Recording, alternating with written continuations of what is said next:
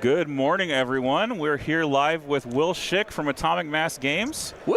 I am super stoked to have you on, Will, and welcome in everybody listening on the Wintermoon Wargaming channel, and That's No Moon. I'm also joined by Zane Ferguson, of course, for Will's interview here this morning. We have you for about 40 minutes, so we're gonna go through some stuff. Good morning, everyone. We're here live with Will Schick from Atomic. Oh, just ignore that. I'm gonna mute that. I'm sorry about that. We're going to do one of those audio challenges where you have the delay and then you start to talk like a crazy person. Yes, it's like going back and forth. Yes. That old app, that was cool for like 2 minutes. Let's go ahead and start over. So we're here joined by Will Schick. I've got Zane Ferguson here as well, and I'm David Zelenka. This is Wintermoon Wargaming, and we're going to talk with Will for about the next 40 minutes about what we saw last night with the reveals, the super hype Legion reveals that we saw. Oh, my gosh. I'm so ready for that. Congratulations on a very successspral panel. Thank you. Everything seemed really well received. Yes. We love seeing all the previews. My personal favorites were the wheel bikes and the pirate battle tank. Yes. Those were my favorites. The W05. That thing's. I hope you get a chance to jump away and see it in the case because that thing is a chunk monster. Yeah, I plan to at lunch. It is huge. When we came off the printer the first time, we looked at it and we were like, oh my gosh, this thing's the most amazing thing ever. Will it fit on a base? Yeah, fair enough. And it sort of peg does. is like, I got this. Yeah, it sort of does. It's a mighty peg. Yeah. But yeah, just a really cool design and really fun to bring into the game. And then, of course, we have Gar Ahsoka coming in. And we have this promo card here. Yeah. And so that's been widely seen now. Like everybody and their mother has seen this. That's true. But we are super curious. If you could give us any hints about her mastery, because we've all been Googling. We've been like, what's the lore? What is she in mastery? Like, what is? I'm afraid you asked for the wrong Will on this podcast. Oh no! If you want that. No, it ties into her kit really well, and it'll be cool. You'll get the rules for it on April 15th with the Legion developer update. Cool. But I can't really give you like the blow by blow because I'll probably get it wrong. That's okay. And then everyone will be like, "How dare you?" Yeah. Will Schick said this. We went through a bunch of different iterations in playtest and stuff to try to like bring her together, make her kind of match up with Rebels and things, but. Can you give us any insight into the process involved, or? Yeah, so a lot of what we did with her specifically was we initially approached it with we're going to make a commander and we're going to make an operative. Okay. That was our thought. So a lot of people believed that there was going to be a commander and operative. It was spot on because that's kind of how we first approached it. And then as we were going through, like I talked about last night, one of the big things that has been our mantra and our really big desire to kind of hit for the Legion community in the game and all of that is to give players opportunities to put like iconic characters on the tabletop, but not necessarily have them be the focus, right? And how do you do that? And so one of the things that we started to look at was like the Fives and the Echoes of the world, the Wrens and things like that. Inferno Squad, like Gideon, and we were like, well, that works. Why can't we do that with some larger named characters? Yeah. And what that allows us to do is to let players have more flexibility in terms of how they're structuring their armies, like the characters so you're like, I really want to focus on Anakin Skywalker, but I also would like to have Ahsoka just because I want to tell that story. I want to tell that narrative on my tabletop. And instead of like investing into an operative, which still requires you to think about your command hand, which we've talked about a lot, right? I'm probably going to need 1 or 2 of her command cards maybe to make her really like function the way I want to, and now I'm not going to have command cards for the other ones. You can just plug them into a unit for a lower cost. Your unit's getting a significant buff, but also you're seeing those characters on the table. Oh, wonderful, yes. And so that was kind of the thought process there as we went through it, and we kind of abandoned the operative idea. And then from the character side, what we were really trying to capture was that Season 4, like, she's seasoned a little bit, but she's still brash. She's still very aggressive. Like, she gets herself into trouble. That's where the independent, rule came from, where she's got independent recover.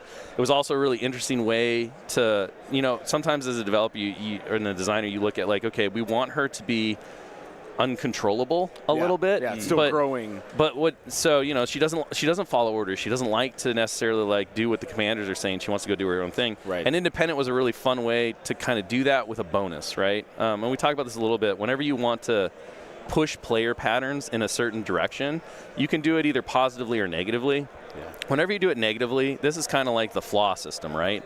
And why we removed flaws, because like we see over and over again, if you put a negative on a character, it's immediately a reason not to take that character. Exactly. Right? It's not something. It's not something that like makes you feel good, even if it's baked into the overall balance of the thing. Like it could be the best character in the game, but it has this negative that is glaring and forces itself upon me. I don't like that.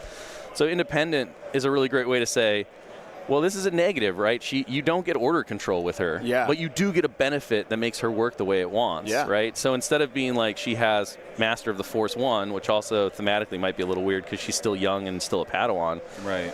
And she just gets to refresh that thing, and then she has a rule that says like ungovernable, and you can't give her orders. You'd be like, she's terrible. You can't give her orders, right? I don't want to. People would immediately discard it. Yeah, it's not great. But you do something positively, like independent, that bakes both those ideas into it, and now it's a player choice, right? Like you're getting to control when the negative affects you and when the bonus happens, and so that's a really big thing.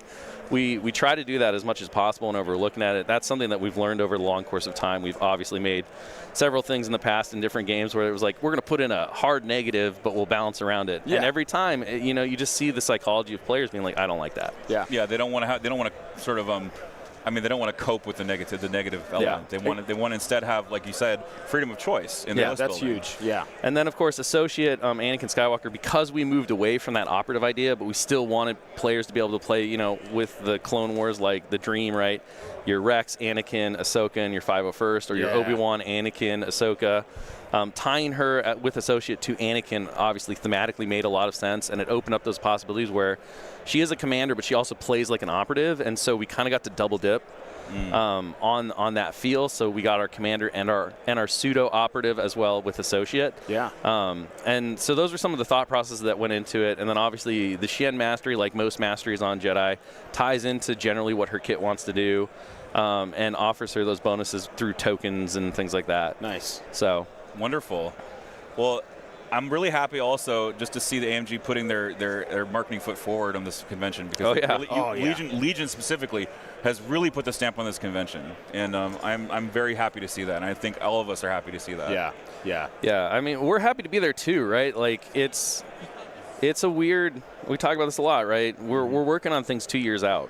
Yeah. Right. And it's a really weird place to be where you're like, that the dam is about to break, and that you have so many things, and like, this is the first time in the roadmap where we didn't go beyond 12 months, because a lot of the stuff that we were working on, was so forward, the hard plastic resculpts, like all these things that were leading to this point, that we felt the need to kind of go further than we normally would for a roadmap to show players in the communities that, yes, we have a long-term plan. Yeah, this is where we're headed, But like it's going to take us a little longer to get there, and we want to make you as confident as possible. We want to show you that like the investment is there, and so we're going to give you this view, and the downside is that you have to wait longer for it, but at least you know it's coming. Yeah.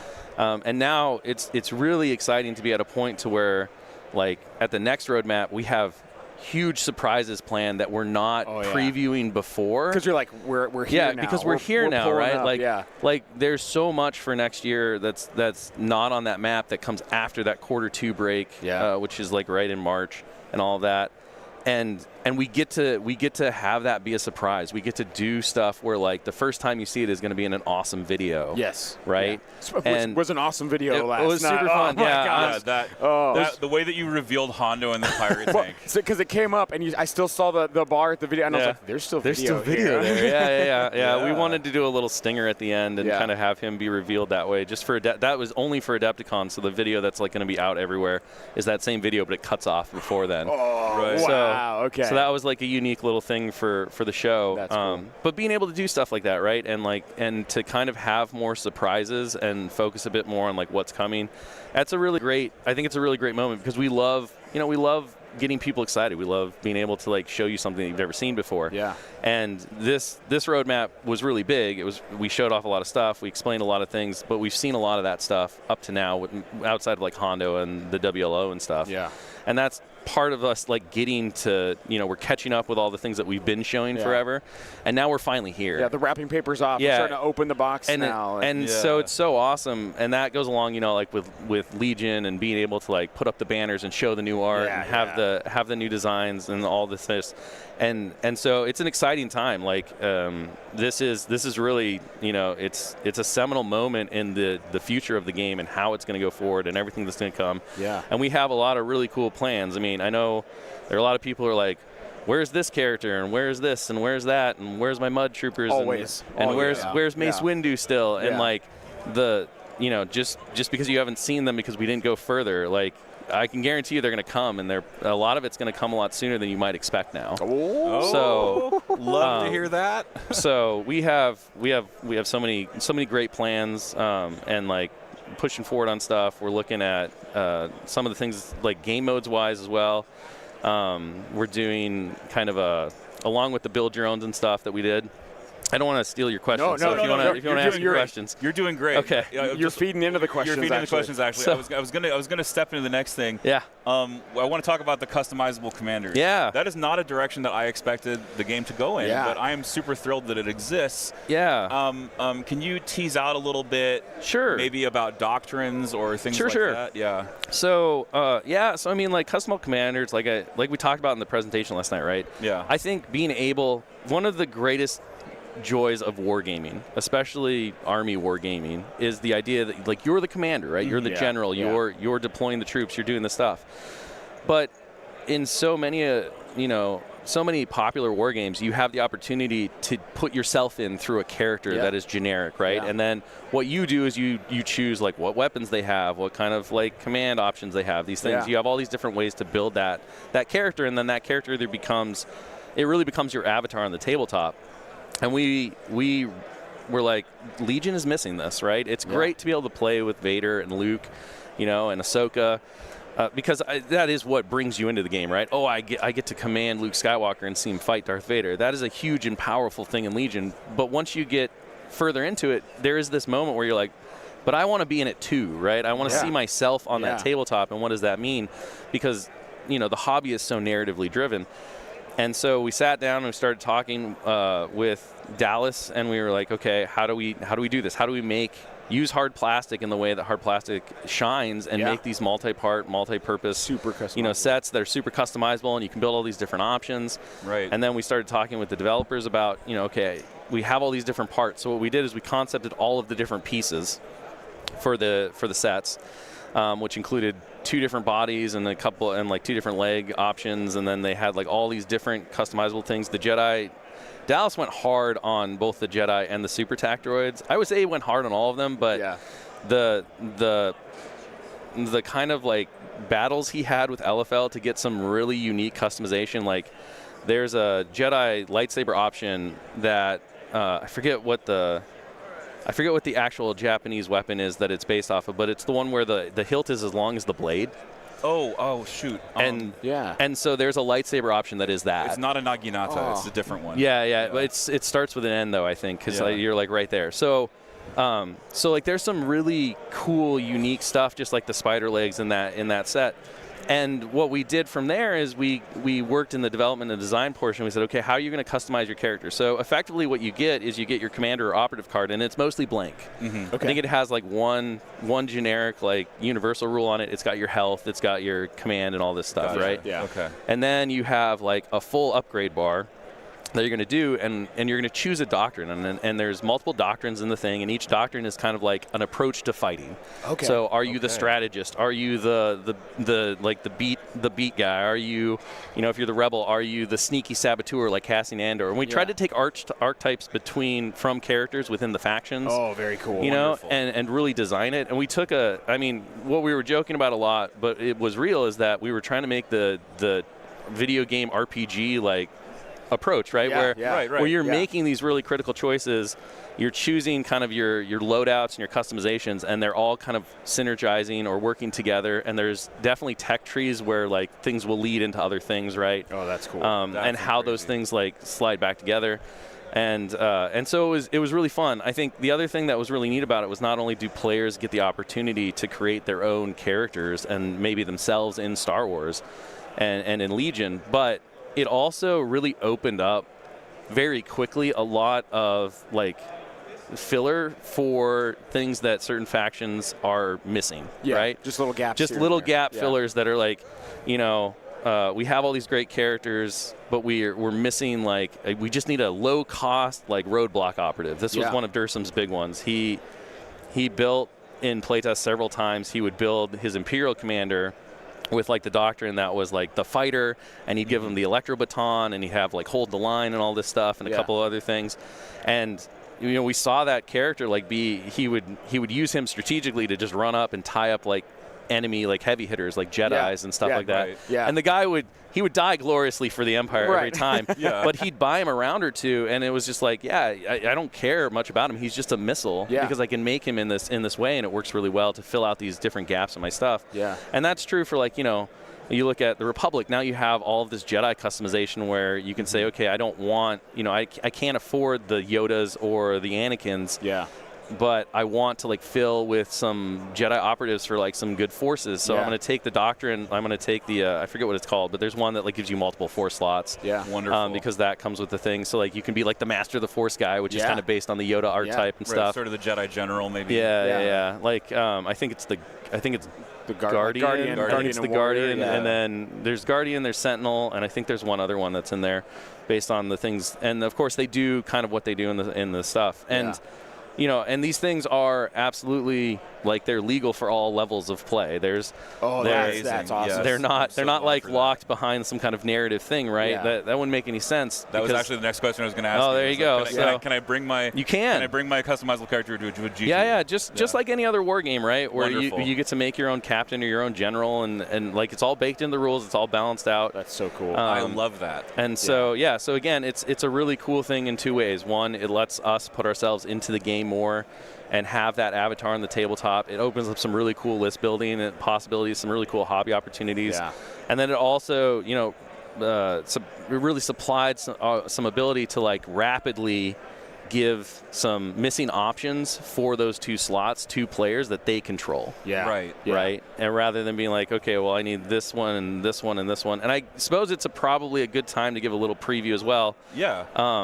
Of, you know, always a positive with a little bit of a negative, but these do replace the generic officers within Empire, Rebels, and Separatists. So the generic Super TAC, that one no longer exists in the new edition. Okay. Because we needed the space to be able to make these, but you can make that, you can effectively make what that guy is with this set. With generic. And of course, you know, that miniature still works for Kalani and Kraken, right? The named ones are still there. Yeah, but the generic Super TAC is no more. It's being replaced by these. Wonderful. And you know, like if you wanted to use that generic Super TAC and do a little hobbying with the extra parts you get in the kit and have another like customizable one, that'd be cool too. You know, we love the hobby. The Imperial officer and the Rebel officer no longer are units, so they're no longer commander units, but they still upgrade into units. So they still slot into units and stuff, so you still get to use them that way.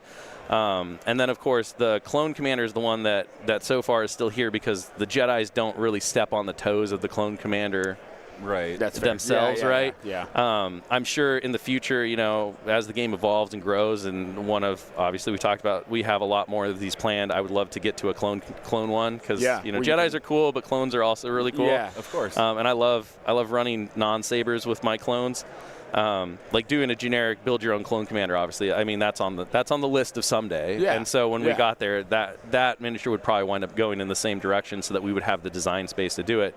But of course, that's not in the immediate future. So I do want to point that out too, because we've mentioned a couple times on some different streams that not everything is going to make the jump when we get to the April 15th card docs. Right. The vast majority of it is. I think it's like 5% or less, and a lot of it is things like that are either being replaced with something new, and then you can still use them in one of their two capacities, and things like that. So we've tried to always find uses and be really, really honoring of the fact that, you know, all of these miniatures, we put our time, we put our effort in, we put our hobby into. Right. They're still going to be. And we want to make sure that as many of them as possible are still available and usable within the game, maybe in a different format. So. Well, so there you go. I love those transitions, Yeah. and I love this change that you're making, and I'm just super thrilled this is happening. Yeah, the dynamic change in a list for adding those in is just and the fact that you mentioned there's like gap fillers abilities. Yeah. Like if I really needed this in my faction, I could find it here. Yeah. I can make it happen for what I want to instead of like, oh, that doesn't exist. And the goal, right, isn't to like override. You know, we do bake in certain weaknesses to factions for faction identity. Factions should be strong at things, and they should also be deficient at things. But these do kind of like they smooth a little bit over, right? Yeah. So even if, you know, like Empire doesn't necessarily have cheap beat stick commanders right now, like you can do that. Rebels, if you want some extra heavy firepower, right? We got that Zabrak build with the heavy cannon. Yeah. And like he's a little bit of like a junior Paz Vizsla in the way he plays. Right. If you imagine it that way. Like you can tech him to build like where he's just like the tank and he just walks forward and he like blasts people. Lays down suppressing fire. Lays down suppressing fire slowly and all that stuff. Or you can do like some other things with it. So I'm just really excited to see how players approach it and see the different combinations. We saw I mean, the playtesters, our global playtest team across when we were working on these, like they were going crazy and they were so excited and they were talking about their characters and they were naming certain characters in the playtest reports, like and all this stuff. And they if hopefully, you know, we always hope that playtester feedback and excitement transfers over to the greater group. Yeah. And I think, you know, just internally we've been doing some articles and stuff on building our own and then painting them for some hobby articles and stuff. Yeah. And we've been like, we have this little chat and we're making little stories for our guys and talking about stuff. So I love that. And I can see, like, you know, within the community, a certain player's character starts getting, you know, credibility. Oh, you know? Yeah. Like this build right here. Yeah, you're like, do that. You're playing Commander so-and-so, you know, like, oh, that guy, you know, like, it just becomes a thing, you know, and they start having their own identity. They get nicknames or, like, things become, like, you know, community lore in a way. Yeah. And that's a really great transformation. Hopefully we'll see one win Worlds, and then that one will be enshrined. Oh, yeah, exactly. That would be tight. Little gold statue. Yeah. So we're going to move on a little bit. I wanted to look at some of the essentials kits, battle card packs, things like that. I think that's really awesome that you're giving us the official silhouettes and things like that, and that's something that's been asked for. So that's being given, and I also wanted to maybe see if we could tease out. There's a couple of things about these battle cards. So there's a couple of main mechanics that I've noticed in the current 6. Which are contesting and securing. Yep. And I'm wondering if you could tease out if there's any mechanics coming down the road for battle cards in the future that you could talk to us about. Yeah, sure. So one of the things we didn't have on the timeline last night was the second battle card pack. It is going to come right around March, April of next year, provided that no logistical nonsense happens in a year, but who knows. But that's the target. So it'll be pretty quick-ish after the launch of the game. We felt like we wanted to give all the new players that are going to come in about 6-ish months to get really comfortable with the game before we injected new missions in. Right. I think it's kind of similar to the timeline on the original launch of the game before the first new missions came out in the Vital Assets pack. I always get the two confused. Yeah, so the one with the moisture evaporators. Priorities. That was the old one, yeah. And so they are coming. And one of the things that we've been looking at now that we've really established the baseline of the game and we're really happy with where the missions are working is to go back and you're going to see some pretty new like approaches. We went back and we looked at payload. Which was one that players talked about a lot, and we have been working on how do you take that concept and make it a little less abusable, put it into the new system, but get those more dynamic objectives like you're talking about. So there's a payload one. There's a new hostage exchange as a secondary that has worked out really, really well. That's awesome. That takes kind of what we identified as the abusability of it and some of the core problems with how it was being approached as a primary mission and worked those around also to try to make it a little bit more thematic in terms of how things work. I think overall the playtesters have been pretty happy with the fact that like how the adjustments have been made. So there's definitely more stuff in there like that, right? Like where we are, I think there is good variety in terms of the strategies and tactics you approach in the game. Yeah, well, certainly. But it is, it's a lot of like capture zones, do this stuff, and the new battle pack does push more into some more dynamic and mobile ideas. And we've been working through that because, we want to see that as well on the tabletop. Right. Our big thing, right, is to always try to avoid missions that can be won basically at turn 0 if you have a bad list matchup, right? Certainly. Yeah. Those kinds of things where it's like that was a big issue in Old Legion. If I can get this and I have this certain skew and you don't have an answer to it, then like the game is mostly moot outside of me not knowing how to play that. All uphill for you, all downhill for me. Yeah, right. And so like infiltrate on the middle box and recover, or Vader hostage exchange, or roll hostage exchange. Yeah, absolutely. Yeah, and so as we looked at like the new secondary that is hostage exchange, one of the things that we looked at was, okay, what happens when Vader has the hostage, right? Yeah. And like, do we want that? And so in the new one, currently right now in the new one, you can only attach the hostage to a unit. So a character can't take the hostage, and that kind of avoids some of those abuses that are there. It also, I think, pushes more tactical like questions about, okay, do I want to go after the hostage? Do I want to try to eliminate the unit so I can get it free? Those kinds of things. And that's been kind of the work. And then, of course, moving forward, right, the goal is that we'll have that new influx of missions about every year through the battle packs. And then once we have a large enough set, we can start to curate for different event packets, different mission sets and lists, right? Okay. Oh, wow. And so a big thing there is like if you're playing just a standard game, at game night or whatever, you play with whatever missions you want to bring, right? Yeah. We're balancing these to be great within the standard mission. Or within the standard game version, which is what you get in the core rulebook, right? There's no time limit. You're not necessarily trying to vie for strength of schedule, these types of things. Right. When you get into a competitive environment like a tournament, right, that is a game mode that is different from the game that comes out of the box because there are requirements like time, right? Yeah. Like the game is supposed to end when one player scores X number of points or you hit a certain number of rounds. Yeah. But in a tournament setting, you have a clock, and the game can also end on the clock, and that changes so much within the environment and things like that. So being able to kind of like go in and dynamically adjust season to season what players are looking for, also, like just being able to shake things up in a natural way that says, all right, well, players are really gravitating towards this advantage or this secondary. Let's remove that and put in something else. Or let's just remove this map design in general, right? Yeah. Let's get rid of center point objectives because now we have ones that have no center point objectives. Yeah. And what does that do to the players' challenges for different factions and how they approach it and build it? Yeah. Right? And I think that that's really exciting from the tournament and competitive standpoint because it means that it's fresh. There's always new challenges. And it does allow us a little bit of control to go in and like shake things up without necessarily having to rely on like here's a bunch of new units that are more powerful than others or things like that. We can nudge the meta in certain ways. Right. You have a little bit of like a how do you say it, like marionette kind of thing going on. So you're able to make some like micro adjustments without having to pull the strings, if you will. Pulling the strings out like Palpatine. You're able to do that without having to like go in and like take a scalpel to it, which is like actually like errata or whatever. I think Tarkin also pulled the strings too quite a bit. Did he? On what I saw. Okay. I thought so. That's fascinating. So. I love that.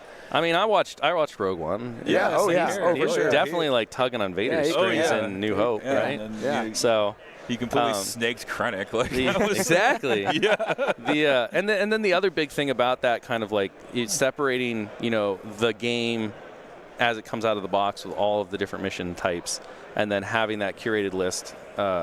We talked about this a little bit when we were doing the Marvel presentation because we were talking about the War of Kings pack and some of the mission stuff we're doing there. And obviously a lot of the logic transfers between the different game lines. Sure. But it also gives us the opportunity to make missions that are functionally balanced and work within a standard game, but may not be great for a competitive environment, right? Things that can be more easily abused to push, hopefully the balance at the table is like close to 50-50. Yeah. But maybe this one gets you to like 58 because it has some skew ability or stuff. Be that close and you can just be like, okay, well, you don't have to worry about that one in a tournament because if players are just approaching the game to just play and have fun, it's fine when Right. players are approaching to like be like, okay, I'm gonna like maximize my efficiencies, and I'm definitely driving to win, and so I'm gonna pick the best of the best. Yeah. Those little percentage points can add up to a lot, Yeah. right? Oh, and for sure. and what we're always, when we talk about balance and stuff, what we're always focused on is not that things are equal, right? It's not a 50-50 split. It's that in the aggregate, player skill will be the deciding factor in the end of the game. Yeah. Right? Certainly. So there's your turn 0 approach, right? So all the stuff that you're going to do, and then there's the dice luck, and then if our balance curve is tight enough, I always say, like, if the balance curve is right, a higher skilled player can take less good things and beat a less skilled player, depending on their differential, that's using the best things. Certainly. Yeah, right? yeah, Certainly. absolutely. And if you can see that kind of play out, then I think you have a really good kind of healthy ecosystem of balance. Yeah. And so that's what we're always kind of looking at. But that also means that there's some outliers where it's like, okay, well, where are you in the environment? How hard are people going? Yeah. Right. And Yeah. things like that. And I think as players, even if you love tournaments, right, you do want to see some more narrative, like some more different like scenarios in your base games, right? Because sure. we're not always grinding to play for the next tournament. Sometimes we just want to try a zany list or throw down some stuff and like play the game. Yeah. Just to play the game. And so we really want to make sure we have space for that, but we're also like protecting each of the different environments, Right. so that it can be the best it can be too. That really tracks with my experience of the game. What you're saying is like, if I have an event coming up, right, I'm probably playing one thing and I'm like tweaking it, iterating.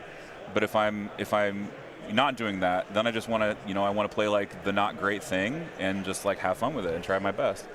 And I also wanted to, since we're talking about competitive, I was listening to some of the interviews on some other channels, and you use this phrase co-opetitive. Yeah. And I would love Yeah. for you to expound on that for us, because that, I think, really captures the essence of what we're doing when we come to tournaments. Yeah. Yeah. So I didn't make up the term. I heard it. Someone else said it, and I wish I could remember the initial time I heard it, but I like stuck in my head, and I was like, "This is genius." But the idea being that it's so these games require an opponent. Every tabletop game, one of the best things about tabletop is the fact that you sit across the table from other people, and you share this experience through the game, and you create this narrative tale that is us playing the game, us interacting with each other, us responding to each other in this really human and connected way. And that's really magical, right? So we all know that, like, what do we want? We want more players. We want more people to play against. We want our community to grow. Why? Yeah. Because the more people that are in that community, the more chances we have to play the game. Yeah. I think personally, I know, but I'm pretty sure everyone has always had that like one board game that they really loved. They played with their group, and they were like, I love this experience. I want to play this more. And then the rest of the game group was like, not for me, dog. Yeah. And you're like, so it doesn't matter how much you love that game, how good you think that game is, if your game group doesn't agree, you're not going to play it. Yeah. Because you can't force them to love it as engage much with as you, you right? like. Like, and if they do, if you guilt them into it, the experience is never very good, because they're just like, they just want to be done. Yeah. Yeah. And so co-opetitive is it's an amazing thing to say, okay, Legion is a competitive game. There's a winner and there's a loser. But we have to, like, it's a game that requires cooperation and like you to connect with that opponent and to see each other as people and as allies within the game experience. Because if you don't, right, if you just play and you make the game miserable for somebody else, they're probably not going to want to play you anymore, right? We've all run into those players that sadly, unfortunately, I just want to go grab a drink or something. I just want to quit and grab a drink. Really hard to like find those people. And so the look of the kind of the argument, right, is that yes, these games absolutely, they have a winner, they have a loser, they're working for that. But we have to remember that they only exist when there are people who want to play them, right? When we are gendering great communities, when we are being excellent sports, when we are engaging, remembering that there's a person across the way, right? Yeah. And the games you remember most are the ones where like you were laughing and telling a story and you were seeing it unfold and you had those war stories. It's and so that's another thing too, is like if you can remember that the game is co-opetitive, that the game only exists when your opponent does something and you react, and then you do something and your opponent reacts, and these kinds of things. Even though there's a winner and a loser, right, we all kind of win because we all got to play the game, we all got the experience. Yeah. And you don't focus as much on like the the total, I mean, it is important to like climb the ladder and win the trophy, right? We all want to do that. Yeah. Sure. But the ultimate victory is just playing the game and being able to play the game over and over, see your skills grow, those kinds of things. Right. Sort of like there's more of a human element. Yeah. To it. It's not just. It's because like this is kind of a deep cut, but there was a chess master named Emmanuel Lasker. He wrote a book called Legion, or called Chess for Fun and Chess for Blood. We never play Legion for blood here. Yeah, We're exactly. never going to do it. If you play Legion for blood, you're not going to have very many friends. No. No, and I mean, it goes back to kind of talking about we have this moment, right? This big moment in Legion where we have the new starters, we have all this stuff, and we can see the community grow in a massive way, right? And to have all these new players come in to share the passion of the hobby and the game with so many new people, and then to set Legion up to be like this phenomenon for the next many, many years. Yeah. But that only happens if it's a community that people want to come to. Yeah. Right? Yeah. The other kind of example I always give is like, in professional sports, the worst team in the league has to play the best team in the league, even though they know it's pointless. Yeah. Right. Because they get paid to do it. That's not true of a hobby, right? Exactly. Yeah. If the experience is miserable, people will go find a hobby that isn't, because that's why you play in the hobby. So it's just, I think it's like even if, you're playing the most efficient list against a player who doesn't have a great list, there are ways to make that player have a good time, right? Like just engage with them, laugh with them, talk about things, maybe provide advice and tactics if they want that. Yeah. It's always important to be like, do you want to hear my thoughts on what you should do, or like things like that. Yeah. But in the end, right, you don't even have to help them. You can just like be like, all right, let's tell the story, right? Like, it's a rough one, right? The rebels are really getting pressed up, but they're going to come back stronger next time. We're going to do these things, and we're going to make these jokes about this, and maybe there's an unexpected roll that you can all celebrate. Right. And that's one of the wonderful things about this game is like sometimes the outcome that is most expected is unexpected. Yeah. And I think that's the most Star Wars the game ever gets, right? Oh, absolutely. for sure. I want to detour a little bit from the script and just ask you about, or just comment a little bit about the fact that we're getting weekly play kits. I'm very stoked for those. The packs. The fact that it's no longer just the leagues that I make up for my group. It's now like we're seeing the return of weekly play, the return of I don't know if they're quarterly, but like it was in the old system. It was like close-ish, yeah. But it was like multiple times a year we're gonna have like support kits. And I'm so thrilled for that return. I think that's fundamental to 100%. building communities on the store level, and then of course all those feed into events like this, AdeptiCon. Yep. Right. Yeah, and so the store tournament league kits. There's 3 per year. One of the reasons that we did that is because a lot of us ran stores as owners or as employees or as event organizers, and it's pretty hard, especially in the U.S., to get players to play in events like from mid-November until like end of January. Oh yeah, because like it's just kind of like a holiday stuff and everything. And so instead of creating kits that we felt would be underutilized because of that timing, we kind of just avoided some of those months.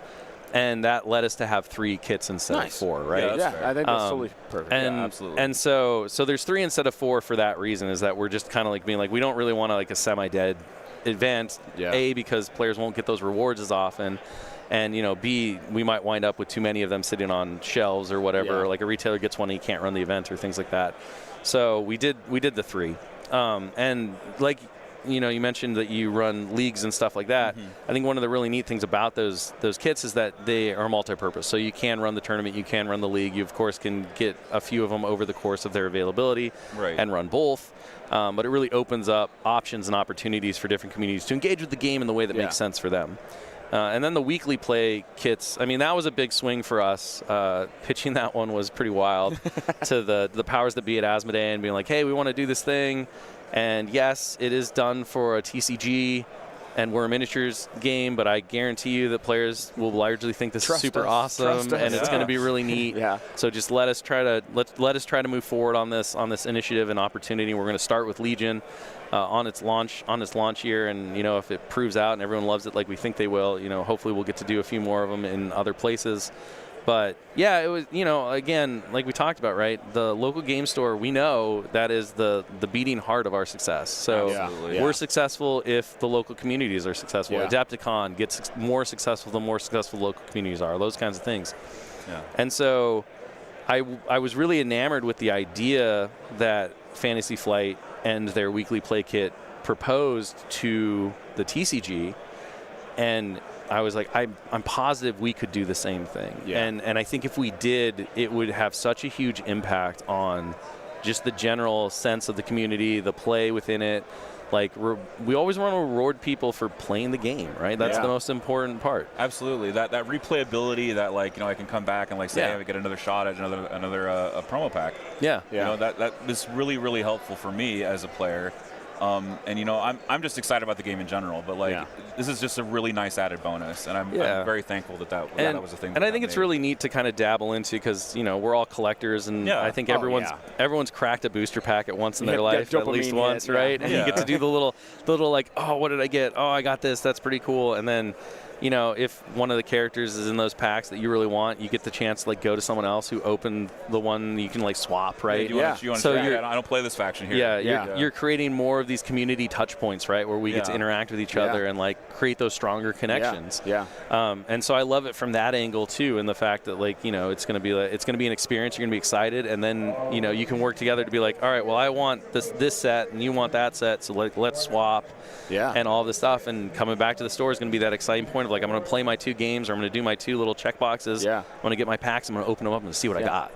No, I love that one of those options was, like, paint a new unit. Because I saw that. I mean, he was like, oh my gosh, you could host a paint night at your local store and be like, guys, we're going to paint an officer or something tonight. And, like, everybody shows up, you all have fun just chatting, hanging out, painting one quick character, and then you're like, boom, check mark, pack, here you go. Get a little pack. And then now next week you get to play that character. And then, hey, if I teach my buddy to play, I get a promo. That's a huge incentive to teach, apart from just wanting to grow the community in general. I have one final question, and there may be a temptation to say that you love all your children equally. But what is one unit design or redesign in 2.6 that you're proud of? That's a hard one, I know. It is. It is. Oh boy, let's think. So one unit design or redesign that I'm most proud of. Through the entire. I know. I'm gonna. There's like 90 plus expansions. The thing is that I'm thinking about it, and I'm like, I'm gonna get in trouble because everyone's gonna go, that's why it's too good. Oh no. So, I think this is maybe cheating the question, but I was really happy with where we wound up with the missions. And the new dynamic scoring and how it incentivizes the game to kind of speed up in terms of being played over all 5 rounds. As opposed to, and I know players did really enjoy this, like the kind of the poke, the cat and mouse, and then you rush in and you do your stuff. And I think, as we go forward, some more of that feel will come back in some of the new missions. Because I think that is a core part of wargaming, right? Sometimes you want to be aggressive. Sometimes it's more about, being slower, a little slower. But not nearly as slow probably ever as it originally was because of the dynamic scoring, right? There's always going to be that thing where it's like, I have to put pressure in some way. Every round. And that was always a discussion. 100%. So I was really happy with where that came out. I think it opens up a lot of opportunity and possibility. And, from all the games that I've watched and seen from the people who have gravitated towards it and continue to play, it just seems like it gets better and better, the more that they experience and start to realize, oh, I can approach it this way, and oh, there's different ways to do that. And so I think that's a really good foundation for us to build on. Unit-wise, I think, so not for the new edition. Bad Batch for me was one of the biggest designs that we did that opens up opportunities for things that we haven't yet shown, but are going to be coming more to the game. Wonderful. Wow. Okay. And so, like, it's like, how do you take this cast of characters and not make them all operatives and commanders, right? So many because named characters. It doesn't really work. Yeah. So, you want to see this. You want to see this cast from a show like Bad Batch. How do we do that? How do we make that function within a unit army game like Legion? And having that design space means that we now have the knowledge and the ability to do that more often. There's like right? a blueprint for it. Yeah. So now all of a sudden, again, going back to that, how do you get these characters in? How do you do this stuff, right? Yeah. Okay. And obviously, I don't care. I'm not going to get in trouble. It's Saturday. Okay. The number one, right? The number one that everyone asked for and has wanted to see since Sabine Wren dropped into Legion. I had a feeling. Yeah. Is Crew of the Ghost. Yes. Right? So, Yes, the Phoenix Squadron. Yes. So and I think like that the ability to see them all doing their thing as this family, as this unit. That possibility is now very open, and it's a thing that we know how to execute, and we can iterate on what was done with the Bad Batch and stuff like that. There's other groups that are smaller, right? When you think about like pairings, like for example, it's not impossible to see like an episode 4 Han and Chewie, right, that are a unit themselves. Yeah. Instead of being like two different characters that you have to budget for and take and things like that. Yeah. Maybe like then lots of other things that you could kind of like group up and say these things work together even though they're individual characters. How do we want to see them on the tabletop? Yeah. Those kinds of things are really exciting. So I think from a how do we plan the line? How do we expand it? What can we do? Where can we go in Star Wars Galaxy? That was a really big one for me. I was also really happy with the Jin and the Cassian reworks. Mm-hmm. Oh yes. I think they're very, very exciting, and Jin has historically just always kind of missed the mark. Yes. Agreed. Like just under you where look. you wanted. Yeah, you look at the history of the points deductions and all of that over the course, and it was like she kind of became the one example that Pagani always says. Well, how many points do we have to take away to make this character good? Is it 0? And it always felt like yes. Yeah. Mm-hmm. And so we dove, and that's part of the reason why they weren't in that initial July balance update, because the characters that are in there, along with a couple of the other things, like we were still really working to try to dial them in, and we knew we had a little bit more time until we had to send the cards to production and all of that stuff, so we decided to take it and not have all of the rebalances at once, because we just wanted to get it right? Yeah. We didn't want to release something with this big new refresh and rebalance and have people be like, it doesn't really work, because that kind of spoils the soup, so to say. Yeah, absolutely. So we just kind of held back, and we continued to work on that stuff, and so I'm really excited for people to see that stuff. Lando, I think, also got a pretty interesting, and I've talked about him before. He got a glow up, pretty interesting glow up, and you haven't even seen his command cards yet. No, so, we don't know. So obviously those are kind of part and parcel of some of these reworks and everything like that. So that probably those ones, but from like where can Legion go and what can we do? Bad Batch for me was one of those ones where it was like a big challenge. And we worked through it, and now that we have that in our pocket, we have the ability to do some things that people have really wanted to see. You've got that blueprint set now. Exactly. Cool. We can copy and paste this was proof of concept now. And we can iterate on it and make it better, and do different things with it and stuff like that. And so it's exciting. I'm really excited about that one. Well, we are too. I have to respect your time. We're a little bit over time. That's okay. Well, I definitely appreciate you coming on. Absolutely. Thanks so much for having me on. It's been hopefully I'll get to come on during one of the normal casts. You can hit up Ross and we'll come on. I appreciate all you do. I've really enjoyed listening to the episode so far. Thank you very much. That's wonderful. You guys have some really cool takes on some of that stuff. I've shared a few with the devs for the mission discussions and things like that. Oh, great. Awesome. So we love the data. Cool. We love the data, and I really appreciate all of the efforts to support the community and help us be more co-opetitive together. Absolutely. 100%. Thank you so much, Will. Guys, that was Will Schick from Atomic Mass Games. This is Winter Moon Wargaming. We'll be back with our first round of the top 64 in just a moment.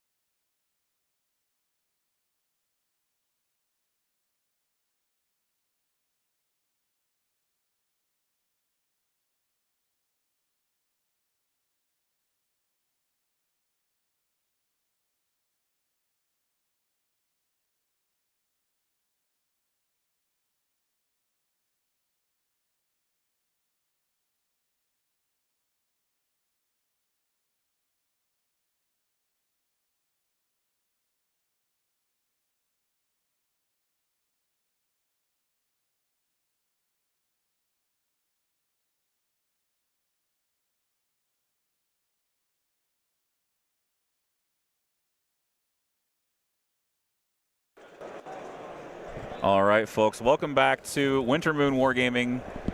We are here with I am David Zelenka, and we're here with Zane Hutt and Frosty Ferguson. Are you David? Am I sure? Are you sure? I don't even know who I am anymore.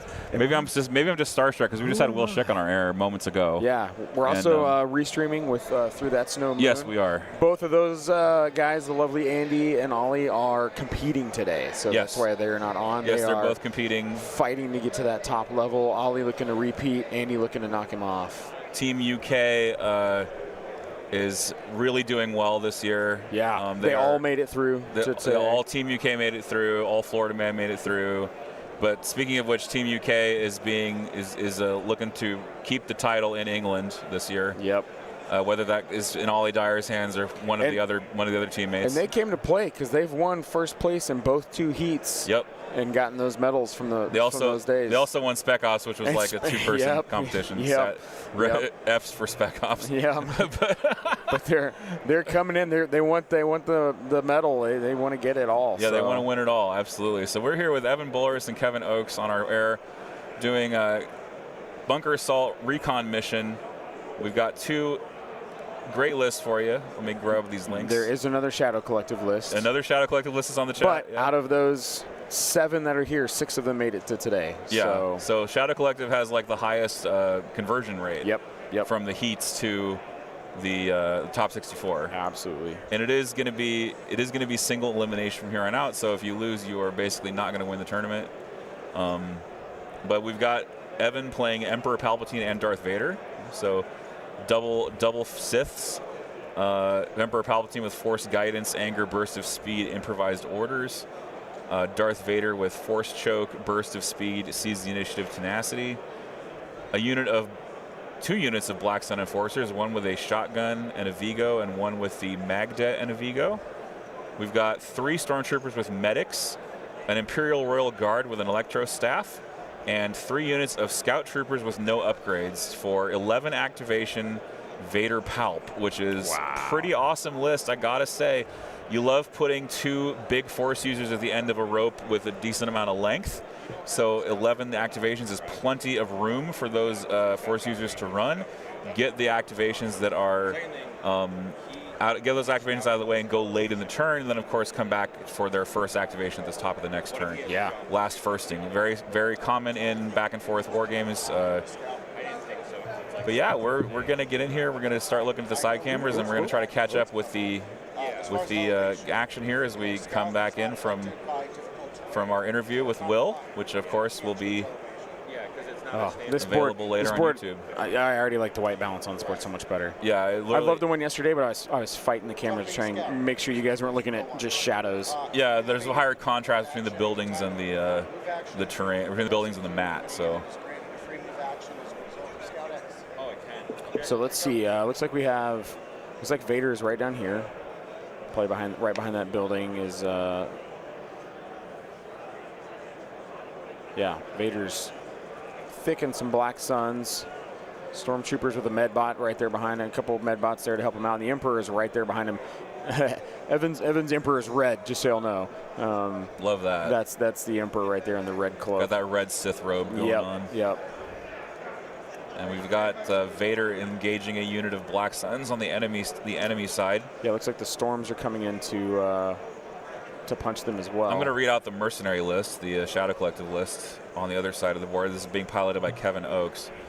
He's got Gar Saxon with Flame Projector and Rifle, a Pike Syndicate Capo, a single Black Sun Enforcer with Magdet and extra Enforcer and Frag Grenades, which is currently being tied up by Vader. You've got a Pike Syndicate Foot Soldiers with Electro Whips, 2 of them. You've got 3 Mandalorian Super Commandos with emergency stims and running the generic Super Commando for the Cash Surge, which is not commonly seen. Yeah. They've also got jetpack rockets and emergency stims, so they're able to get their full weight of dice. Even if they took 2 wounds, they can just emergency stims, activate again, and shoot without having to worry about losing models before they shoot. Yeah. And then you've got 3 units of swoop bikes and a speeder truck with the raiding party leader for Demoralize, a medic, as well as a gun. So it is a very eclectic Shadow Collective list coming in here against Vader Palp. So as you can see here, there's Gar right there next to that bus. A couple swoops on the end. It looks like Gar, one of those units has so the secondary is recon mission. So this is the secondary where you have to end inside of range 2 of an opponent's unit, get the observe token procced on them, and see them and score the points, basically.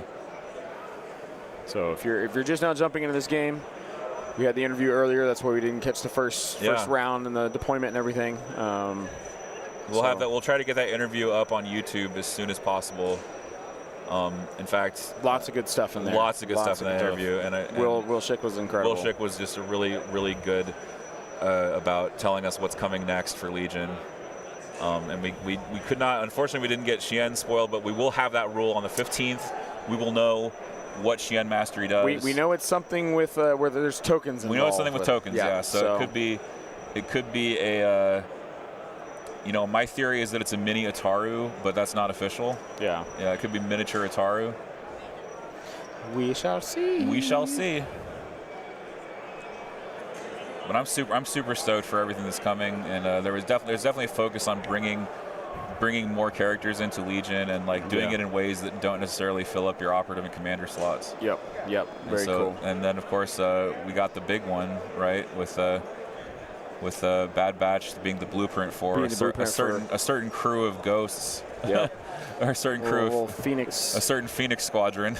Yep. That was the big spoiler, I felt. That they are on their way. They're on their way. Yeah, they're eventually. As you said, they're 2 years in development. They're 2 years in development, yeah. So we don't know. This could be 27, it could be 28. Yeah, 2027, yeah, it could be. But we'll see what the roadmap looks like. But it's cool that Bad Batch was really so successful that they were able to take that and be like, okay, we can make this work in multiple formats. Yeah, this works. Yeah. Bad Batch proved to them that this was workable. Yep, very cool.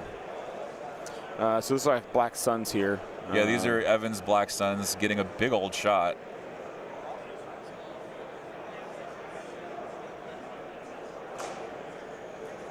I want to say real quick as we watch this roll, Evan also brought a X-Wing pilot helmet, and we've been signing it all weekend as a tribute to Zach Matthews, who passed away.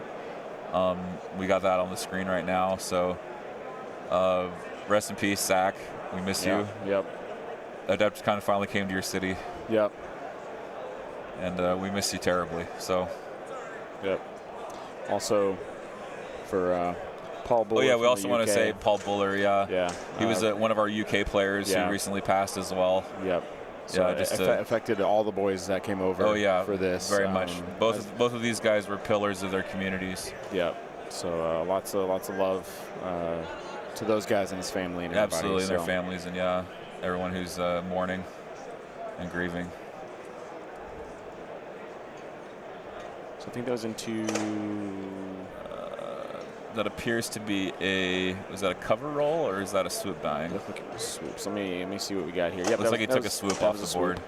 Yeah, so those are Black Suns shooting at swoops. Say that 10 times fast. Swoop, there it is. Yep. Swoops are great. And I think we have shown that time and time again this weekend. We've had lots of swoops on stream. If you guys are questioning whether or not you're going to open your swoop box, I think you should open your swoop box. Yeah, I think I'm going to have to finish mine. Yeah. I'm going to have to give them a finish, giving them their paint job. Yeah. I don't like the way I painted my first set, but there's always you can always reset it. Yeah. Just paint over it. Yeah. Just get a lot more paint on it. It'll be fine. Just paint over it. Yeah. Make it a. You ever seen Duncan Rhodes' first miniature? Yeah. It's like that. Yeah. Google Duncan Rhodes' first miniature. Yep. Let's just say humble beginnings. Yeah. Started from the bottom. Now he's here. Now it only takes 2 thin coats. Yeah, exactly. Yeah. But we've all been there. We were all new once. Yeah. The vendor hall's opening. Yeah. Now, Yep. This is Saturday. I need to fix the stream title. Actually, I just realized. Getting underway. The stream title.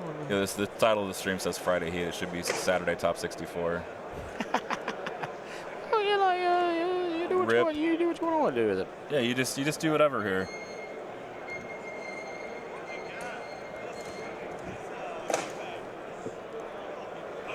Do you want to swing the chat over? Yeah, let me. I'm trying to find the pop out button because usually you're able to pop the chat out. It says embed chat. No. Embedded. No, I want to pop it out of the been window. Embedded. Yeah. Settings. Nope. It won't let me pop it out for whatever reason. That's absolutely wild, man. That's wild, mate. That's absolutely wild. Yeah. I've got to throw some UK accents into here today since we don't have any. Yeah, so we gotta. Yeah, we it's gotta absolutely mental. We gotta make up for our UK so, deficit. I mean, I do. If I look right over, two rows over, Andy Terrell's fighting for his life right over there. For his life. I can see him. Thank you. Deadly focused in, Huh? just right on it, right on the mark, man. So I hope he's doing well over there. Oh, sorry, Looks like it's a good heat. So yes, soldiers. yeah. Thank you everybody for tuning in with us this morning. Sorry. It's been a pretty jolly morning. I'm having some of my minions buy things for me. Buy the things. Take this plastic and return with goodies. Return with goodies, please. Yeah. Yes, soldiers. So everybody today fighting to make it to the undefeated realm, to a top 8 tomorrow. Right? Top 8 tomorrow? 3 games? Yes, top 8 tomorrow. Boom, boom, boom. 3 games, and then we have to clean up after that. There's took out a Mando, so it was a shot into the Mandos. Oh, ouch. He laid him down because I think his plan is to just bring him back with the medic. Yeah, maybe he's going to heal him with the medic. Yeah. So I think rather than take it off the board, he's just showing like, yep, this guy's dead. His bus does not have an uplink. I don't know if he has an order on the bus or not. I don't think he does. But it'll come up in time. I'm personally a huge fan of the uplink on the bus. That's just because I want the perfect timings. See, because Evan's done the same thing. If you look over his IRG. Oh, yeah, he's got an IRG knocked down. That medical droid can bring it back. Yep. Yeah, that's usually a good way to indicate, yeah, I can revive this model. Yep. Moving up, Scout Troopers to get in range 2 of that swoop there. Scouts punch pretty hard at range 2 black each. Oh, yeah. They're nasty. Big. 48 points unit for an 8 dice shot. That's really nice. And you wanna hurt your opponent as much as you can because you don't want return fire. That's a good scout shot. That's that's a boat. 1, 2, 3, 4. That's everything That's in the first a full roll. boat. That's the start of a nice dice. Boated. Yep. See what Kevin can roll here. The boat goat. He's rolling white saves, so I'm pretty sure this swoop is not long for this might world. be host. Yeah. Yeah, that almost a full blank. Good night. Yeah. Yeah. Not nice dice. Yeah, nice dice for the scouts, but not so nice dice for the defense. Yeah. Well, that's sad. That is very sad. That's a very sad defense. Yeah.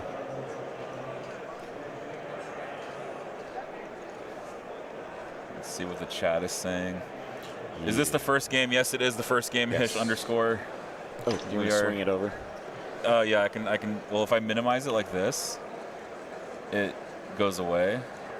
I wonder if I go like this, will it stay? Nope. Thank you.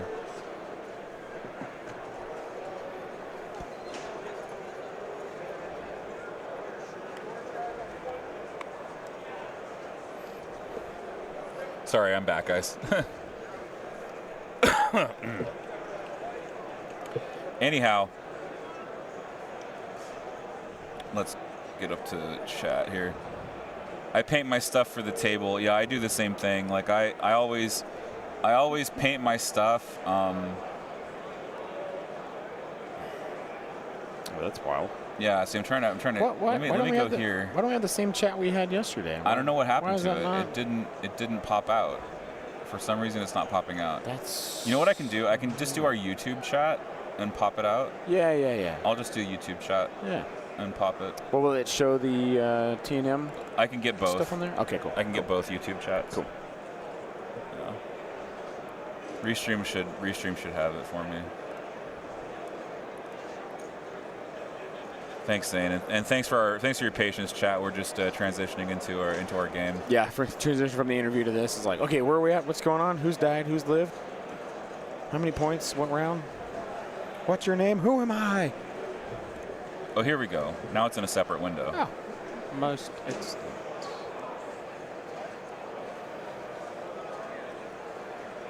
Okay. Kevin, I believe no 2-1s will make it today. Yeah, correct. It is. You are 3-0 or you're out. Because we're at top 64. We're top 64. Yep. So after 3 rounds, you'll have 8 undefeated. Yep. So you'll have to go undefeated today to get out of the day. Yep. You still earn tickets for playing, obviously.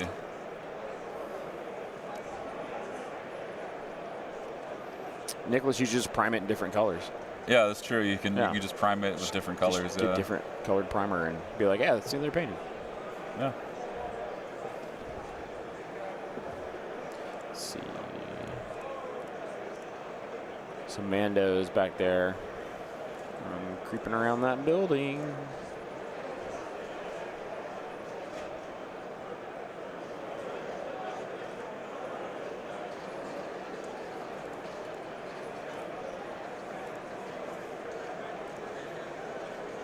Just tweaking some settings over here. There are no draws in this tournament unless it actually happens. Yeah. They have head judge LJ Pena talked to powers that be, and they said, They "Yep, said, yep, we are not doing that." nixing IDs for this tournament. Yep."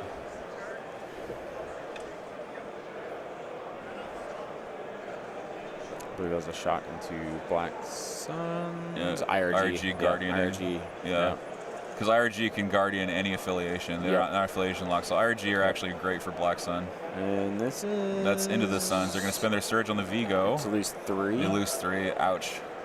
Ooh, that hurts. Well, that's unfortunate. I mean, the 3-up save can't stop everything. So. Yeah. Oh yeah, Prime Zenithal paint lenses. Boom, 3 colors. Yeah. Yeah, I do the same thing. I do like a light primer, and then I do a Zenithal of the base color of my miniature. I have a buddy. It's quick. It's quick and dirty. Well, it's not quick, but it's dirty. I have a buddy out in Virginia. He painted a whole Stormtrooper set bubblegum pink, Wow. and that we call them the Pepto Boys. Pepto-Bismol Yeah. boys. Yeah. Yes. Nice. Yeah, they're all, well, one of them painted them all pink, and then he gave them to another friend, Mm-hmm. and then he put some details on it, but they're still pink because it's kind of like now it's iconic. Like we're Yeah. like, hey, they can't not be pink. They can't now. not be pink anymore. Yeah, Lila Claire would be. Lila would approve. She would absolutely love it. 100%. Yeah, she'd be like, yes, thank you. She would approve. I'm eager to see Pal Bomb go off. I want to see Evan. I know. Evan put Well, the it looks hurt. like Pop's got 2 wounds on him back there. Is that 2 wounds or 2 suppression? Those look red. Those do look red. Are they wounds? Oh, maybe he dove those Black Suns in to put wounds on Palp. But Palpatine. Oh, yeah. But Palpatine can. Wait, how many wounds is that? Is that just 2? That's just 2. Okay, Yeah. my eyes are having trouble focusing. Yeah. It could be on Vader too, since he is in contact with Vader. We're not entirely sure. We'll see what applies to what as the game pans out here, but.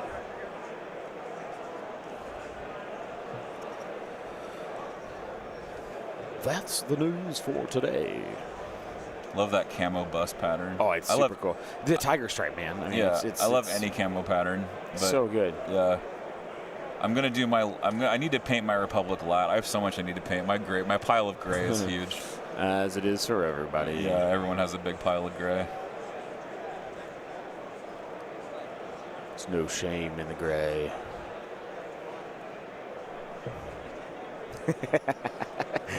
Pagani walking by on the table back there. Yeah. It's so great to see them involved in like coming around and talking to people. Yeah. And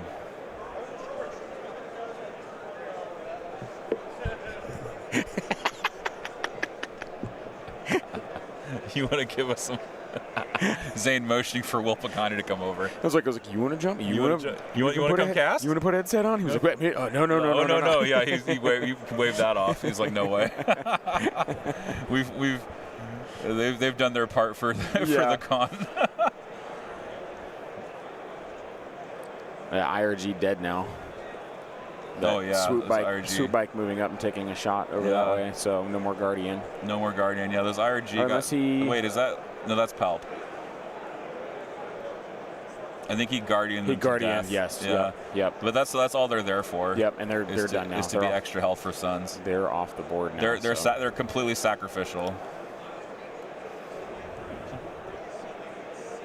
So speaking of sacrificial, I thought it was very cool how Will Sheck told us, you create out of those customizable characters. Yeah. You create a character to basically kind of be a gum, for your enemy's main character. Right. Maybe you have Vader, and you're like, I really don't want to dive Vader into a solo with Dooku. Yeah. But I'm going to take this other Imperial guy that I've made to kind of be a little bit of a fighter. I know he's going to die.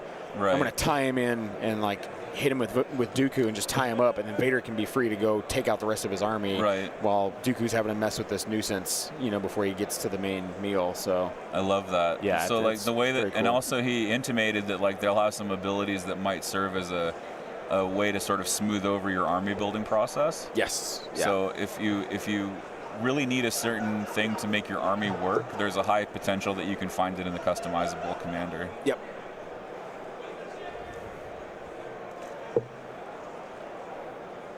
Oh, Jacob points out the wounds might be on the med droid. Oh, that's true. That's true. He may take them away. Yeah. As he knows, or he's already used them, so that's why they're there. So that's why they're there. Yeah, that's very true. Yeah, that would confuse me though. Because for me, if I put wounds on the board, I feel like it belongs to the character. Yeah, that's true. And yes, just to answer your questions in the chat, the records are completely fresh. Your records do not carry over. It's a brand new tournament. Yes.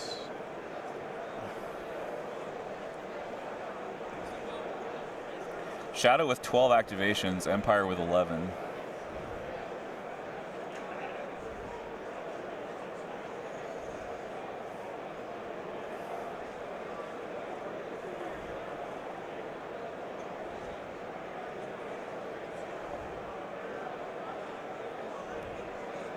A lot of great lists today, a lot of amazing players out there.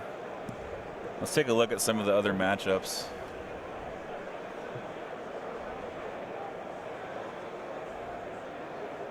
Grab Longshanks, see what we can get off of Longshanks here to see who else is matched up against whom.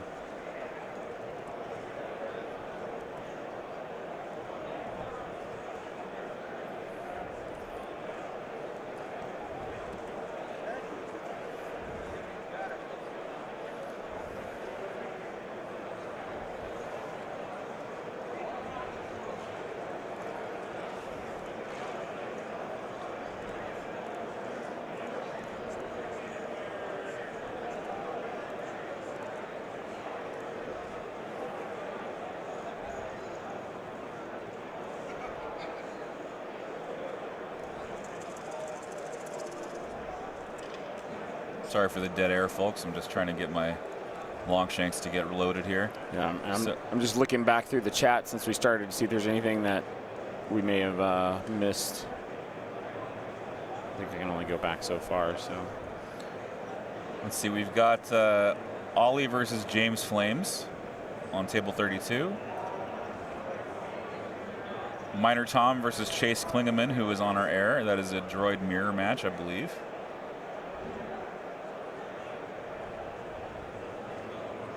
Andrew Gleason versus David Grant, and Blaze Miller against Austin Miller. Match of the Millers. It's a Miller matchup. Yep. One of them will be the Miller Light. The other one will be the Miller Heavy. Yeah. We are in Milwaukee, so. We are in Milwaukee. So Black Suns here. Oh, no, we have an indie team kill. Oh, really? Yeah, Trent Hale got paired into Matt Evans. Well, you're in the top cuts now, so. Yeah, that happens. That's going to happen.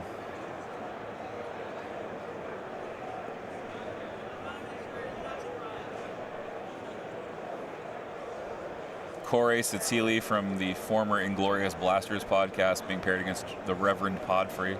Ooh, that's a heavy matchup. Jeff Porritt, yeah. Jeff, who won first yesterday. Yeah. In Heat 2. Yeah, that's going to be a crazy one. Sorry for the thunder rumble in the distance. Yeah, we got some garbage bids coming cart through.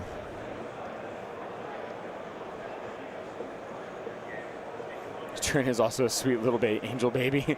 Yeah, he is. I believe he was on stream last year. Yeah. Yeah, I think we had him on stream last year. He was either on there. I know I've streamed Trent before. He's an absolutely gentleman, lovely guy to stream. So.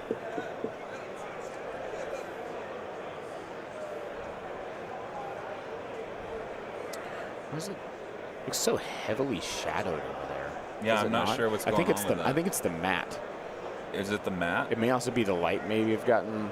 We might have to angle that Yeah, we might have light out just a little. Yeah. So we'll see. We'll see what we can do about that, but it is heavily shadowed, yeah. Not me just staring at the video cameras all day. Nope. Look at this. I think it's the matte, actually. I think it is. I think the it is matte gets really dark in that corner. Looking at the, because the buildings look okay. Yeah, the buildings don't look shadowed.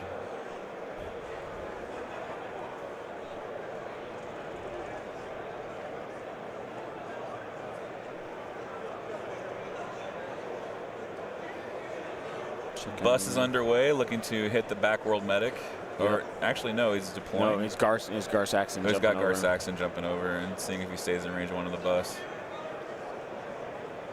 Gar, one of the more underrated characters in Shadow Collective. He doesn't see a lot of play, but I like him for his flamer and I like him for compel. Yeah. Those are the two reasons I would take Gar Saxon right now. I'm also super stoked for the points drop and the rules drop on the 15th. Like, yeah, I think I know we're gonna get rules. I don't know if we're gonna get points. Tax day, y'all. Get your taxes in and check your new rules. Check your new rules. Yep.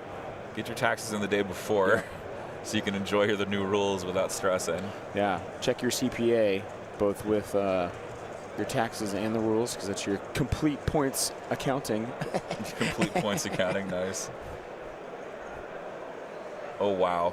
That is a number of blanks there on those reds for Evan. Yeah, that was 1, 2, 3 out of that 4-man squad, I think. Yep. Was that the Gar Flamer? That must have been. Yeah, because it was red. Because it was reds. Reds into the Gar. So it was that. I think only Gar can produce that many defense saves if he's got his Flamer going. Yeah. Because it was 6 saves. Gar Flamer is great. Any well, it's a flamer that surges to crit, so yeah. Any surging flamers are going to be good. Was Din's surge? Din surges, yeah. Yeah. Din's has one of the best flamers because of this Beskar spear. Yeah. Because he gives a piercing flamer, which is insane. It's like the perfect weapon. It's got spray and pierce. It just like douses it with gasoline and lights it on fire. Yeah. Flaming spear. Yeah. Yeah. All right, Vader looking saber throw? Because that Black Sun that he's engaged with is now dead. Because did he force push them? Vader actually doesn't have saber throw. It's operative Vader. Or it's operative Vader. Oh, okay. Yeah. Operative Vader with choke and burst. I keep forgetting that Evan's got Black Sun on his. Yeah, so they both have Black Suns. That's so confusing. They have Black Suns on both sides. Yeah. So these are Evan's Black Suns. They just moved away, and now Vader's moving. It's pretty confusing. He's now engaged with Gar here. Let me switch to this camera. Yeah, Vader got hold of Gar. If you want to switch us there. Yeah, let's grab it. Vader hitting Gar for 5.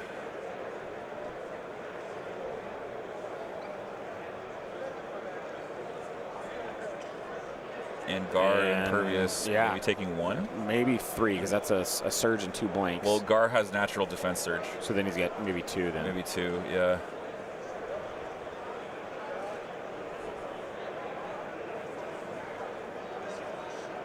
Oh, just 1. So just 1. That one we couldn't see was. That one couldn't see was a block. Yep. Yeah.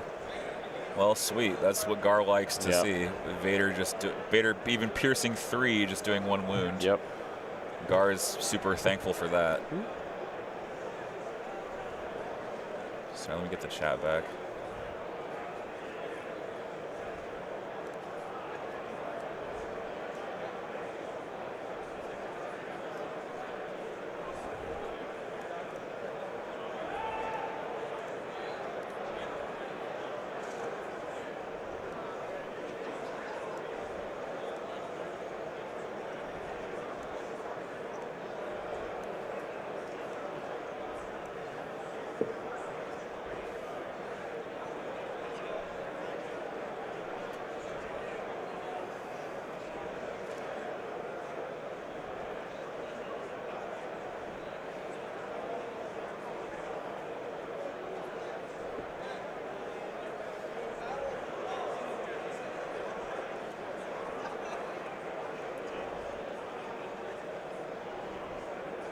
I agree. Daniel Thompson, who says that dewbacks with flamers are even scarier than they were before. Absolutely.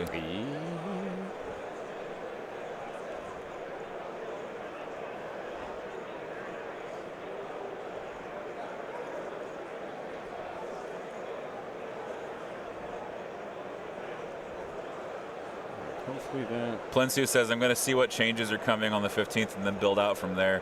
Yeah, I agree. Like, I still build lists even though I know the changes are coming. Literally last night. Yeah. Last night, Dave was sitting there in the hotel room, and he's like, I want to build lists, but I know the point changes are coming.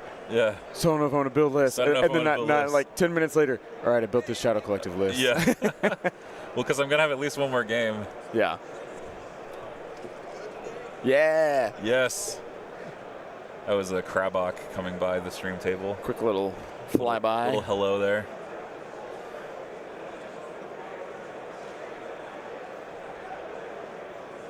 Plence is saying he was recently swindled into MTG. Send help. Oh, yeah. Ooh. Rip your wallet, dude. Yeah, I've purposely not gotten into that. Me too. I'm avoiding it. Yeah, I need money for finding things underwater.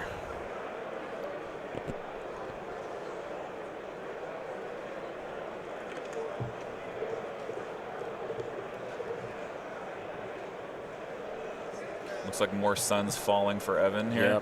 Yep. I think that squad's now down to getting chewed up, and that's the thing with swoops is that down to one man left in that squad. He's now got 2 units down to just 1 man. And swoops are overrunning as well, and I think that's going to take him out. Yep. Takes him down.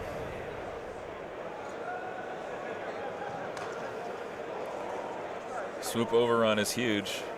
Yeah. That's one of the biggest takeaways from this weekend has been swoops are crazy, actually, and we should always take 3 of them. Yep. Yeah, so Evans, the majority of Evans' forces focus this way with Vader and Palp and the Medbots, but he does still have scouts and storms up on this top point up here, as you see. But those guys are going to have to go up against looks like some whip pikes with a capo, and then some Mandalorians kind of sitting in between. So I would say kind of a tall order for Evan right now, for real. To make sure he's getting some attrition going back his way after losing IRG, almost a complete storm, and then a Black Sun unit. Well, swoops technically got nerfed with 2.6 coming out because they suffered a points increase, but I guess the 2.6 objectives made them better. But I don't know, man. Like I've run my Shadow Collective without swoops for so long, and I think that's a mistake that I've made. Here we go into round 3. Yeah, we're going into 3 now. We need to figure out the score. You're gonna just mute me real quick. Yeah. Kevin, what was the score? Okay. 2-3. Is that for 3 for Kevin? 3 for both. 3-3. Oh, 3-3.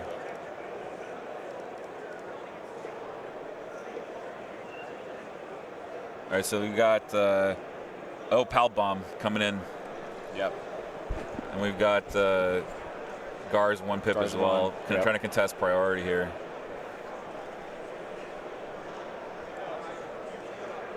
It's good. Yeah, it's pretty good stuff. That's a little bit of, we got some treats from an Italian bakery nearby. Peter Shortino's Bakery. Yeah. Italian cookies. It was a cool little place. Yeah, delicious too. Went by there on my scooter this morning. Yeah. Free advertisement. Yeah. Some delicious cookies. Dude, all about that. I know, I'm like, and they had, dude, I'm not gonna lie, the cookies look so good. Yeah. They look so good, but I was like, I gotta get going. I gotta get out of here. But are they better than Tesco's custard creams? Oh. I mean, I don't know. They are like made there. Oh yeah. You know, like they're fresh. These are like they're fresh cookies. Pre-made, like store. So maybe tomorrow, swing back by wink, there. Wink, nudge, nudge. And see how the cookies are. See how the cookies are. Yeah. Absolutely. I'm gonna get me some custard creams because. Solid choice. Yeah, delicious.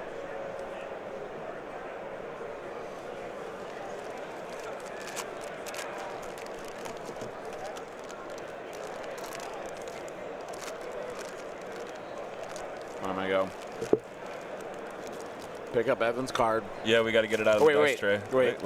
Palp's moving, so he's gonna do something. So he's gonna roll dice here in a second. So Yeah, he's gonna pick it up. You don't need to bother him. Oh yeah, Palp's coming in. I'll just move the camera here. Palp bursts of speed into there and gonna try to fry as much Shadow Collective stuff as he can. It's gonna be hard. His Mandos, swoops. I think I would focus the swoops first because those are gonna hopefully fold pretty quick. Well, swoops have natural cover, but they have less cover than the Mandos do right now. Yeah. You'll probably pay more for shipping than you will for the custard creams. Hands down. You're going to pay like 300 times the amount of shipping that it costs to get a pack of those beautiful things. Yeah. I could probably get a flight over there cheaper than it may cost you to ship them.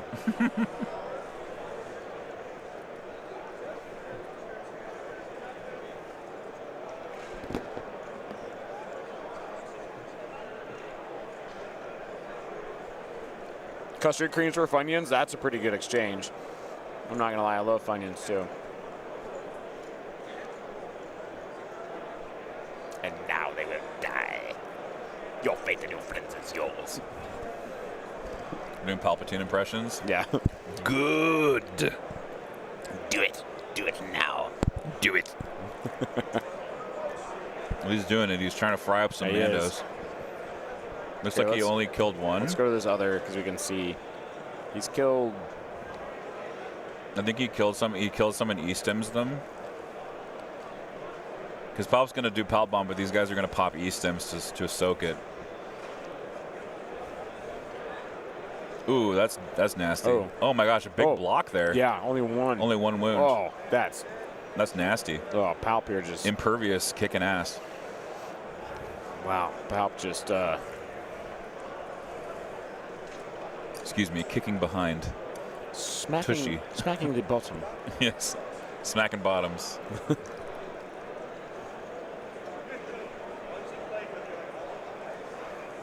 Gar is matching with Darth Vader there at the top of the screen. That's more like it. That's going to kill more Mandos. Zap, zap, zap.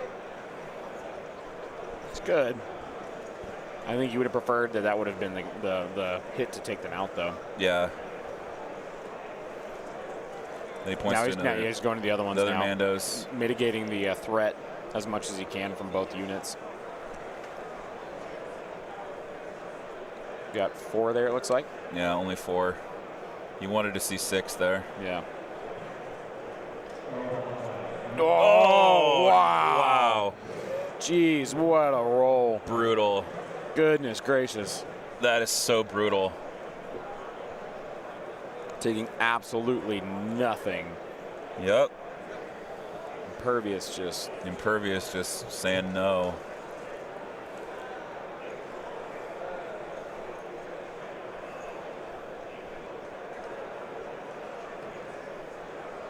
It hurts me. Yeah. It hurts so good.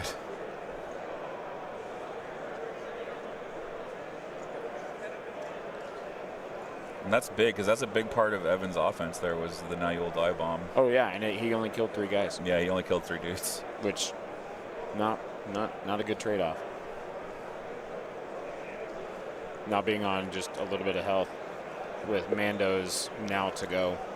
Yeah.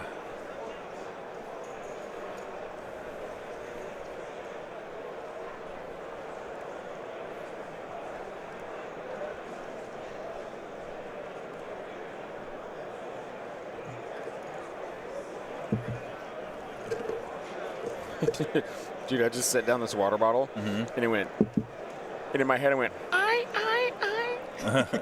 Did it. Did it. Did it. Did it. Did it. Did it. Did it. Did it. Did it. Did it. Yeah, it was just the way it like set down. It was like bum, and I was like, I know that beat. Yeah. So, oh, there goes Palp. Yeah, Palpatine down. Did he zap him to death? Evan just said a word I'm not going to repeat. Yeah, as he looked to the heavens. Yeah. Oh heavens, Evan. Oh heavens. Oh golly gee willikers. Yeah. Ragnar, yeah. Defense dice. Oh, yeah, for sure. coming 100%. through on Shadow Collective here. That's. No, actually, Plensu, it's an original performance, so we'll have no copyright strikes. Yep. Anything we sing is ours. Yeah.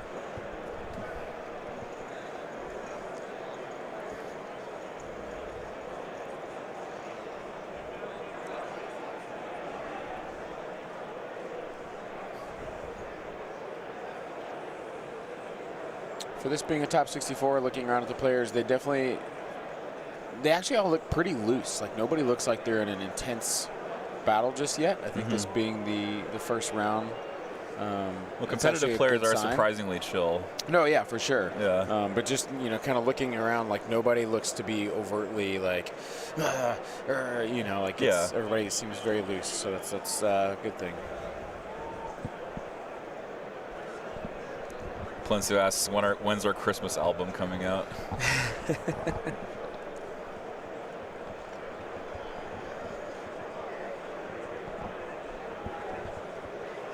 Exclusive to subscribers of That's No Moon and Winter War. Oh yeah, we'll put that behind the paywall. Yeah, it's our quarterly release. That's the ticket. It'll be on vinyl and it'll be like the Step Brothers pose. Oh yeah. But we're wearing Christmas sweaters. Yeah. Singing classics like "I'll Be Home for Christmas." Will it be called a very special Winter Moon Christmas or something like that? Yeah.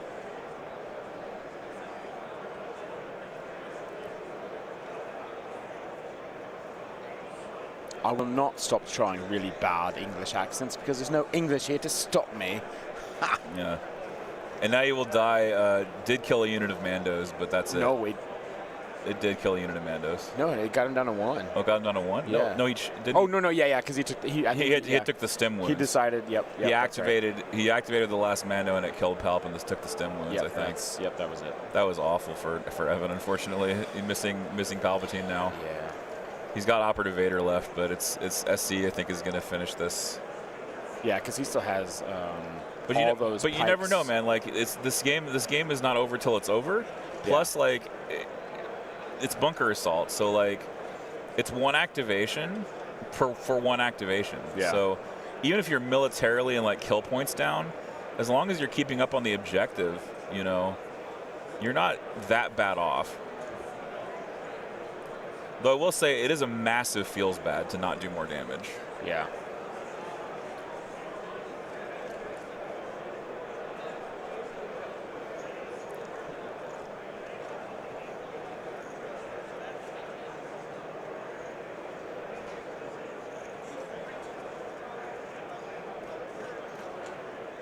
Well, the scouts now trying to get into the Mandos, it looks like.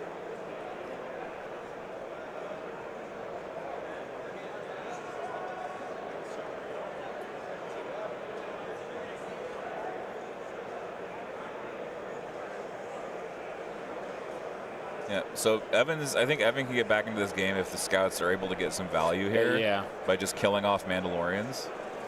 Because like a scout, a 48-point unit doing damage to a 100-point unit feels really good. That looks like a half roll or a half hit on that scout shot. Yeah, and plus he still has Operative Vader, so. And it. Oh my gosh, goodness! Jeez. Evan just not able to get through this defense. Yep. Dice be dicing. Yeah, our friend Evan is not a happy camper at this moment. Yep. Yeah, take a swig there, Evan. Take a swig. Yep. I think it's just tea or coffee, like. But. Yeah.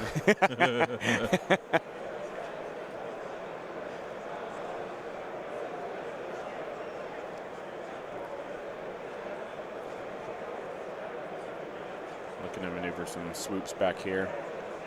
Do some overrun. I got to figure out where my swoops are at. I know I have 3 of them. I think I accidentally stole one of their bases for a droideka. Because they're the same base size, so. Yeah, no, you're not wrong.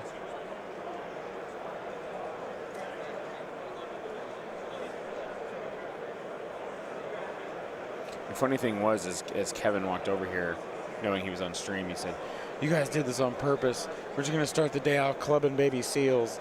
Meaning he was the one. He was the one that was going to get destroyed. Clubbed, and now it's not really so much that way.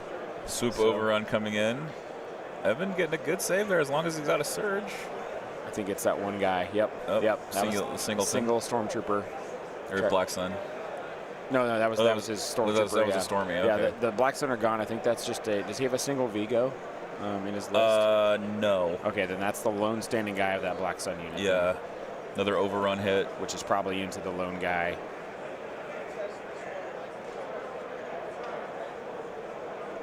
And he blocks it.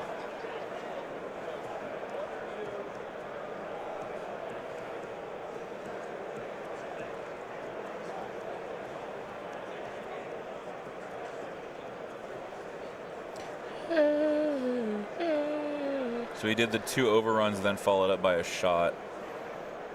Suppression cover. And he saves it.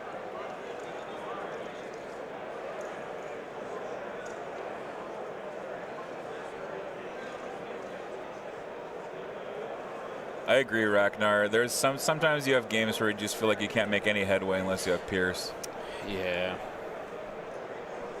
Or you have like, you get the nice dice rolls where like you roll excellent attack and you're like perfect.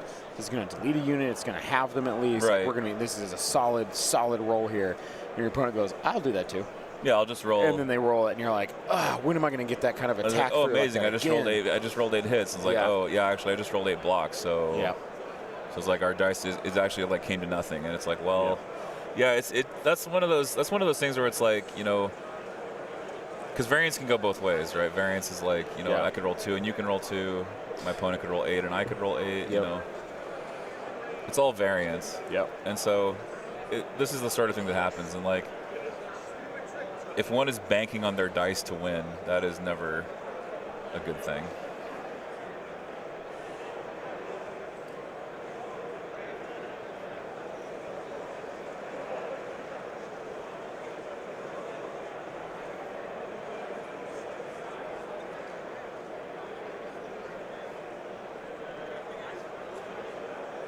I would love a Mandalorian battle force with like Bo-Katan in charge. Oh, that'd be great. Yeah.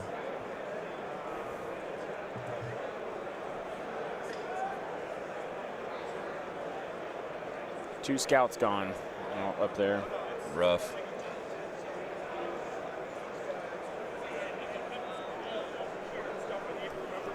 Evan's body demeanor starting to show some writing on the wall here. Yeah, scouts. Oh, they got whipped too. They got whipped by pikes, so they're not moving anywhere. Stuck there. Yeah, those pike whips are nasty. And there's still another unit of pikes that could do the same thing. And here's another cool thing about this list. If he's got Gar, I don't think is in the right spot because he's tied up with Vader right now. Yeah. But Gar could compel those pike whips if he wanted to. Oh, we knew that. Oh no, the Raffle bot's not up. We're gonna, because that'll be for the big. This. That's gonna be for the prize pack. Let me start that actually. Yeah. That's a good point. Thank you for reminding me, Ragnar. There was a lot going on this morning. So yeah, we interviewed Wilshik this morning, and we've been slowly transitioning back to our normal programming.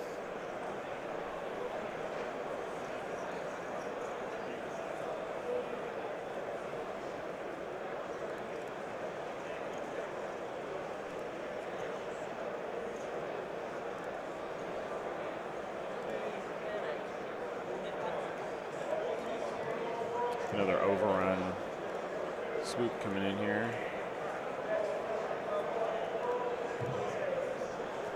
Saturday AdeptiCon prize bag. Saturday in the park.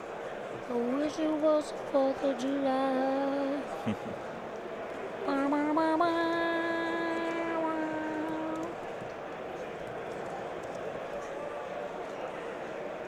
I think it's in the Stormtrooper squad. Was he rolling white? Oh, that was for cover. He was taking a shot. Okay, he saved it. Just suppression on the storms.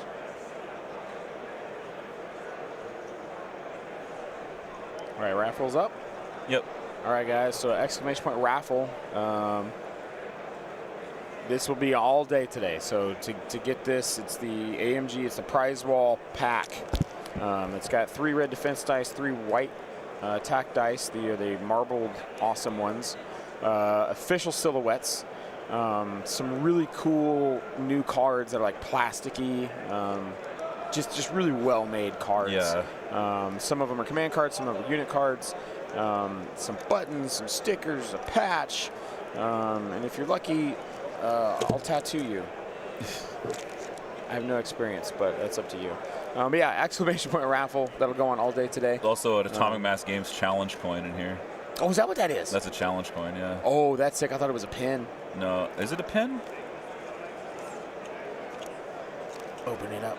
It's a pin, yeah. Okay, Sorry, it's not a okay. challenge coin. Okay. It's a pin. I mean, you can cut the back of it off. It looks fabulous, though. Yeah, I would proudly put it on my case. Yeah, I would wear it proudly Yeah. upon my chest. Yeah.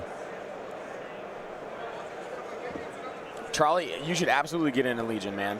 This is like the best time to get into Legion. Yeah, this is the best time. 'Cause April new starters are 15th, coming. all the new stuff comes out. You're Yeah. getting all new starter kits. If you want to play something, there's going to be a full kit specifically. You can buy that kit and run that in a list. Yeah. Like what is in that kit, you could buy it and play with it. They're right going to there. do like official escalation league rules. They're going to do all kinds of stuff. Yeah. And they're making skirmish into recon.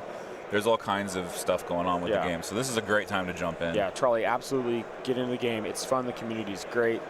You will have a blast because it's Star Wars. And when you're pushing little plastic Star Wars miniatures around, it's hard not to smile. Absolutely. Mando is moving in here. I think they're going to take a shot at these stormtroopers. And these Yeah. medic storms are toast. Yeah. The thing is, though, so Evan might. I don't think he's going to lose this bunker. Well, this is 3, right? This is 3. So if it goes to 5, he will lose that bunker. Yeah. Because he's completely surrounded. Because and all he has over there is Vader. Right. It's Vader and those. It's Vader and those stormtroopers. stormtroopers, and that's it. So On that Evan, side. so that side has collapsed Yeah. basically. And then he has 2 units of scouts and a stormtrooper squad to contest the other side of the board Exactly. against 2 full Pike squads, a full Mando squad, and a bus right now. Yeah, it just seems like top-heavy lists don't really work Yeah. on this objective. Close the pocket would have been so much better. Yeah, we're not sure what cards they put down and Yeah. vetoed and stuff. Yeah, because we were interviewing Will yeah, at that time. So.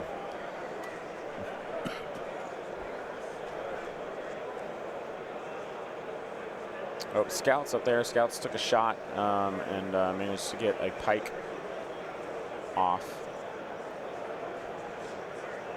He killed off a Pike. Yeah. He's got a medic back there because he only had 2 scouts there. He's got 3. He must have mediced one back. Yeah, I think he So. medicked one.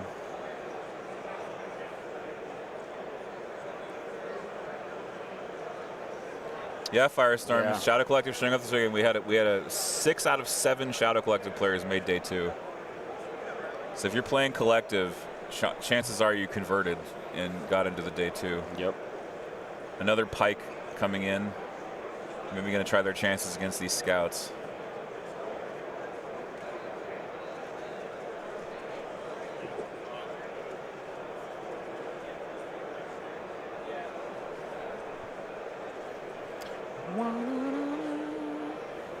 Dude, I don't know if I'm just like ready for karaoke tonight, and like Yeah, you're getting warmed up. my jukebox. You're getting warmed up. My jukebox is just like broken in my brain right now, and it's just rolling through. All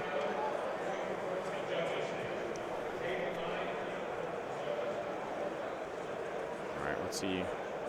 I think this is all Kevin activating now. I believe. Yeah, I think Evan is out. Yeah. So here comes more Mandalorians. Oof, this could be some ouch time.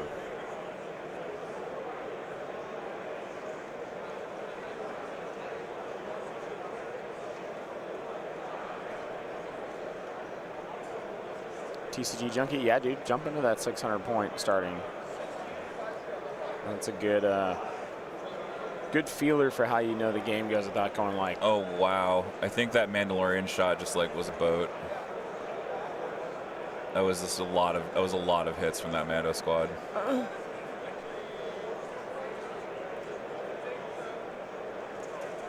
Yeah, those scouts are host.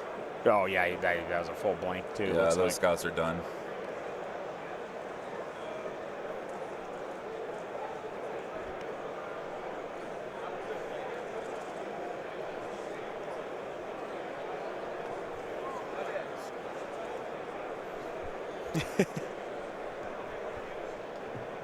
The wonderful Hank And Hank coming by our space. offered him a nice croissant. Yeah, absolutely.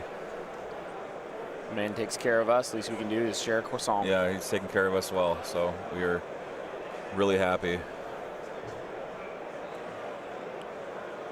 Look on this other side here. We can get a better view of what Evan's got on this side of the board. It looks like just some scouts. some scouts in that stormtrooper squadron, which I think they just got shot at by the Pikes, I believe. Yeah. Because he just lost a guy there. Evan just laughed, but I think he was laughing to not cry. Yeah.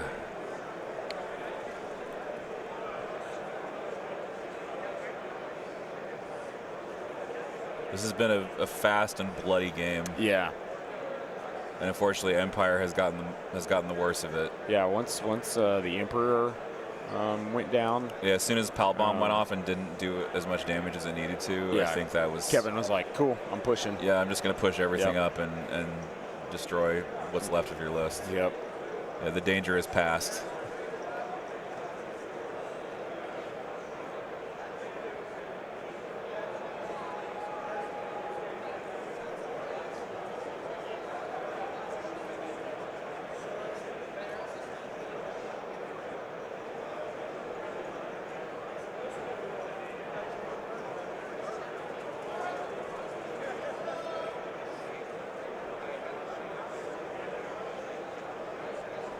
I think that's the end of 3. End of 3 Round there. 4. All right, yeah, looks like they're cleaning up. So we'll go ahead and get a report on the score. Kevin. Score.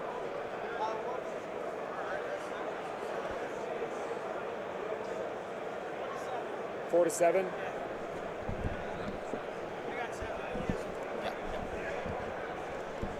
So it is 4 to 7.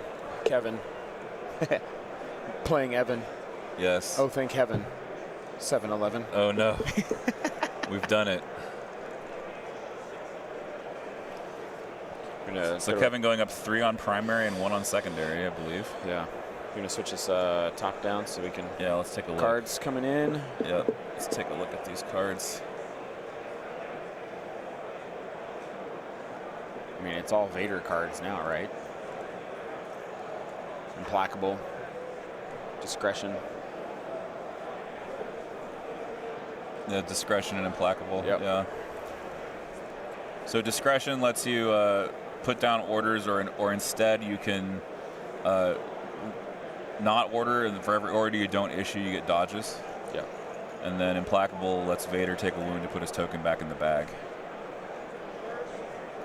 Which, with the way Shadow Collective is going, he may want to wish he could do that a couple times. Primary is 3. That's right.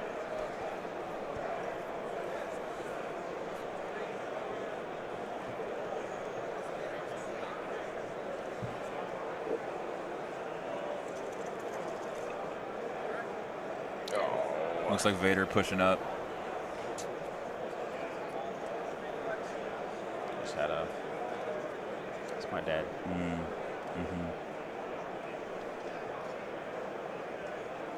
And Gar refusing to take any damage from Vader's lightsaber. Oh, did Gar just die? Never mind. Looks like Gar took 3 wounds and is alive on 1.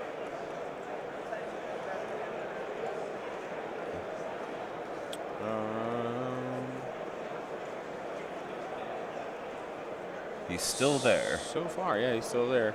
He had a bunch of wound tokens down, but he picked them up. I don't know if he just Picked picked him them up I to don't know. clear. Maybe. Yeah, it looked like Gar took 3 there. Maybe he did. Does Gar have stems? Let me check. I don't think Gar has stems. No, Gar doesn't have stems. Oh, 6 to 5. 6 to 5. Oh. So it's 6-5 actually. Okay.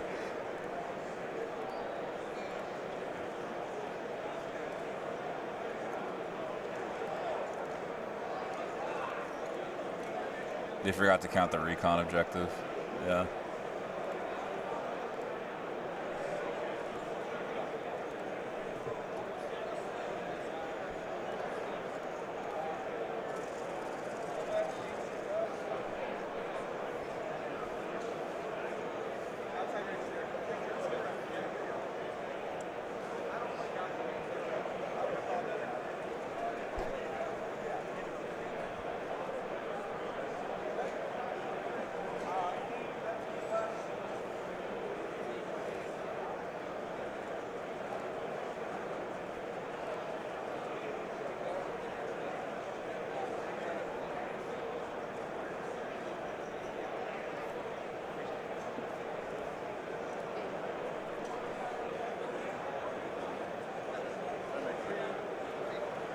Another whip pike shot here.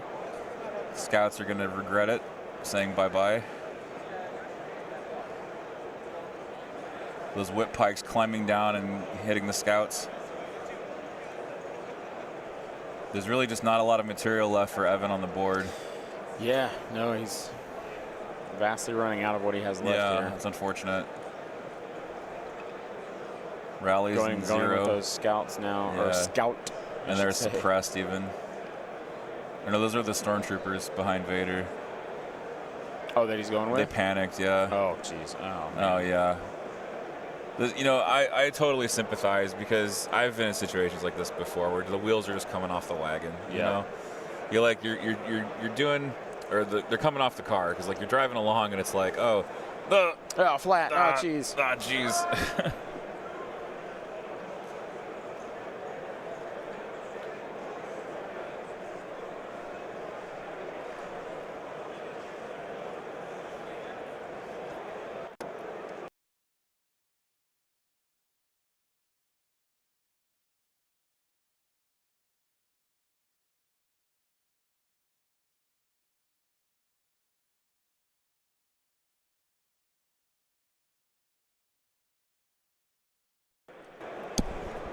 We're back, guys. My bad. And we're back. Well, So, we're back, folks. Another pike climbing down. Gonna maybe follow this up. Try to advance on the bunker. Yep.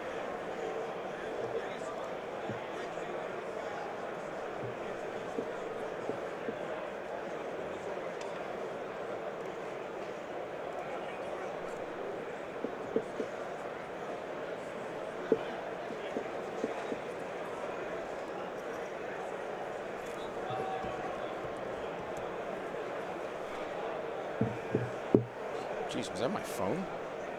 Oh, it's because mic 2's on. This is mic 2's on. Yeah, let me turn that off. There we go. It's better. There we go. I was like, wow, my phone got really heavy. Yeah. Boom, boom. Thump. Drums of the deep. Drums of the deep. They have a cave troll. They're coming. Drums in the deep. Fool of a look. Would you throw yourself in like something? Rid of your stupidity.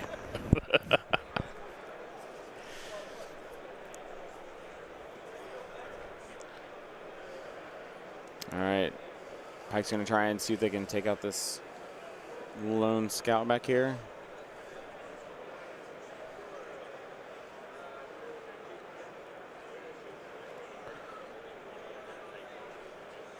Oh, you ever have those moments where, like, you just need to, like, crack the top of your back a little and you kind of just, like, flex just a little bit and you're, like, right, like, mid-thoracic spine just, like, pops just right and you're like, oh.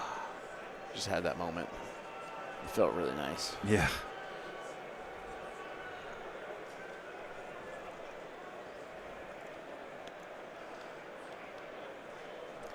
So I mean, Kevin is just going to run the board now. Like. Oh yeah, yeah.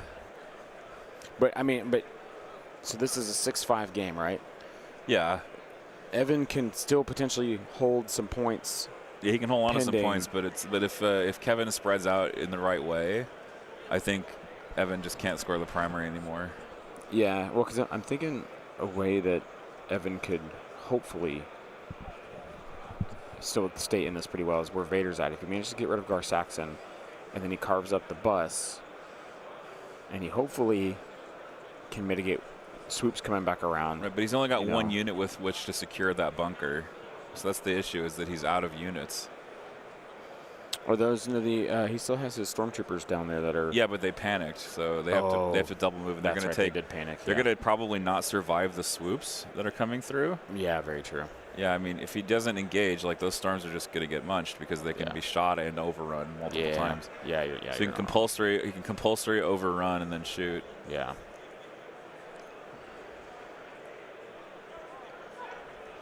No, Palt Bomb was expended much earlier, Kevin. Palpatine's actually off the board. Oh, man, those storms are just falling. Storms are falling over. He just picked up 2 there. Yeah, that was to an overrun. Yeah.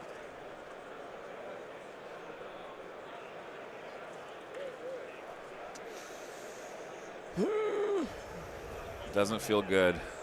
No. Well, I'm still excited. We're still here at the top 64. We had a great interview with Will Schick, VP of strategy. VP of strategy and creative development. That's his title. He was the man who gave the panel preview last night. Panel preview, yeah. He's the guy that talked to us about the panel, and we were super thrilled to have him on and just give us some spoilers and about what's coming up in Legion for us.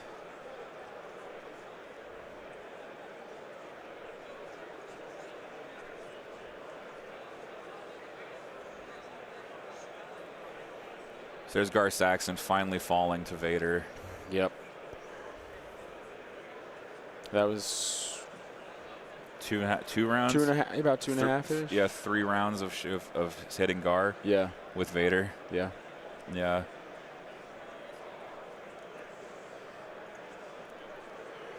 And just to clarify for those of y'all who are in the chat right now, the raffle is going to be drawn at the end of the day. Yep. So you have to come back at the end of the day, which is going to be around like 6:30 Central. Yeah, that sounds to tune right. in. That's about when you'd probably want to come back. Or just keep watching. Or just keep watching all day. Watch it all day. We will be here. We'll be here all day. When this game's over, we'll have about an hour break. Yeah. And then we'll be back with 2 more games. Each game getting more heated, more intense, because it's going to be players that are undefeated as we go from here on out. So every game essentially a knockout game for one player. So Kevin says, my main 2 takeaways have been that Shadow Collective Mandos are really, really good. And I wonder how Rebel 12 to 14 act lists can play into these Shadow Collective Mando lists. Well, I think that the trick there is avoiding getting your big pieces alpha striked by the rockets. Yes, yeah. Because I think the rocket alpha is pretty devastating. I know some people like to save the rocket for blast at range 3. I think that can work. Sometimes, though, it's better to just do a pure range 4, all 4 units just go. And I like pairing it with Pike Disruptors. That's probably a list I'm going to explore. Hopefully that's still a viable list after the points changes. Yeah. And especially if the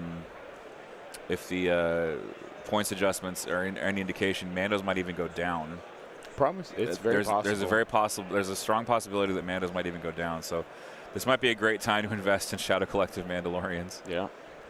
I actually do own 4 units. I just have never put them on the table. I believe I have 4. I know I have 3. I might have 4. Either 2 of them are still in the box, but the other 2 are assembled. I need to paint them.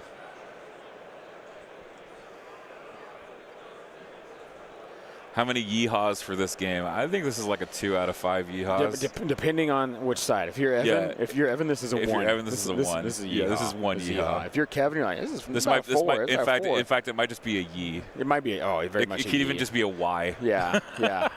Yeah, because it's a Y. Because why is this game going this way? Still going? Why is this game still dragging me like this? Yeah, absolutely. I'm so sorry, Evan. Please don't kill me if you watch this later. We love you. Nothing but love for you, brother. Whereas Kevin's on definitely the full-on 4.5, probably. Yeah, 4.5 close to 5 yeehaws. Yeah, absolutely. He's got his hat, boots, and his lassos starting to get wound up. But boy, howdy, I tell you what, man. You roll them dice like that on defense, you're going to be here all day. You're going to be finding yourself here on Sunday.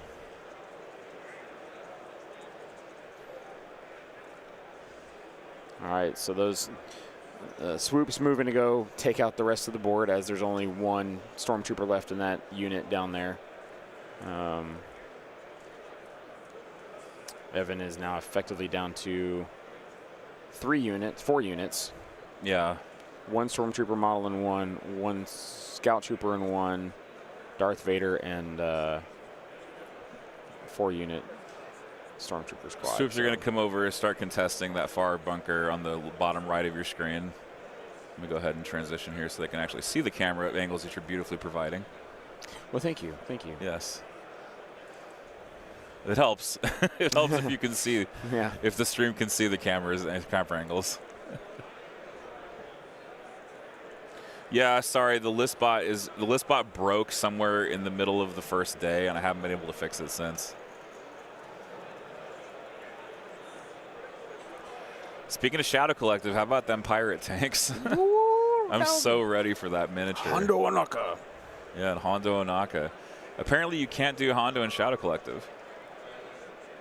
Apparently. Really? Yeah, because in lore, Hondo never worked for Maul. Oh. He refused to. Yeah. That's So true. Hondo is just going to be a merc that you use in But the other But factions. the Weequay pirates can. The Weequay pirates can be used in Yeah. Shadow Collective, yeah, because some of them did betray Hondo Yeah. and join with Maul. Oh, I haven't given out the word of the day. Let me give that out. Let me make sure I actually figure out what that is. It changes every day. Wasn't that on like Sesame Street? The Yeah. word of the day is. Letter of the day. Well, there was Letter of the day, number of the day, and word of the day. Yeah. Yeah. They always did one of those. Peaches. Not really. I'm just saying. Peaches. Interesting. I don't know. I think it's because I saw peach gummy rings this morning at CVS. Oh, dude, peach gummy rings are tight. I love those. Good. I didn't know if they had that in the UK, so I was like, I don't know. Probably. But there were some things that I was like, that seems like something. Yesterday, the. You know what else is good? Apple rings. Oh yeah, yeah, I like apple rings. yeah. Yesterday, the UK guys blessed us with a bunch of sweet treats from the UK, and so today I snagged a bunch of stuff that it's not comparable probably, but it's just different. I was just looking for like different things that they probably haven't tried. 5-5, 10-7. Okay, Okay. 10-7, Kevin, on this one. So. Entering round 4, 10-7.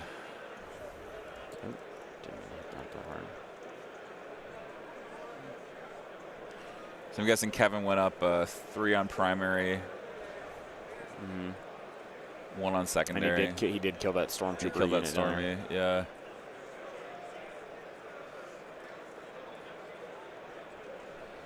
Well, it's weird because they're doing the recon mission, but they're not putting any observes down, which is strange to me. Like, maybe I'm just not seeing it on the camera. I don't know. Unless it's the one here that's behind Vader. Yeah. Is it recon mission or surface scan? Have I been reporting this wrong the entire time? Oh, is that our first?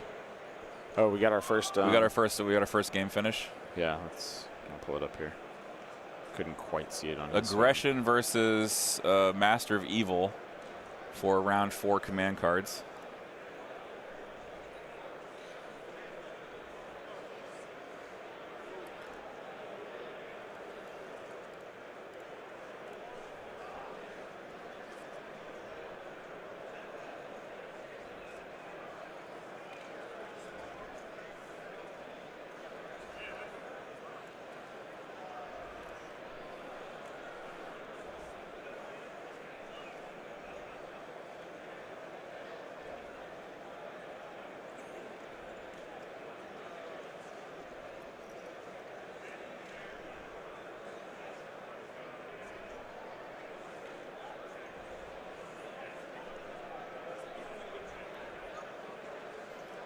So we have Brian Bear going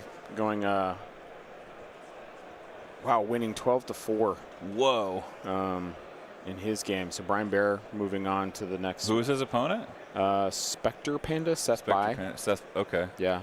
And then Captain Nita beating Sean Arkey. Okay. 9-5. So those are our first games finishing of this first round today.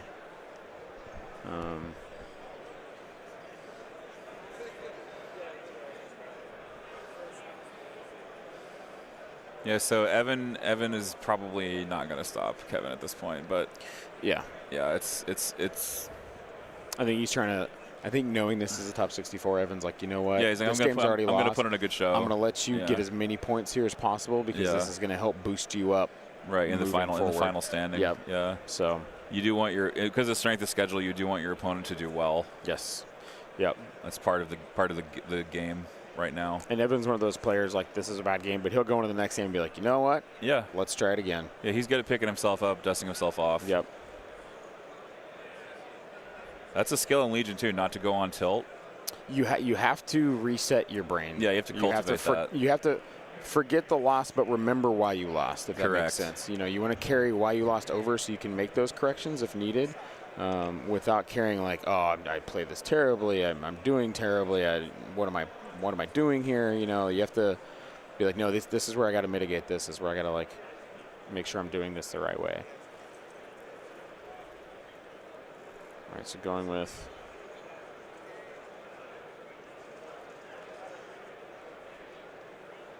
Oh, did he destroy the bunker? Oh, he did destroy the bunker. Oh, wow. Oh, no, he didn't destroy. What? Why is there a bunker missing? Is it behind a building? Is that why? No, I think he's got the swoop bikes might be sitting on it. Oh, no, he destroyed the bunker. Oh, yeah, down here in the bottom left? Yeah. Yeah. So it should be, the game should actually be over. Yeah, because it should be right there behind that building, I believe. Yeah, he destroyed the bunker. I don't know. I'm sorry, folks. The scores are inaccurate because I'm not following closely enough. I apologize. Timbo has won. Yeah, Timbo got it. Nice. Oh, and he almost tripped over himself. Yeah.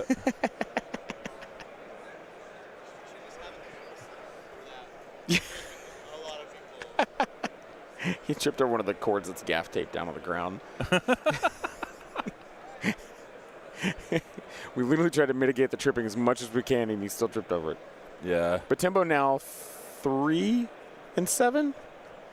Yeah, but he's submarining. But he's submarining. He's in J2. Yeah. Yeah. He took some time to learn how to play, and then is now submarining his way through the top 64. Because he was 0-7. Yep. And then because he lost the first game yesterday. Yep. And then he won the next two, so he was 2-7. So now he's 3-7. Yeah. Yeah.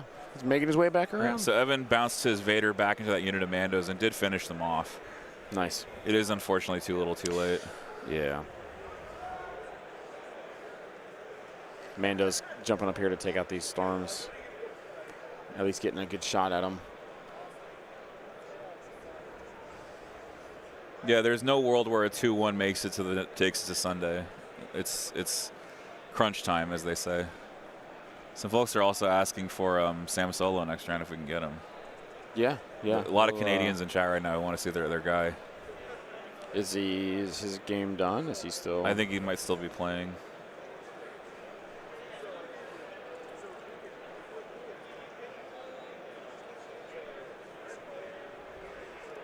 Ollie has won. Nice. Oh, wow. 13-13 on objectives. So it must have been kill points. He won on kill points 592 to 388. Close one. Wow. Close one on objective. Playing a breakthrough and sweep and clear. So the reigning champ coming through. Yeah, so Sam's game is not complete yet. Still going on. Yeah. Yeah, so guys, moving forward, it is going to be undefeated players moving forward here. And we'll try and get not Shadow Collective. Yeah, we'll try. Next round. No promises. No promises, but we've had so much Shadow Collective on stream. It's a great time to buy a starter, I guess. Yeah. Because we're having people put on a clinic of how to run it. So. One, it goes. It's a good counter to almost every other faction because of swoops. You think so? Swoops cut through droidicas. That's true. Swoops cut through any core unit. There goes a handshake right there. Yeah, they soft counter melee. Yeah, so Evan is tapping out. But yeah, that overrun is huge into almost every unit. Armor being aside, but all right, guys. So that's our first game. It's our first game there.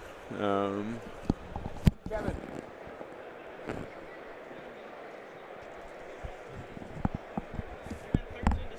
13-7. Yeah, that's what we got. Yeah, I got you. Yeah. All right, final score there, 13-7. Kevin Oakes moving on. So this is your final score. 13-7 for Kevin Oakes, moving on to the second round.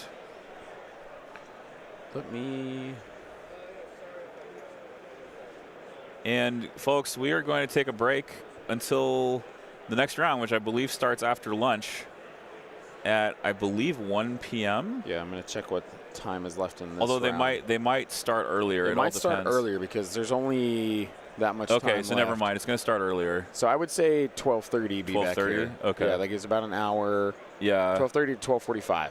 Yeah, 12:30, 12:45. If you jump back on, well, this will be continuously going. It'll just be muted, so you guys can jump back in. Yeah. But 12:30, 12:45, we should be back.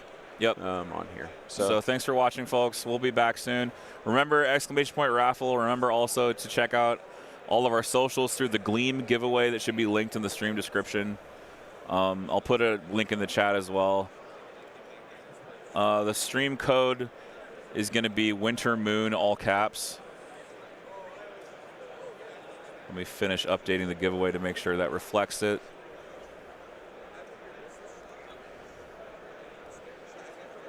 Promote link.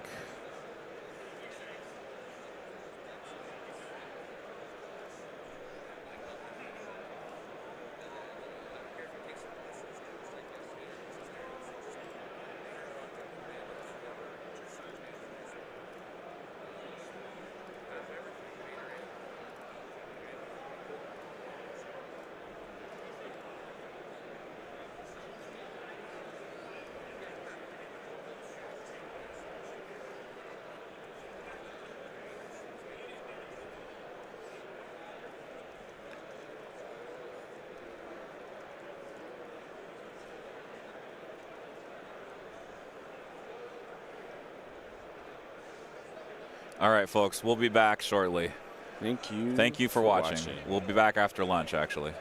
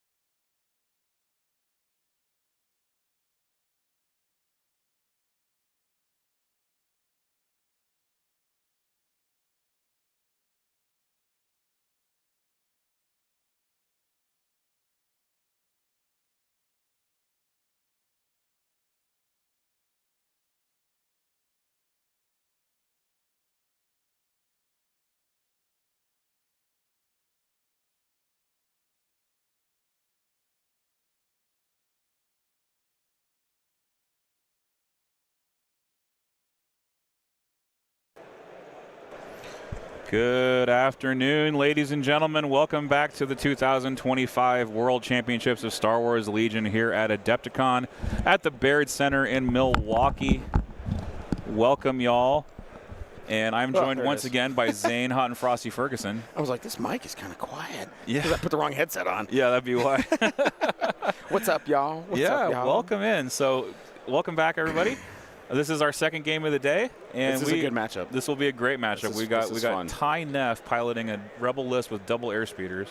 You got the list there? Yeah, I got the. Let me call up the list on. I'll pull up Spencer's if you want to read off. Yeah, go ahead and pull up Spencer. I'll read off Ty's. Ty has, let's see here, Leia Organa, Underworld and Improvised, The Bad Batch, Wrecker, Echo, Tech, Hunter, and Omega, like you do.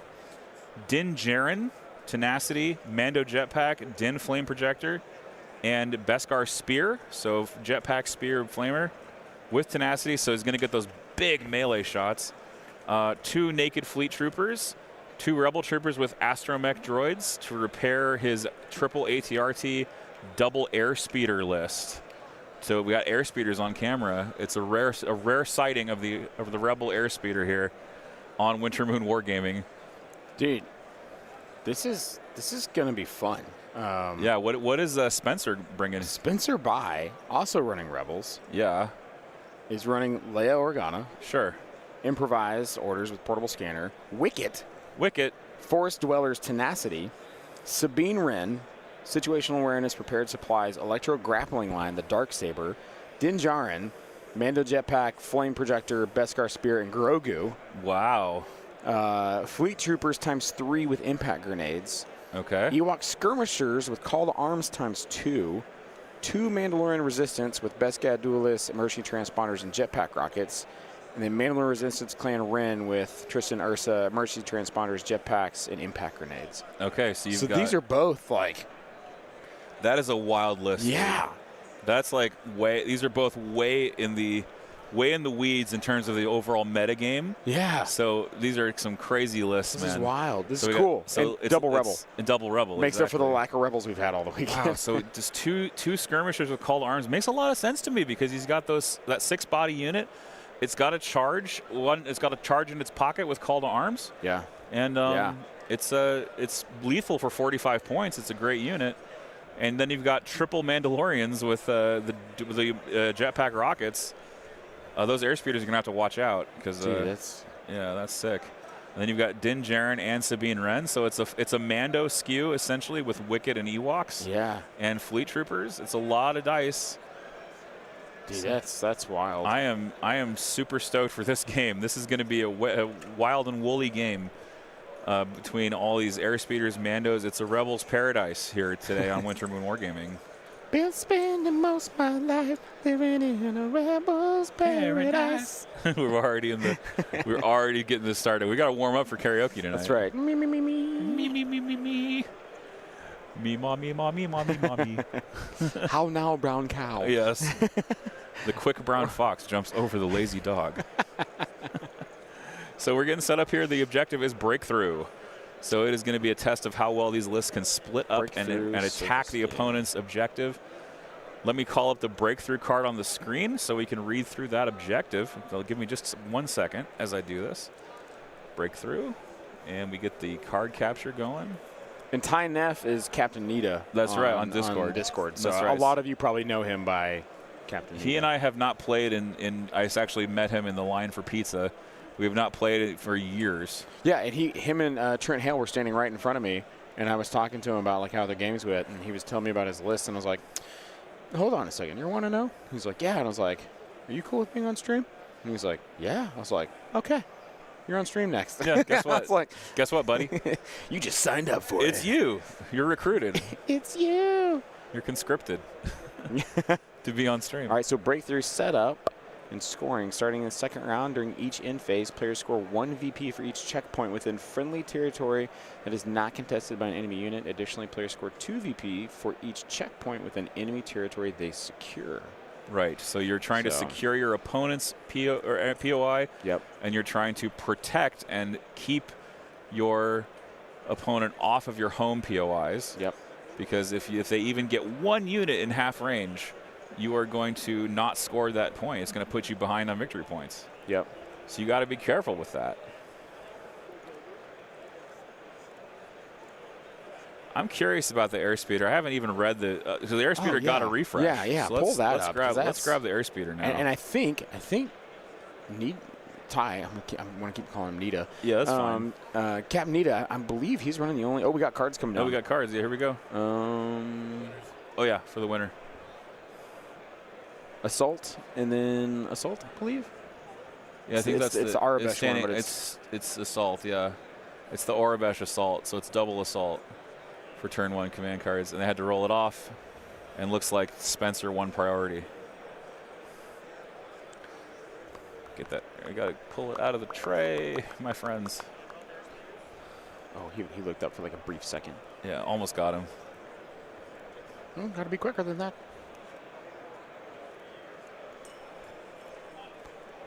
Your card. There we go. All right. So the airspeeder, armor 2. Armor 3. Armor 3, excuse me. Arsenal 2. Cover 1, immune to blast, melee, and range 1 weapons. And speeder 2, giving it the ability to jump over height 2 terrain. 7 health, 5 breaking point, surges both ways. And the gun unchanged, I believe, from the old edition. Yeah, range 1 of 3, 3 red, 3 black, impact 3, pierce, front. Or fixed front, yeah. Fixed front, yeah. No pierce on this gun. Yeah, pierce would be insane. Pierce. Yeah, piercing T-47 shots would be crazy. Now, I must say that I have never seen an airspeeder in 2.6. No, and he's running 2 of them. And he's running 2 of them, so we're going to get a treat today to see these airspeeders fly on the table. It's going to look beautiful, too. Like, yep. Here, do you need me a side camera? Yeah, let's go ahead and grab that side camera. Let me look at his. Let me if I can get his. You can get the airspeeder. There they are. There we go. Yeah, let's go ahead and. Dude, those are nice. Yeah, flip them over. They look good. Look at that. I love that theme. When I first envisioned my Rebel army, that is kind of how I envisioned it. Yeah. As a scoring? No, there's not. No. So yeah, and we'll ask you after each round. Yep.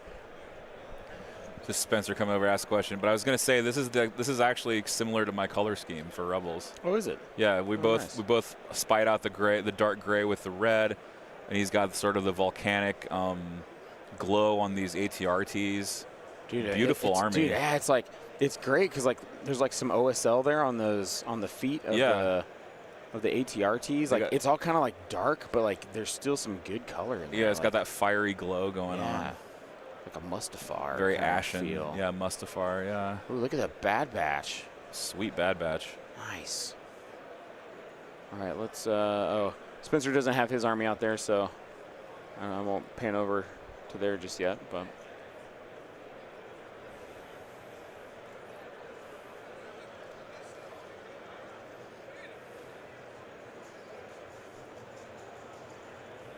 Vesuvius erupting in the background. Yes, unfortunately. Oh, the table's shaking. Oh, we're all going to get frozen in place by the lava pyroclastic flow. Philip says, I say the Mandos have a slight advantage here. I would tend to agree. I do think that Mandalorians are somewhat advantaged. They have the ability to put their impact rockets into the airspeeders quick and maybe take one down. You would hope so. You would hope as the Mandalorian player that would happen. Yeah.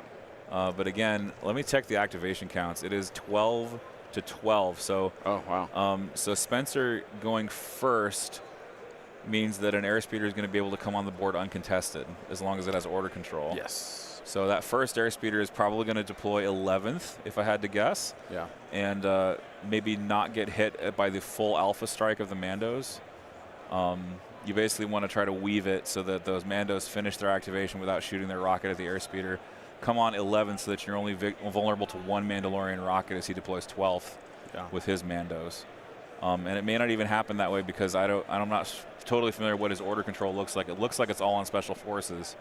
So he's controlling his Mandos with Assault, and I would assume Ty is controlling his airspeeders because those are similar. They need to be controlled similarly in order to make this end of the round happen. This is kind of what we're seeing develop as a strategy in the overall game, is that by the end of round one, you should have some kind of fast or punchy high-range unit to jab your enemy at the end of the first round. Yep. That's becoming a very popular thing to do. Yeah, absolutely. Especially in such a game where you're already on the board at threat range right away. Exactly. So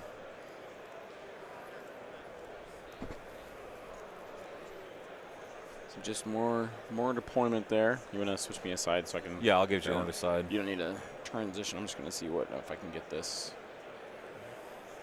I'm wondering if the third round, if we might switch that, flip that building around. Oh, yeah? Just because that, like, top turret there.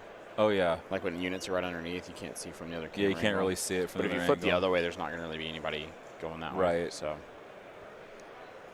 We've got an ATRT coming on the board on the opposite side.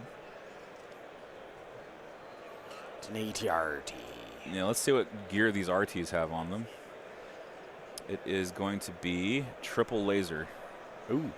So an ATRT going first, not the best thing because it has nothing to shoot. Yeah. RTs are usually, they also want to go last because they have the ability to shoot range 4. So with a scout move, with the HRT's new scout move and the ability to move on the board, that's really huge. Yeah. You just grab the card viewer again and do another card on the screen.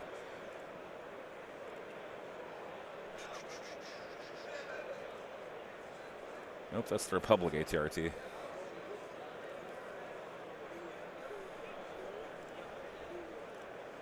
Same, but different.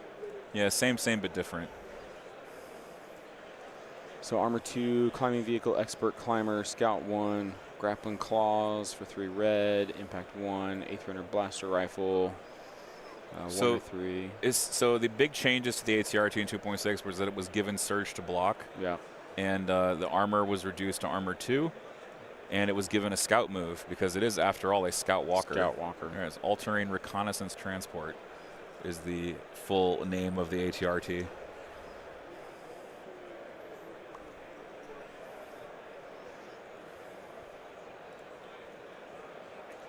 But it is going to be equipped with the laser cannon, which is a impact weapon, to give it good anti-armor. Unfortunately, there's no armor in the enemy list to be found.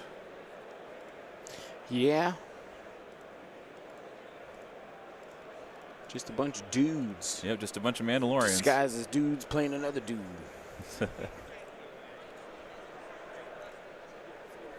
It might finally be getting warm enough in here that I have to take my jacket off. AGU Dark Shadow says, "Let's go Ty. He's my friend." All right. You got a friend in me. Dragonfire Malice says, "Airspeeders were already fragile and required careful piloting to keep them alive. The loss of full armor really hurts. I used to pilot them all the time. Now not so much." Yeah. I completely agree with that assessment. The lack of full armor has kind of put me off of playing them. However, maybe I'll give them a shot after this one because I still have them. And I am looking forward to purchasing those new Rebel starters when they come out, or purchasing one Rebel starter when it comes out, because I do want the new Commando sculpts. I want the new Wookiee sculpts. I'm so ready for those. And of course, the Rebel Troopers. They look really good. We have the Twi'lek. The Twi'lek heads, yeah. And the, what's the... not the Rodian. No, it's Duros? it's Akbar's. Moncal. Moncals, yeah. There's a Moncal alien in there, too. Go... Yeah. We're going to... let's see. Am I going the right side? Nope. Let me use the other camera. Just want to feature... If you want to switch us over here, Dave. Oh yeah, sorry about that. This is Jason. One of our. This is Jason, our stream judge. It's Jacob. Jacob, I'm sorry. I'm following you right now. I'm literally just painting, following you. There he goes, y'all. There he goes. Jacob Hard right there, y'all. Hey everybody. Hey, here we are. Look at this. Look at us. Look at us. Hello. Look at us. Hey, LJ right there. Here we are. This is the casting setup we got. You can see there's the hall there. All the guys playing this second round. And our table here. Now, actually, I do have a question that I need to ask LJ real quick. This might make a pretty significant difference. What's up? There's some folks are saying that one of the breakthrough points might be too close to the center. Oh. But I think it's hard to tell. Is it the one that's? It's the bottom center one. Is that too close to the middle? I really can't tell. It might just be because things This are one? offset. This one? That one, yeah. Is that too close to center? Well, that one they had to. LJ actually adjusted that one. Oh, he did. Because the terrain was actually over that. Oh, it was in the way. Yeah, and so LJ actually went in and had to push that. Okay, so it's an optical illusion. Yeah. That it looks too close. Yeah. Because of that building. I think it's the building that makes it look that way, but Yeah. that's fully not the way it looks. So. Okay, so for folks who are concerned about whether the breakthrough points are in the right part of the board, fear not, they are. They've been checked by a judge, and the judge actually came in and moved the terrain to make sure that they were in the right spot. So yeah, they should be appropriately placed. Yeah, because that building was closer towards the edge, and there was no way that Right. could have gone there. It's an optical illusion because the circle on the mat is not perfectly center either. I don't think. But I see what people are saying. It looks really weird. Yeah. Because I don't think that circle on the mat is perfectly centered. I don't think it is either. Yeah, and it's also thrown off by the fact that we have the overlay. So if I do this and transition blank, it'll look more appropriate.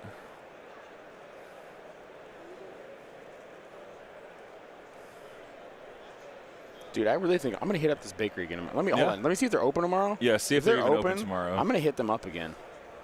100%. I love happy little things like that. You just come across a great little place, great little bakery, and you're like, oh, what is this place? It was a fun little scoot ride over there, I must say. My hands were a little cold, but it wasn't bad. You know, now that the more I look at it, the more I'm worried. I think maybe LJ should check it. Yeah. Let me just walk away. Crap. Okay.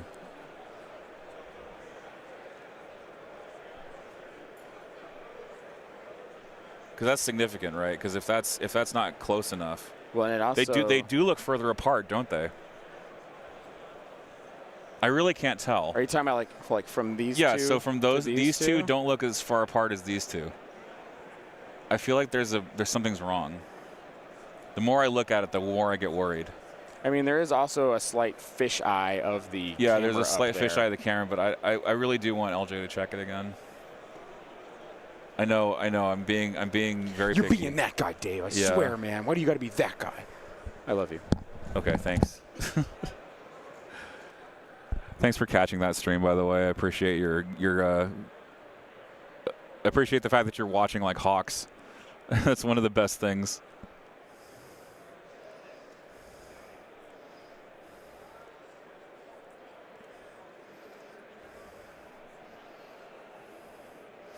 Yeah, the more I look at that, the more distressed I get.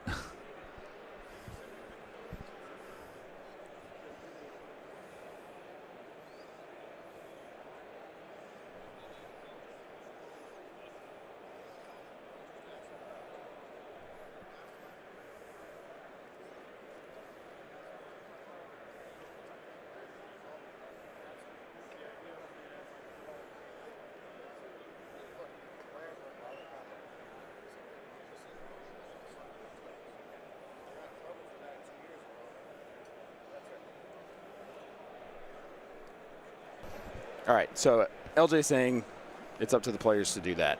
He helped them with pushing it in.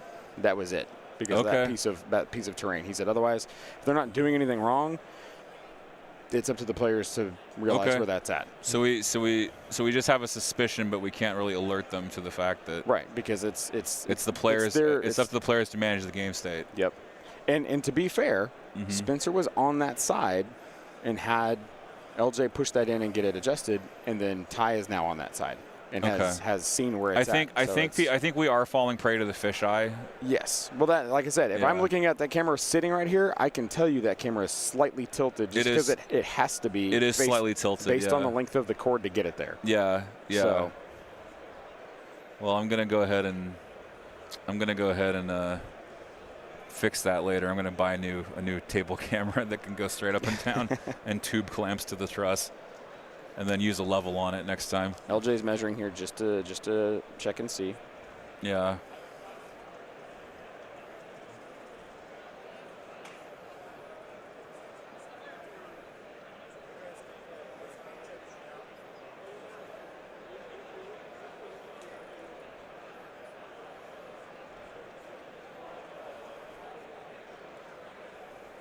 So he's going to move it? Yep.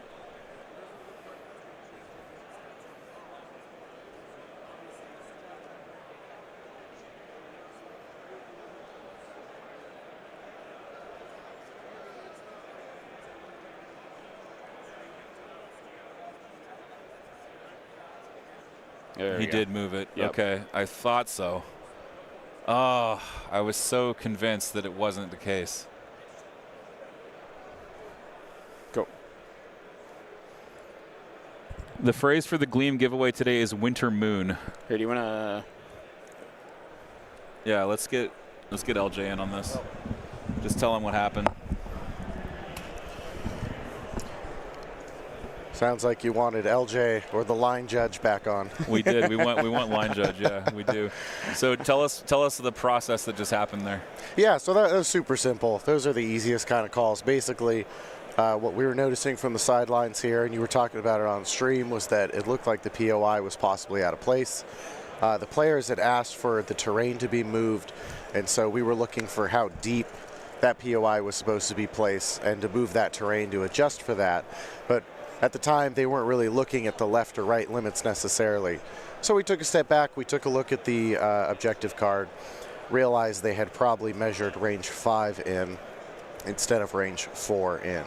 So we just took a 2-second pause, explained to the players what we were doing, shifted it over range 1 to the left, and then they continued play. Any instance where players have not maintained the proper game state could result in what we like to call a soft warning. In this case, the players both talked about it. They're on stream. It's part of the stream setup process. We know it takes a little longer than usual. Yeah. And so we just said, hey, we fixed it in the moment. Took 2 seconds. It didn't look malicious to me. And in theory, it's something we could have caught when we were doing the fix at the time. So we made the on-the-spot correction. Didn't really change the game state at the time. So players just moved on, and now they're back to play. Yeah. Nice Awesome. and easy. Those are the best kind of calls. Yeah, Very for real. easy. And it was good that we caught it when we did. I Yes. actually, in fact, stream caught it before we did. Yeah. Yeah. I don't say this often, but thank you, stream. Yeah. Thank you, stream. Appreciate it. Yeah, no problem, guys. Yeah, thanks, dude. All right, so we are going to keep on rolling here with more of the game. We got more ATRTs coming out for Ty, Keep on rolling. contesting that home objective of his. Let's get this back down here. Looks like those ATRTs are between the orange buildings. Down here. Yeah, with those roofs. With the roof, yeah. Mhm. Yeah, see? Yeah, there it is. The roof is on fire. Every single time.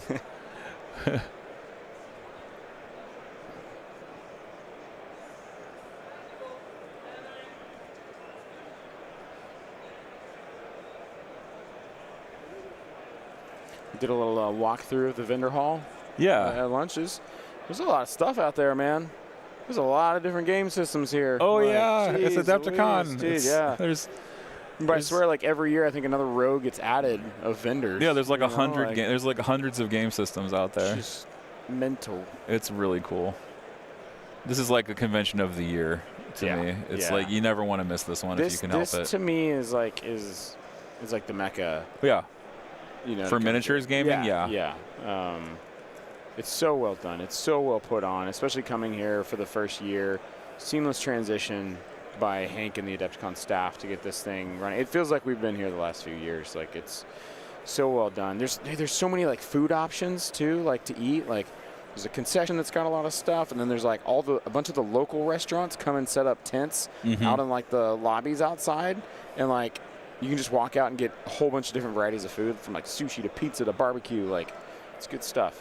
It's just incredible the amount that's available. Yeah, and then walking distance. You go outside in Milwaukee, and you walk to tons of places. So, Big city life, small town feel. yeah.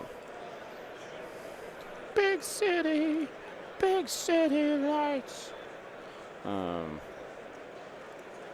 was thinking more Journey about when the lights go down in the city. Yeah. Yep.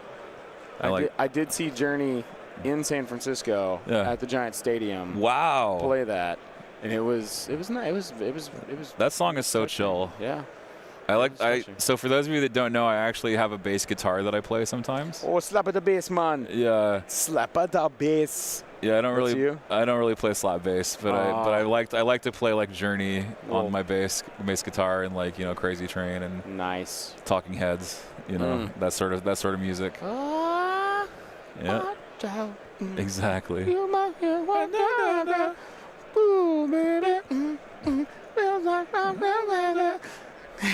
Yeah.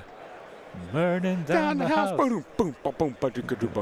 Yeah, or Psycho Killer. That's a good one. Oh yeah. Yeah, I like that one.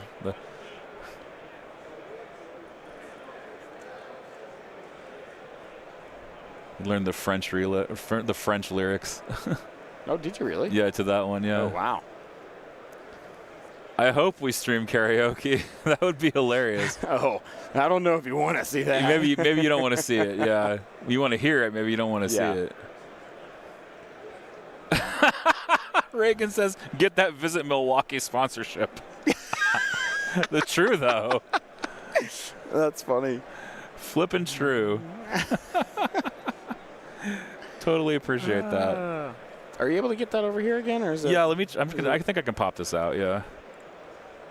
There you go. Pop out chat. That's so weird. It didn't let you do that. Well, it's YouTube that lets me do it, not Restream. Oh. Restream's interface is not great, but this is actually like you can see it. Gotcha. Okay.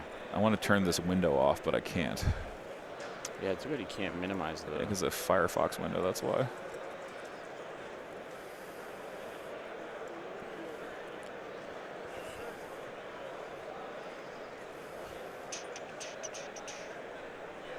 Oh yeah, and for those of you who just joined us, we are actually going to give away some prizes at the end of the streaming day today. Yeah. So this is your last chance actually to win a giveaway here, because we don't have one for Sunday. So do it on Saturday. Do it today. ! Raffle in the chat to enter. It looks like ATRT just took 3 wounds. Oof. That was a Mandalorian rocket, I'm sure. Yes. Yeah, so Mando rocket into an RT, doing some wounds there. Yeah, he had 3 crits and 3 wounds there. So yeah, so coming down here. Looks like I'm trying to figure out where the majority of the forces are spread here. They're kind of even. Yeah. Yeah. Yeah. Which is a good sign. That kind of means we're going to have a battle. Yeah, so you got a snowspeeder. Right in that snowspeeder, there's a snowspeeder, 2 ATRTs, and I think, is that Leia that's right there, I think? I think so. Yeah, that's Leia. Yeah, you can see Here comes our first airspeeder. You see that massive left hand that she has. First airspeeder's coming out. Going to slow down to speed 2. Compulsory move, go up on the roof. Love this use of the terrain. Try to stay on that roof. Whoa. Maybe too steep. Nope. Oh. Okay. All right, look at there. That airspeeder hanging 10 right up there. Oh, bro. Shoot those Mandalorians. Ride the wave of this building, bro. Right in the open. They're going to get an open shot on Mandos. Straight shot. This is exactly what Ty wants. So airspeeders are going to do this little alpha here. Try to knock down some Mandalorians. Yeah, I mean, you trade 3 shots on AT for potentially taking out. Yep. 1, 2, 3, 4. That's a full boat. You got it. Full boat, no aim. Amazing. So let's see what we get here. Airspeeder can be very consistent. And the Mandos, taking 2. 2. Rough. Yeah. 2 Mandos off the board on the first shot. Good move there by that. Excellent move by Ty. By that airspeeder coming in. Yeah. Finding that out of cover shot. Yep. Nailing it to the wall. Yep. So I think he's got the airspeeder there. Just underneath it, right above where it says breakthrough, there's a unit of rebel troopers, I think. Right there. I think so. It's really hard to see that even in the even in here. Yeah. Well, let me get the draw. Let me get the draw doc out. Yeah, let's draw. Why don't I just draw on stream? Yeah. Draw. Quick draw. Right. So this is rebel troopers here. Yep. And then he's got Leia up here. Yep. In the circle. And then 2 ATRTs right there below her. Yep. These are the ATRTs. Yep.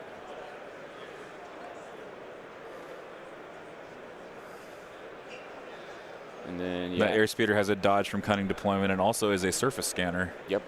Oh, that's yeah. So that makes sense for them to be the surface scanners. Because once those rockets are exhausted, like what does? Well, I was gonna say, do you think he went too early putting the Mandos out there to shoot at the ATRTs, and he should have? I think he didn't. I think he didn't have a choice. I think this is why he held them to last. Well, Because he can avoid he can avoid 2 rockets here. No, I meant like the Mandos came out too early. Oh, Down, airspeeder down. Airspeeder down. Oof. Gonna be tough bumping the table. Yeah. That thing's really precarious, but it's able to be placed. We know it fits there. We know it fits there. It was there. We know it fits. Yep, there it is. There we go. Okay. We're good. Don't touch the table. Yeah, don't touch the table.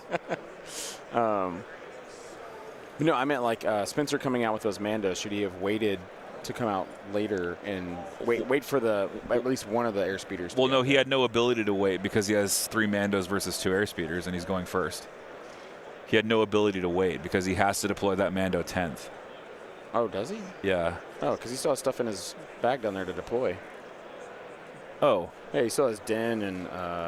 Oh, weird. Okay, maybe. Yeah, maybe then he could have waited. That's what I'm saying. He's got other things that could have come out. Yeah, I would have sworn he would have just waited. These guys would have waited till 11th and 10th. But yeah, no. Apparently, he still has things to. Apparently, they're just taking the shots of opportunity here. Yeah. And I believe that was a Mando rocket into an airspeeder, or was it the RT? I can't tell if the RT took more wounds. I still only see 3 there. It looks like it did, or I can't zoom in here. You want to try the other angle? I'm gonna see. Okay, it wasn't anything down there. Yeah, you want to try the other camera and see if we can get it? No, they're sandwiched. It's a terrible building. It's just a terrible building placement.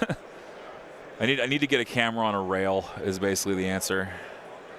I need to get a pan tilt zoom for the middle is what I need. Oh, here comes the other. Here, if you wanna. Second airspeeder coming out.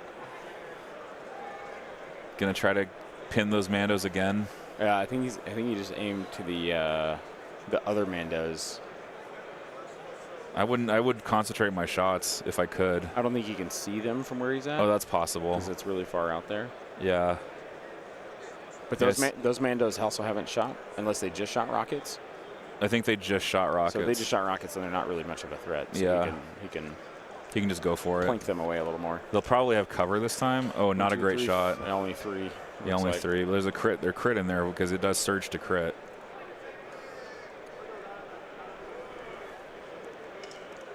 Cover takes 1. And Mandos are going to eat 1. So this is actually really good to kill 3 Mandalorians on your alpha. Yeah. Out of the 9 that are there, and especially after they've already come on and shot their rockets. Right. Like, okay. And one of those is Clan Ren. So yeah. Clan Ren only shot the 3. Well, I think that's who he has left right now. I'm trying to see what's in his bag there. It's Din. Din is in there. I think Clan Ren is still in there. Yeah. Sabine might still be in there. Yeah. Now he's looking for a rocket shot. Yeah, so I think he's looking at Clan Ren. But once again, he's targeting that same ATRT, which fair. It's already got wounds on it. Yeah. You know, but I think the airspeeders are going to be a bigger problem. They will be over the course of the game, but he's made his decision, and now he has to kind of follow it. Yep. Though there is a sunk cost fallacy going on. But then again, it's like you don't want to exhaust all your rockets and don't have an activation kill to show for it. True. An activation kill will make those airspeeders' lives much harder. Yeah. So it's just a matter of like, do I stick with this plan or do I change my ways? Yeah. Oh, sorry, I minimized the chat again.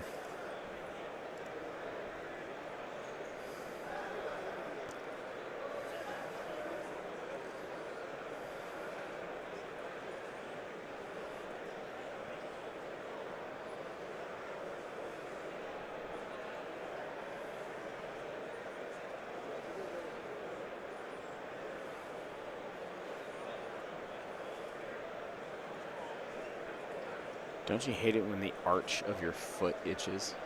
Yes, I hate it. And it's like, how do I scratch this without taking my shoe off? Yes, I hate that. I'm sorry that's happening for you. That is currently my state right now. Yeah. And I'm like, can I scratch it on the side of this chair leg? All right, so this is Clan Ren Yes, with, jumping with up. Tristan. And he's got him measured to the ATRT that has already taken 3 wounds there. Yeah, he's going to maybe go for the lethal shot. Well, he doesn't have aim. So Tristan does have suppressive and lethal. He's going for the rocket from 3. There's 2. 2, impact 2. Airspeeder takes 2. Or the RT. Or the ATRT, yep. Yeah, RT is going to go Yep, off it's board. Okay, gone. so he followed through. Okay. Activation kill. Yep. That's what we want to see from Spencer. He's followed through and done that activation kill. So he's now 12 to 11. So he's going to go last every turn. So that's going to enable him to go last with his power pieces like Din Djarin. Yep. And get those like flaming spears off or whatever. The Beskar Yeah. flamer combo. Yeah.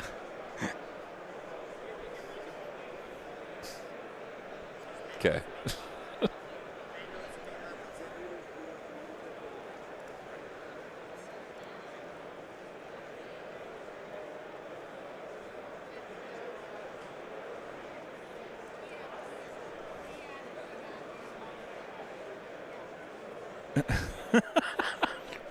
What? What? Is that my jacket maybe? Because I was saying it was hot? Randy, Yeah, are you talking about my jacket? Yeah, Randy's like, just take off your jacket and assert your dominance. I was like, what am I taking off? Well, I'm not going to give in to the pressure of this. I don't have to. No peer I pressure. don't know what's going on here. I'm a little hot under the collar now. Reagan says spending all 3 rockets just for an RT as it feels bad. Potentially. Yeah. Yeah, if I had a choice, I would have spent 3 rockets on a speeder. And Yes. maybe gotten a kill if I had done 7. But those rockets weren't that great anyway. So he wouldn't have killed the airspeeder. Oh, my shoe. Oh, yeah. Oh, your shoe. Dude, I'm wearing Converse. Oh. I don't want to unlace them and frickin' do all that. It's a lot, man. It's a lot. I'll just suffer. Think of me as I go down. No, please no. That's a yeah, it's a different subscription. Yeah, that's a different subscription entirely. Yeah. So you're saying it does exist? Yeah, Feed Finder, man. No. Oh God. Okay. We're gonna abort. Scrub the mission. Yeah. Bail out. Bail out. Pull up. Pull up. Pull up. Yeah.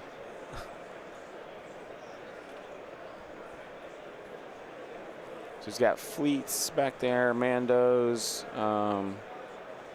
Clan Ren's on top of that building on the left, kind of tucked into that curve building. I think there's another set of fleets. Randy.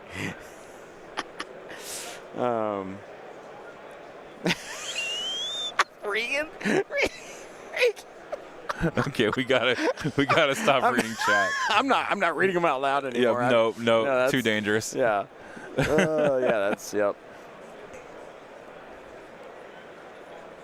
Where's he got coming in back here? He's looking at the very bottom of this side of the table. Whatever it is, it's probably Din. It's a speed It's 3. speed 3. It's probably Din Djarin. Yeah.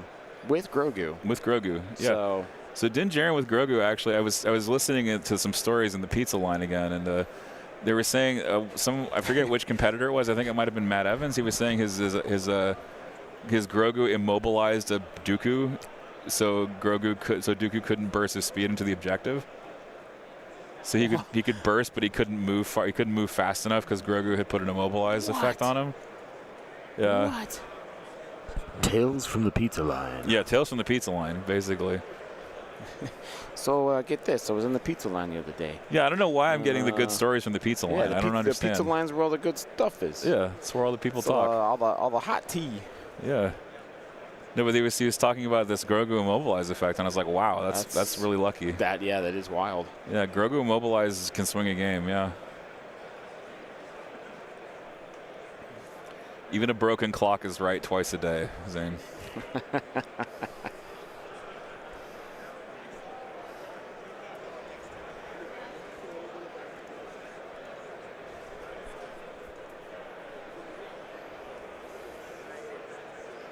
Why does Din have a suppression on him? Is it a Grogu's effect. Yeah, okay. That's what I thought. He was going for Grogu's effect, so he take a suppression for Grogu's effect. Speaking of which, I'm going to get Grogu's unit card out because we can look at Grogu. Ty bringing in a unit that I can't see there. I'm going to go to this side. Grogu's Bad Batch. Bad Grogu's a Batch is coming in counterpart. now. That's right. Oh, and Bad Batch has Omega as well. Yeah, they have Omega, which is Omega. Omega. Thank you.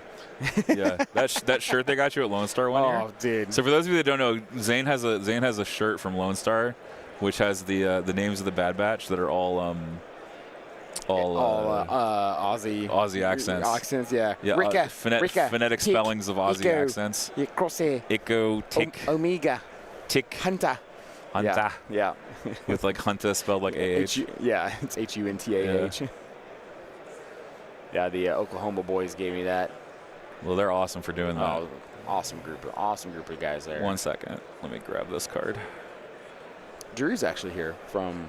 Oh, yeah. From Oklahoma. Yeah, I thought I saw him. Dude, I ran into him the other day. Yeah. He's here. So. So Grogu says latent power. Is that why you take suppression from? At the end of your activation, you may gain 1 suppression token and roll 1 red defense die. On a surge result, choose 1 enemy unit at range 1 of this mini. The chosen unit gains 2 suppression and 2 mobilized tokens. On a blank roll, remove a wound. Oh, he must have taken he must have rolled a shield. Yeah. So he took a suppression, but nothing happened.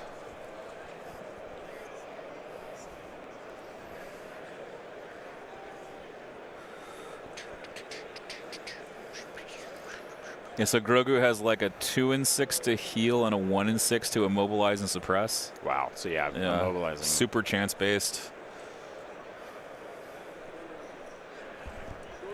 Oh, yeah. Yeah, going into 2. Yeah, awesome. We're coming up to the end here.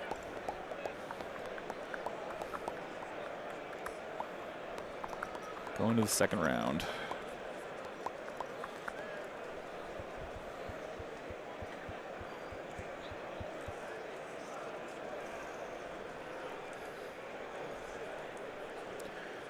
So into the second round now. The Mandalorians have expended all of their rockets.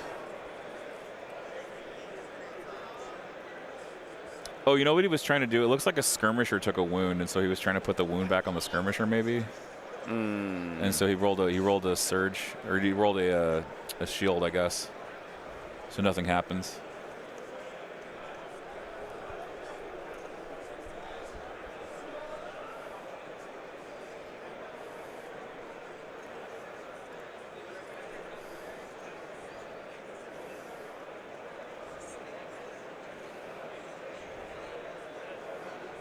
Oh, duh, he could heal the Mandos. That's right. All right, cards coming down. Here we go. Ooh, that's that alt art push that's got the horizontal art. Yeah. That's really nice. And so it must have been 2 and 2 because there was a roll off just there. Yeah. Can't see what that. I think that's Beautiful Friendship. I think you're right. Because it's a Leia card with Wicket on it.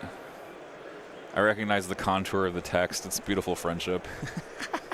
Oh, yeah, because there's a little primitive sign. There's the primitive there. sign. Yeah, it's Beautiful Friendship. I guess Wicket is probably right there next to Leia. I imagine so. Such a small little figure to try and. Yeah.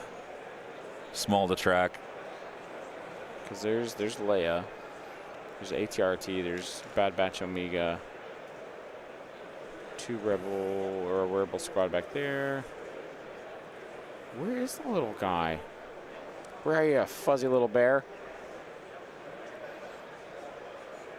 Where'd you go, Wicket? Yeah, Fuzzy Wuzzy.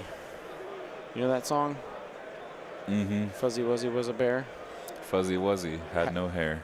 So Fuzzy Wuzzy wasn't very fuzzy, was he? Yeah. Is he back here? Why would he be back here? No. Oh, yep. Is that him? Is that him right there? Is that him on the rock? Yeah. Nope. That's a fleet. Yeah, that's a fleet trooper. That's wrong army, I think. All right, chat. We're gonna play Where's Wicket? Yeah, we're gonna play Where's Waldo. So whenever you find Wicket. Oh wait, is that him on the stairs? That might be him on the stairs. I think you had it. Look at this little cheeky bear. Yep. Look at that guy. All right, so we found him. He's on the stairs. Bears on stairs.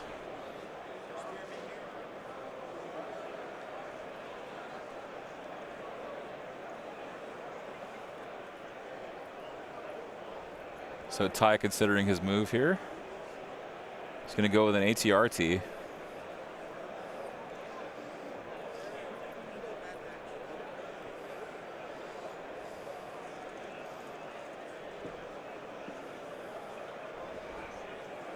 Or no, it's not an ATRT, excuse me. It is Bad Batch. It is Bad Batch, and they're going to go after these Ewok skirmishers.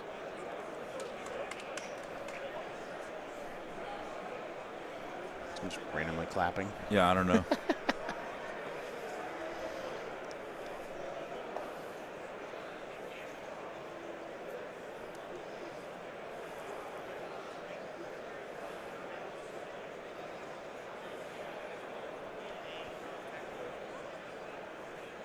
So Bad Batch is going to go for it. They got that tactical from Echo, and they've got a ton of dice to throw at these skirmishers. Not the most excellent roll, but enough to kill the squad.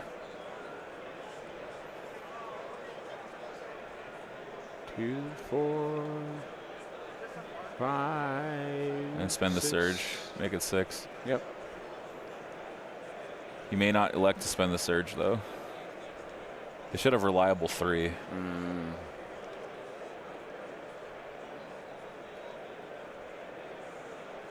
What you gonna do?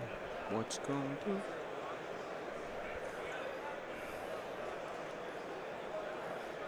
I think he might also be considering whether he wants to spend their cash aim. Oh, Yeah, and just try and try to max out. Looks like he doesn't spend it. Nope. Yep. Decided not to. Ewoks are going to roll Bupkis. They're going to all die. Yeah, that's a wipeout. They don't have any surges or anything. No, that was a full. Yeah, full Ewok squad just dead. So that's only 45 points. No, but I mean, Still, and that's a steady shot too. Oh, they didn't even aim. They cash aimed already. So they actually moved, shot with a cash aim, and then moved back and wiped out that Ewok squad. Wow. So evening up the activation count is Nita here. Yeah. Ty Neff. Wow. Yeah, that was a good play. Good shot on his part. Yeah. Solid play.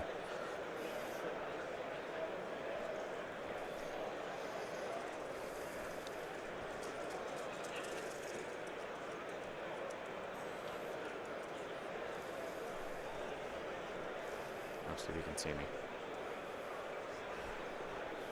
Ty. I'm waving at him, but you guys can't see that.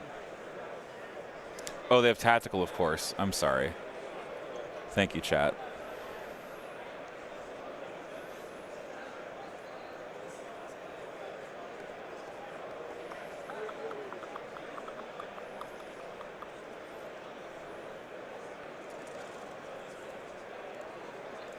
Chat is smarter than us, I think. Of course. It's a collective mind versus the two of us. That's right.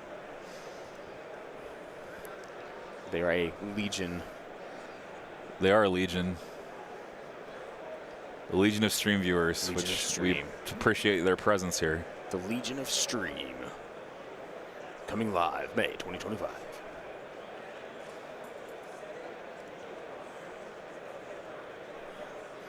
Bad Batch has so many keywords, though. Yeah.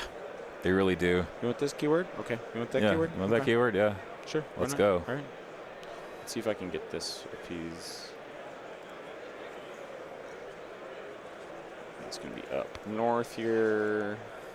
Can't see. Sorry. There he is. Went too far. Fleet troopers. Oh, they're going to come out. Okay. Hey, welcome in, Lila. The stream is going great, I would say.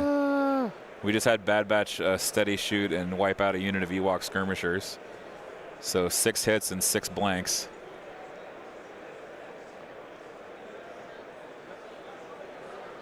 Some fleets moving in.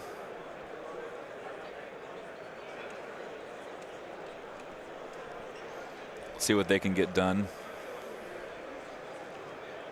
Can't quite tell who they're shooting there. It's either Bad Batch or an ATRT. Yeah. That's the only. 8 white. Nice Oh, hit. wow. Slot machine hits. Looks Wow. like 5 at least. Ding, ding, ding, ding, ding, ding, ding. Yeah. 6. Okay. Yeah. 6 hits. Probably we see into. you, Spencer. We see you, Spencer, with that Yeah. white dice. We see it. We see it. 4 for cover, so it's probably into Bad Batch. Yeah, I don't think he rolled any off either. This is a rebel off, and that's a lot of surges. Yeah, I can't see what the other ones are, but Yeah. there's definitely one blank there.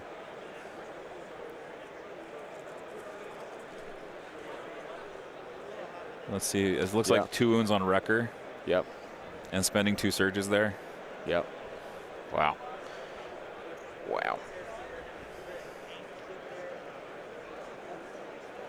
Fleets are just really, really good.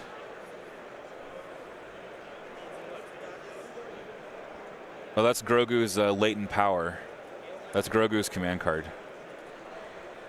You able to throw that up? Yeah, let me So, throw that yeah. up. So Since people don't really see Grogu all that Yeah. much. 1, 2, 3, 4.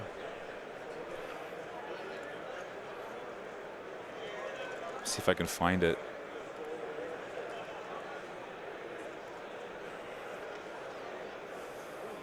Two blanks. What is it? Chat, do you know what Grogu's command card is called? Hand thing gives dodges. Yeah. hand thing. The hand thing, Yeah. yeah.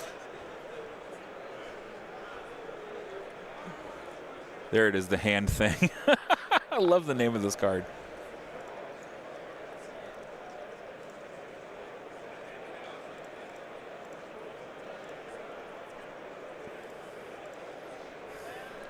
Cannot be selected during the command phase. When a friendly unit at range 1 in line of sight of Grogu is declared as a defender against a ranged attack, you may discard this card from your hand. You do, the defending unit gains 2 dodge tokens and gains deflect during this attack. Wow. Wicked. It's wicked.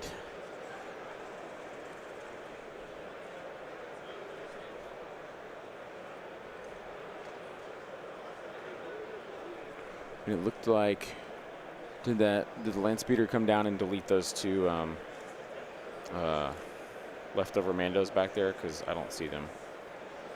Yeah, I think those Mandos got roasted. Yep, that snow speeder came, or the air speeder Yeah, came the down. airspeeder came down and cut them up. Going with, I think he's looking at Mandos here. He's a little Bloody, very bloody game in this first turn. We've got activations dying like flies here. We lost a skirmisher, we lost an ATRT, now we've lost a full Mando. Yeah. And we've expended the hand thing. Yeah. And he's looking at moving these Mandos up to hit Bad Batch again, it looks like. He's got the measure. I actually forgot hand thing was a thing. Yeah.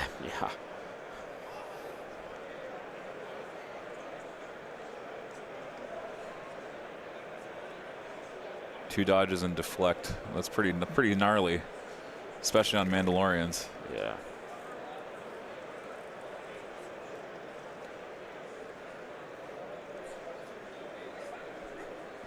Bad Batch is in a bit of a precarious position. Yeah. With where they're at now, fully activated with a unit of fleets and 2 units of Mandos that can get in within range to shoot them up.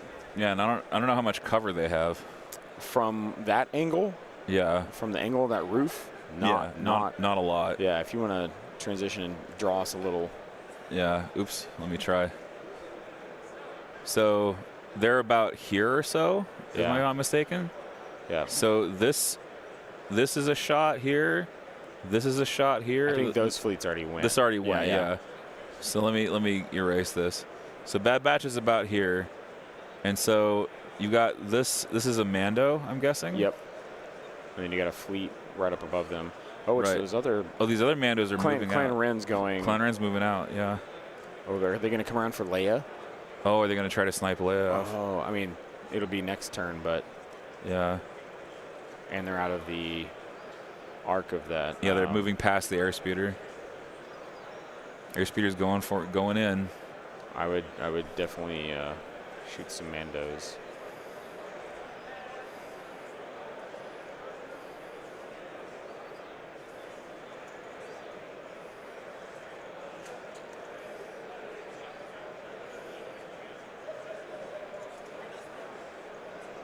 So compulsory and taking a short move to turn and then fire off another shot. Oh, is he rear harpooning the fleets? Let me see. Does he have the buzzer? Yeah, I think he does. It's free, isn't it? No, he's got the Modak harpoon. Oh, okay. So he's going to power harpoon the fleets. He just pointed at the fleets there. Yeah, so he's going to power harpoon the fleet after he hits these Mandos, I think. Looks like 4. Yeah. Mandalorians just shrug it.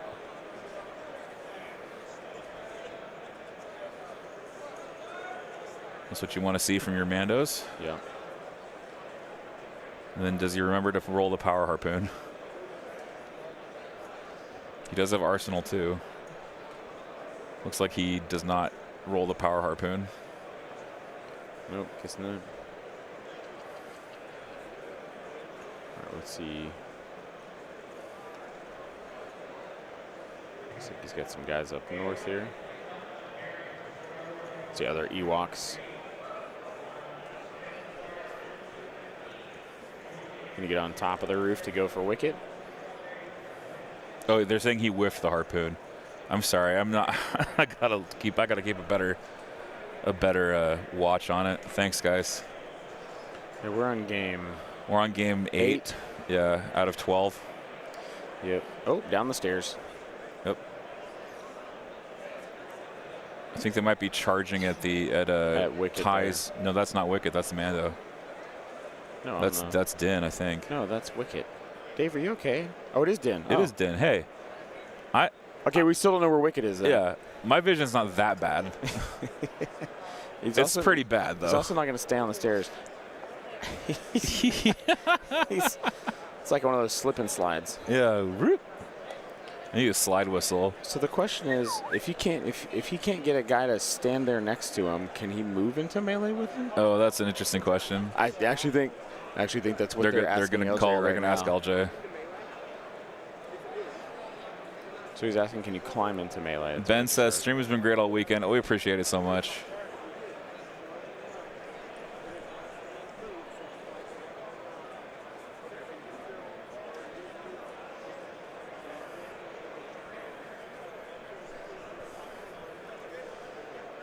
Okay, so climb into melee. Yeah. Yeah. So you can climb into melee. And Okay, so he did get it to stay there, so yeah, at least some of the unit can touch it. Then you kind of have to.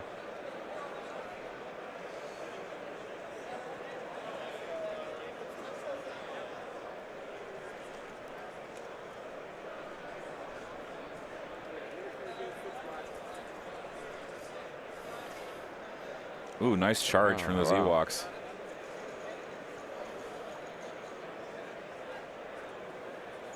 I guess that wasn't a charge because he just walked in. Dinge says no. Nope. Yeah, that's funny. Yeah. You just imagine he's like getting poked with a bunch of sticks in his Beskar, and he's like, "What is happening? What is happening?" Like he's not even like mad. He's just like, "What is going on?" Tap, tap, tap on the tin can. Yeah. It's like going to a kid's pool party and they all run up to you and start beating you with pool noodles. And you're like, exactly. What are you guys doing? What are you guys? What? Come on. What are you guys? Come on. Stop. On, you guys. Sound like Jerry Seinfeld. Yeah. Come on. Come on. You guys. You guys. You gotta give me a break here. Yeah. You gotta give me a break. You using pool noodles? Some pool noodles. I don't know. Oh, there's Wicked. I'm going to get sued. Well, that's Sabine. Okay, we still don't know where Wicked is. We still don't know where Wicked is. Is he? Oh, there he is. Is that him? Is that him? We found him. We found him. We found him. Another judge call. There he is. There he is. Wicked. There is Wicked. There's Wicked. Focus. Come on. Focus. Focus. Yeah, that's because he's like in the shade, but yeah, there he is. He's right there laying Wicked. He's like a gray blob to my camera. Well, and he's like almost the exact same colors as the mat. So. Yeah. All right, they have a judge call here. I think they're doing line of sight. It looks like LJ's looking ATRT to wicket. Give them a line of sight call.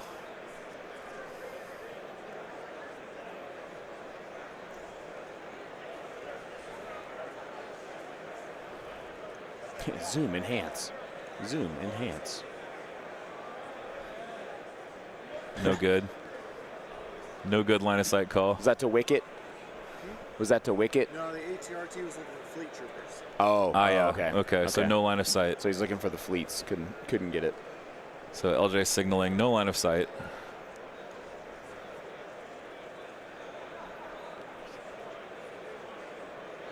So we'll have to find something else to shoot at.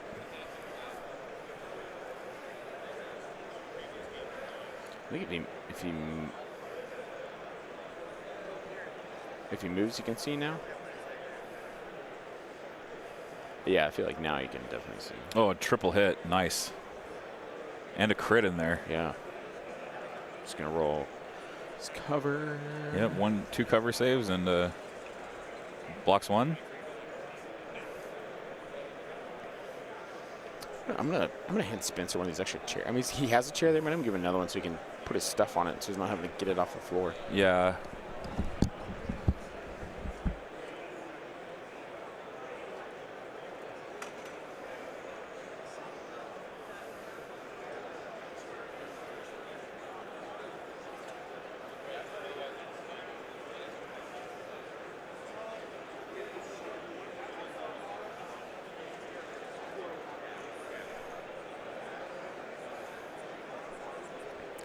Dragonfire Malice with the NFL referee talk. I love that.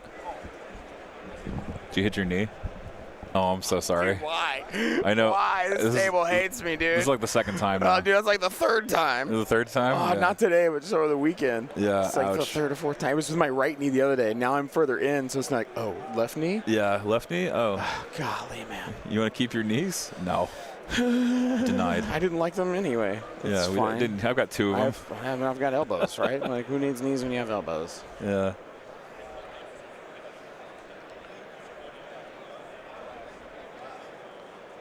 Head, shoulders, no knees, just elbows.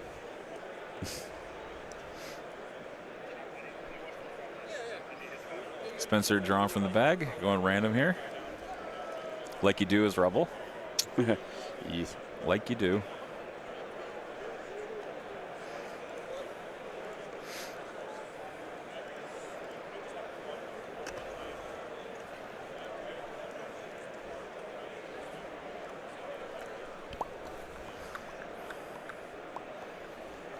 Oh, hey, let's see. Give me a side camera here. Yeah, sure.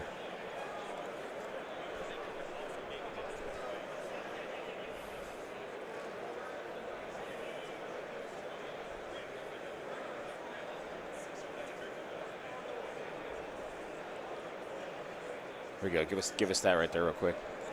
These fine gentlemen right here, Jacob, Austin, and LJ, part of our judge team. Austin's a whiz on the mouse. I mean, he's just like lickety split. Jacob's one of the nicest guys you'll meet. And then, of course, LJ. Yeah. Looks like there was a rally roll while we were focused in on the judges. A random die came flying across the screen. Wham! None of them ducked. They were unaware of its presence.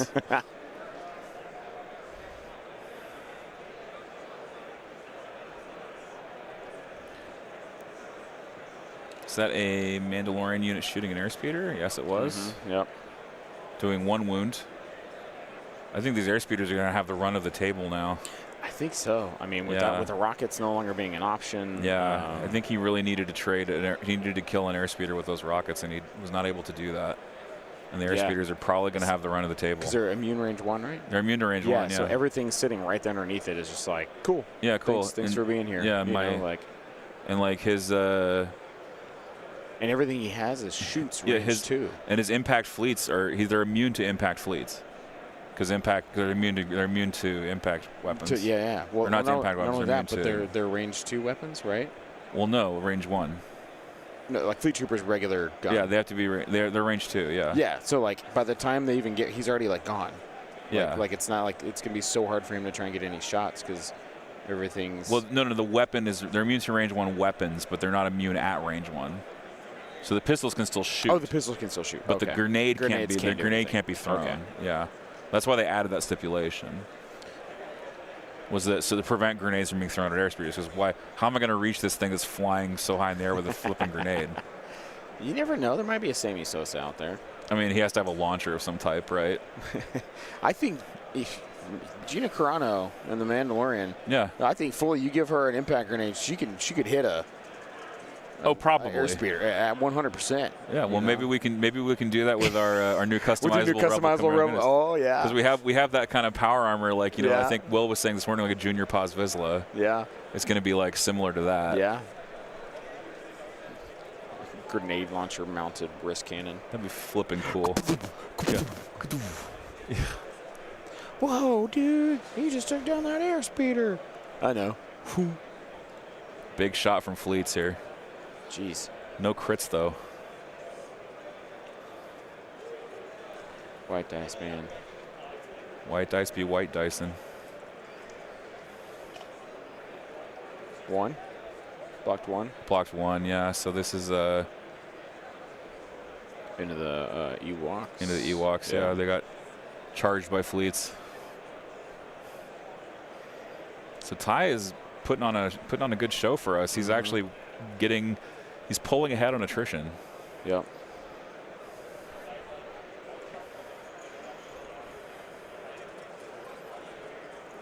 Now Spencer is seeing if his own Fleets can counter move Can and come Wicket around, yeah. and Wicket can come around there and help that melee out. Yep. And He's just a little bit too far away. he does still have Sabine back there too. Yeah, Right Sabine on is the corner. Sabine is chilling back there. So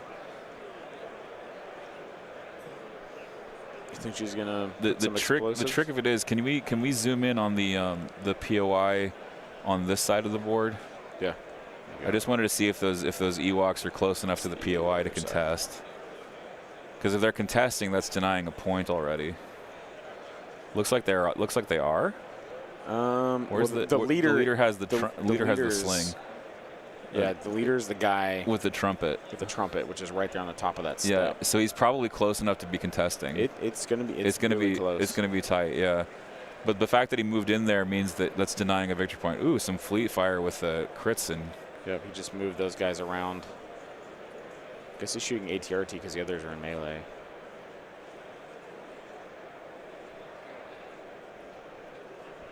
Golly, those new white dice, man. Yeah, they look so nice. Where was our? They're hanging around here somewhere. Oh, they're on the table, I think. Oh. Wait, why are they over there? I don't know why they're over there. I'm gonna go get them because I don't want someone to think that they were theirs. Yeah.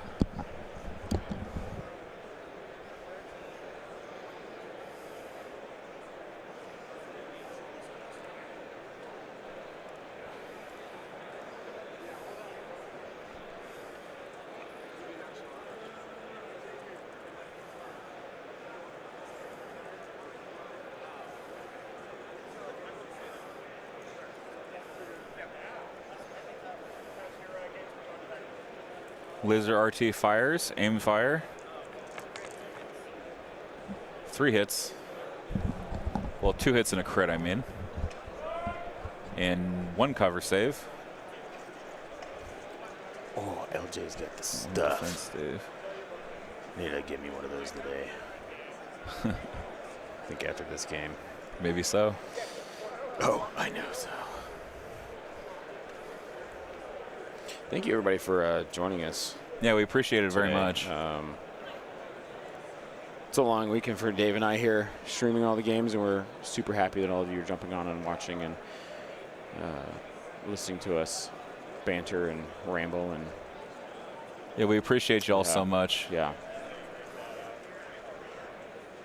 Huge shout out to AMG too. I mean, these guys have showed up this weekend. The AdeptiCon staff, everybody's been awesome. Yeah, so there's a couple questions in my mind. One is if this airspeeder is this a half range, Oh, okay. and is this a half range? Because if so, they're both denying 1 VP. to the other player. I would the airspeeder one does not look like it is. I Yeah. think it's further away. I think the Ewok one on that far corner is much closer. Because this one here, yeah, that is not half a range. There's no way that's half a range. The airspeeder is definitely. Yeah.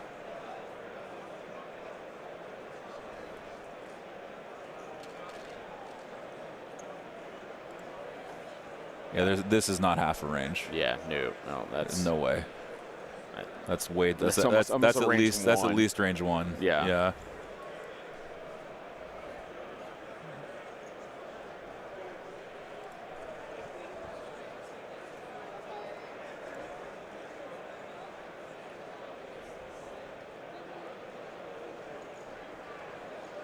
both sides of the board now and getting heavy with 2 different fights going on. Yeah, this is classic breakthrough, right? Yeah, where you've got split up armies and you're trying to win the battle on either side. Yeah. More fleets coming in. Just can take a move. They've got to dodge. Do you think Sabine's got explosives? Probably. Because I would definitely. I wouldn't leave home without it. You could drop it right behind that ATRT and hit fleets, ATRT, and those rebel troopers. Yeah, and Den.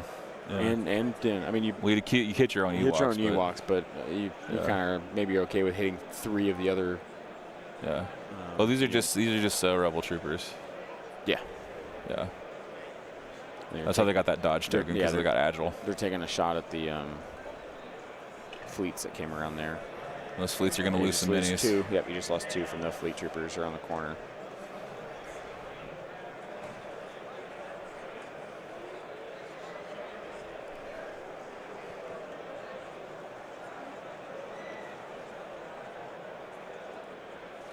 Michael, at the end of round 3, we will announce the winner of the raffle. AMG prize wall raffle, which is going to consist of dice, acrylic silhouettes, a lot of cards from the prize wall, AMG pin, a patch, a sticker. Yeah, lots of great stuff. Bunch of cool stuff. Yeah, lots of stuff. It's basically most of the prize wall. Yeah.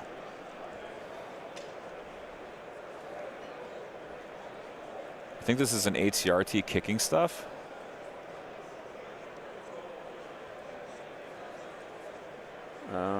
What was that? I don't know. He just took 2 fleets away from the other side. Yeah.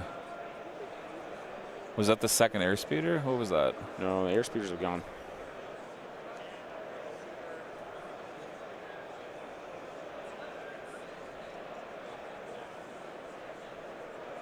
Is that Leia? Yeah, that's Leia. Oh, Yeah. Leia has a 3 red blaster now. Yeah. Wow, that's potent. So I was like, where did that come from? Who shot Leia's a good shot. Yeah, she just took away 2 fleet troopers. Yeah, she killed off 2 fleets. Here comes Din, probably looking to go get Leia now.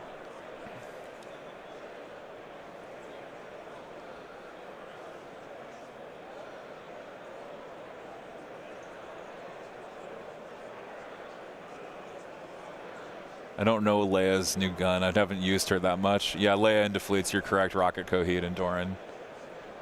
Both correct. Oh, yep. And Din's pistol not close enough yet. Or no, he's going to spend for long shot. Because Din's pistol has long shot. So he's shooting the ATRT? Let's find out. Because he kind of just measured that area. Got 3.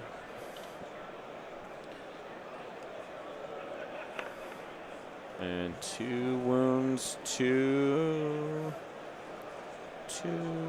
I imagine Leia has the bounty. Yeah, 2 wounds of Leia. Yep. So Din's going to go after the bounty here. For sure. Yeah, so 2 wounds on Leia right here. And Din is underneath the airspeeder here. So he shot at Leia with the long shot by spending an aim.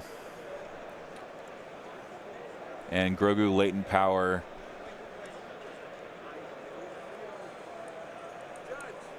They're gonna judge about latent power because he rolled a surge again. Oh yeah. Yeah. Is there one coming? Yeah. They need to call it louder.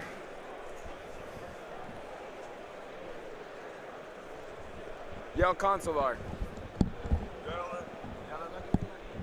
You got a belt out consular.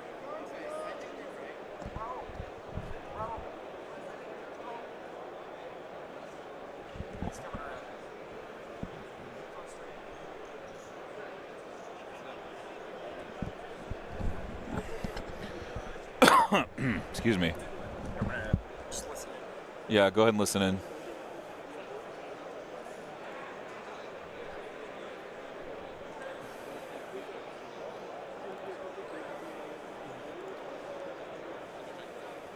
I was wondering if vehicles can be immobilized. Oh, yeah.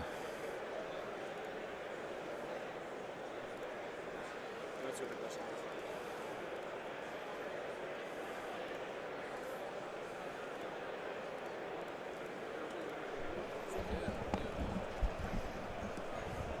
So I put Grogu's card up there. He rolled a surge on latent power. Yeah, and he's checking to see if he can immobilize a vehicle. Yeah, but I think it says, because it says the chosen, you just choose an enemy unit at range 1 of the unit in the reminder text. I think But so. it could be a trooper in the written rules. We don't know. I'm fairly sure it just says unit.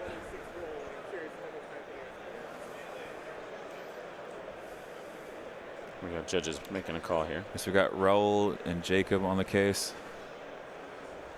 Let me turn off the unit card thing so we can actually see this shot. Because oftentimes the case here when a judge is called, they usually reference so many different places to see. There's a lot of places to go, and so they're talking it over now Yep. to see if he can immobilize an ATRT. But Grogu's like one of the lesser played minis right now. Yeah, so it's hard for just to be like, oh yeah, that's a thing. Yeah, his You're rule just set, like, his oh, rule set's like lesser known. And immobilize on a vehicle is not really Yeah, something it's not that common. happens very often. Yeah, it's not so- common.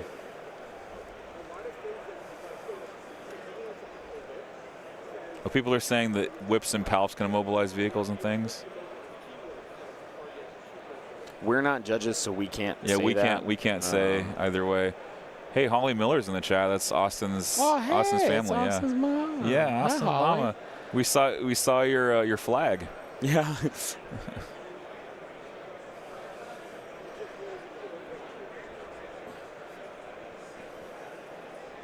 Let's go. Let's look at here what they're looking what he's looking to immobilize.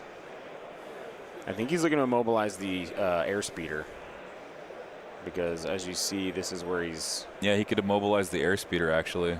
Yeah, this is where they're at. Ooh, that's way too much. There we Yeah, go. that's overexposed. You got it. Oh, The sun, the power of the power of the sun. The power of the sun in my hand. Yeah.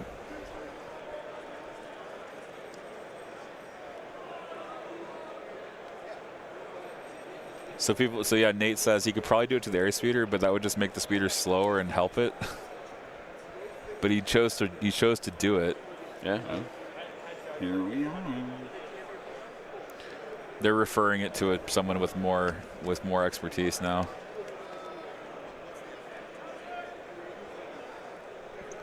Graham was like, "What's the effect?" Oh, Grogu. Oh, okay. He's Yeah. like, "Oh yeah, I don't know what that is." Yeah, what? So, is that a yes? Okay. Yeah, Yep, so yep. so yes, either they're saying he can immobilize the airspeeder. All right. So immobilizes on the airspeed. I think that's what the token is. That's the what that token is poison there. token. It's a poison token, but Yeah. it's immobilized. He threw a Bacchus grenade in the cockpit. Yeah.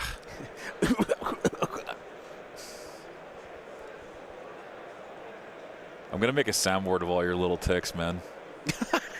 I swear to God. Dude, when I grew up like playing with my GI Joes, Yeah. oh, sound effects so much. Like it's to the point that my parents would be like, "Zane, enough with the sound effects." And I'm like, "Okay." Like But- we'd be in the car on the road trip, and they'd be like, But there is no reason if we come back next year that I Like- shouldn't have a soundboard just at the ready. Because they're funny, man. They're hilarious. "It's the radio thing, you know. You gotta engage as if the people are here with Ooh, you." that is a lot of blank That is- reds. that is Is three- that Dim's Flamer? There was 3 blank reds, Yeah. but Din just went with No, so who's all this red for? Bad Batch already went.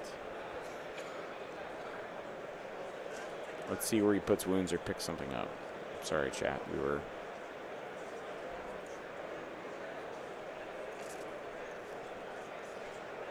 Well, whatever it was, it's fine. It's probably dead. Whatever it was. Oh, he just measured some. He just pulled Sabine. So let's see what.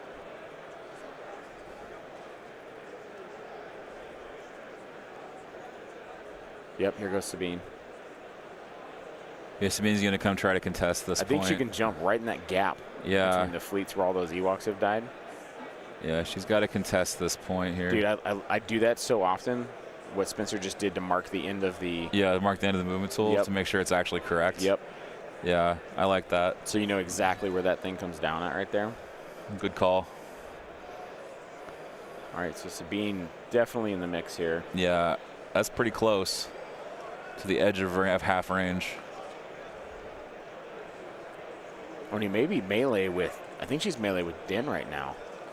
I think that's what he was looking. Yeah, melee with Din with the Darksaber. Uh-huh.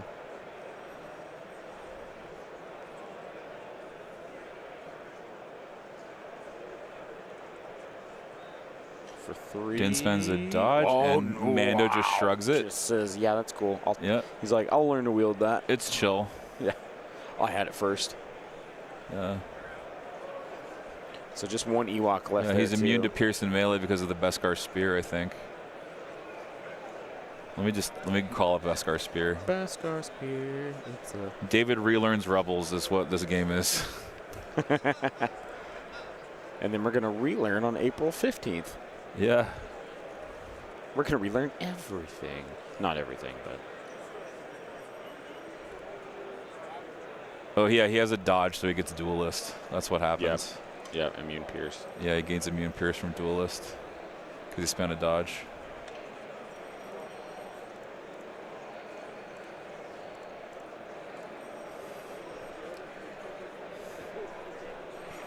I'm going to toss the chat. Oh, yeah, sorry.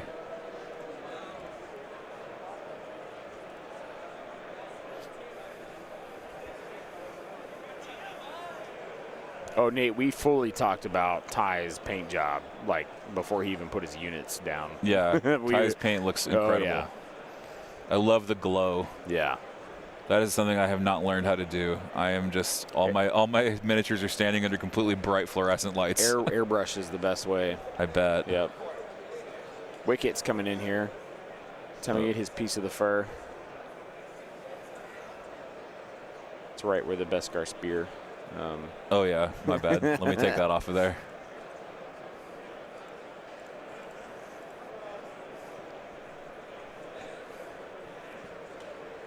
So Wicket's just around the back side of that building.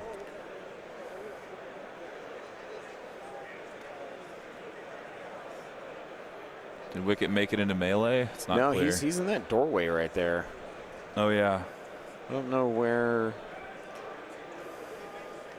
Where's he going? Where are you going, Fuzzy? Laugh it up, fuzzball. Stuck up, half-witted, scruffy-looking nerf herder. Who's scruffy looking?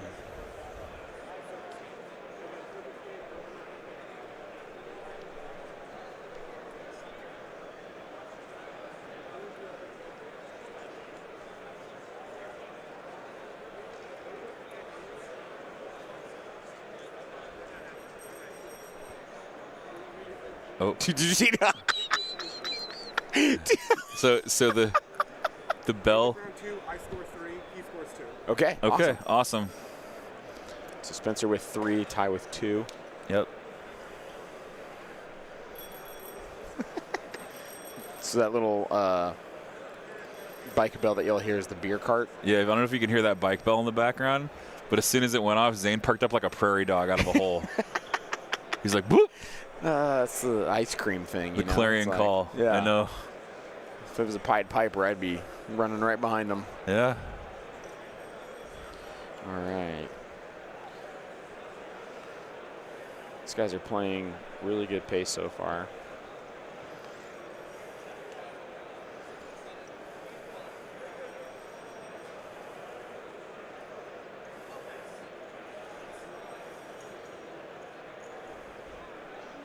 Just a couple pictures that LJ says he's taking this around. Look at. Oh yeah, the B1 piano guy. Yep. Love that. Oh, 4 snail face off. Oh my gosh, yeah, double EXD That's wild. against double snail EXD. What is this? That's a rainbow. That's a Skittles AA5. Dude, that's so wild. Yeah, That's awesome. we gotta put those in the Discord. If you can put them in the Winter Moon Public. Let's Yeah, see here. put those in Winter Moon Public General. Let's see that one. No. Nope. Are you in my Discord? Should be. Here, let me. There's 2 Winter Moon Wargamings. There you This go. one? That's the one. Yeah. So now let me see if it'll. Yeah.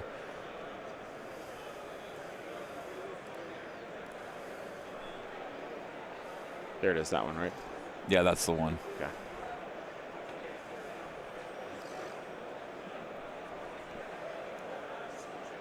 All right. Boom. They're there. Thank you. Thank you.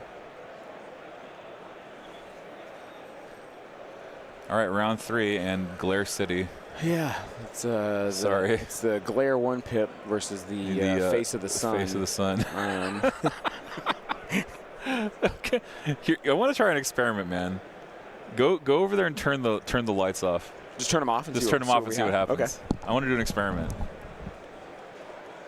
Thanks for bearing with us, stream.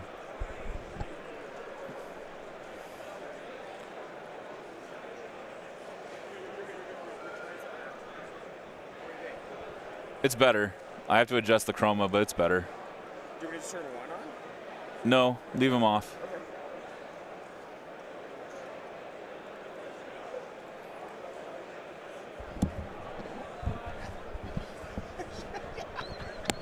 See how much better it is?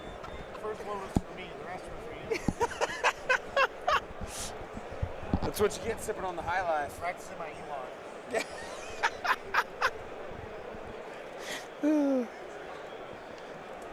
So you think that'll be? Let's see what happens with this. All right. So we just turn off the dice tray lights to see if that helps with the glare. Let's and see if it's making it worse. Yeah. I mean, it definitely neutralizes the white balance on that side of the board better. Yeah. They might just be too intense. We're not camping, David. I'm a teepee. I'm a wigwam. Relax, man. You're too tense.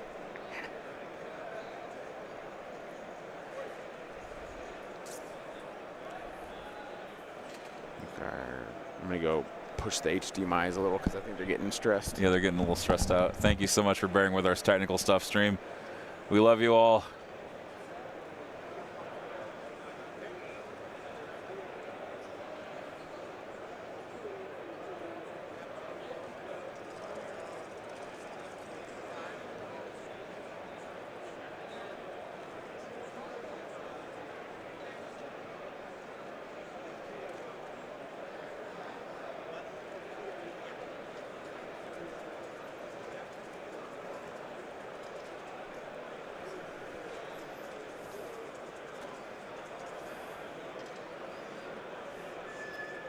So this is Din Flame Spear for Spencer.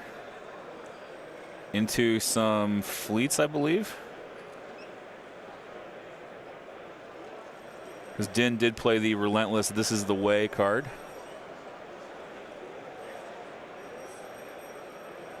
And we will see what happens to these poor fleets. They're going to have to roll a bunch. I know this is in reds. Let's see what happens.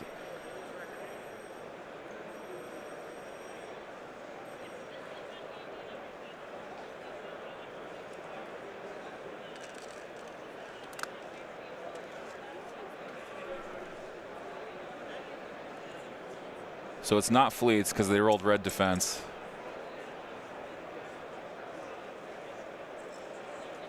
That is a ton of block results there.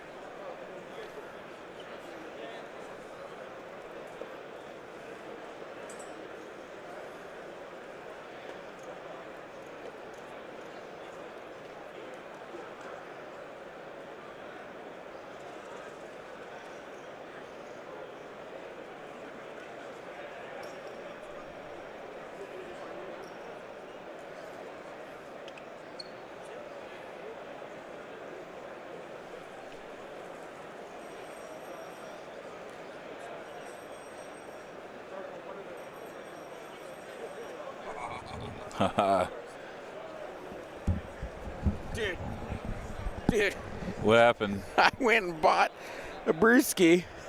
He gave me a free Hollow Crossbowman Dark Souls miniatures. Wow. Yeah. Dude, that's the second just like free thing I got today. I was standing in the pizza line. This dude came by and was like, I had a bag of stuff. Uh-huh. Just handed me this random like grab bag miniature. And he's like, hey, thanks for coming. And I was Wow. like, okay, thank you. That's pretty tight. So, yeah. See, sometimes it pays to run for the beer cart. Free minis. Free minis, yeah. I mean, I guess I paid You for too it, could but- get free minis if you come to AdeptiCon. Yeah, you should be. Actually, and on that, they've Yeah. given away over like Yeah, they've almost given away- 200 boxes of product to the Legion guys. Yeah, AMG like came through. Yeah, they are dropping. They're dropping so much lots of stuff, product on which us. I think the theory here is too, right? Moving to hard plastic, there's a lot of the soft plastic stuff that's just going Right. to be sitting around in their warehouse and Yeah. stuff. So they're probably like, you know what? It's Worlds. Take it there. Give it to these Give it players. to all the players. So and there's a lot of stuff that they've given away this Yeah. year from, I think, just trying let's to clear make out old let's make stuff. some room. Yep. A lot of B2 boxes. Oh yeah. I've seen a lot of people getting B2s, so if you weren't here, you should have been.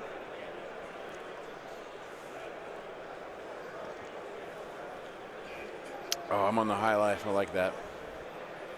That tastes like it was brewed just down the street. You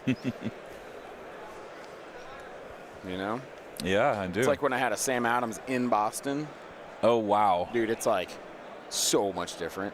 Sam Adams Oktoberfest in Boston. Chef's kiss. Shiner in Shiner, Texas. Shiner Bach. Oh, impeccable, impeccable. Oh, I don't have my side cam. Oh, my bad. I was just Gotcha. like, I clicked it and I was like, why didn't that move? All right, What in the shot what? command. This is Clan Ran, I believe, shooting. Or no, what is it?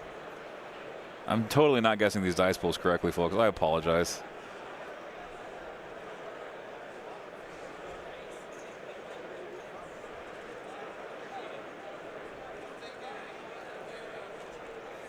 What I need, Zane, is I need a way to hear the players without putting them on the show. I think that's the thing we can do. That's the those, thing- Those that's the- shots are on Leia. Those are on to Leia. Yeah. Okay.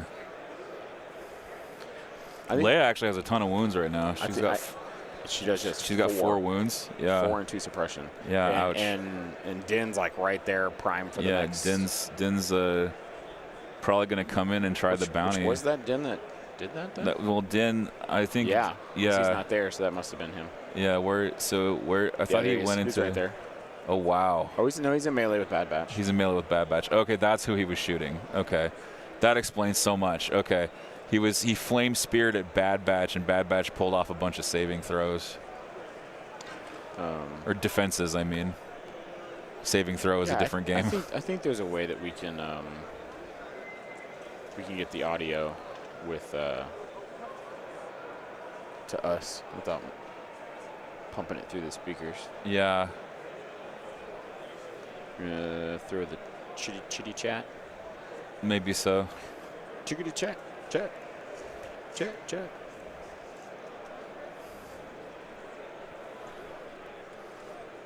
Nate, yeah, we actually talked about this last night, I think. We were talking about how do we mic up. Yeah. How do we Mic mic the up the players players without them being heard on Yeah. stream? Yeah.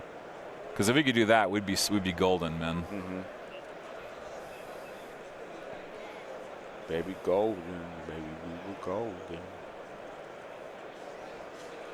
Yeah, once I figure that out, we'll be sitting pretty.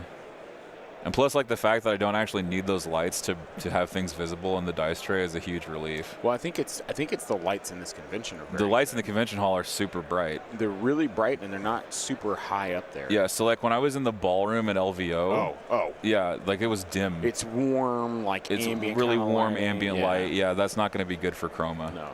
But in here, where it's like bright fluorescence, it's where you're showing stuff off to people.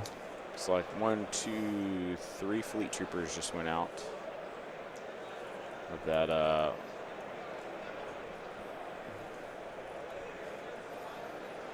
So this is Sabine versus Din on the right side of the board that we're Yeah. looking at right now. The Ewoks are gone. You got Wicket there, who I believe who just went against those fleets. Yeah, Wicket against the fleets, and then Sabine against Din. Yep. And then some just Rebel troopers and And an ATRT chilling out. Yeah. Defending the point. Airspeeders, though, continuing to cause havoc on the opposite side of the board.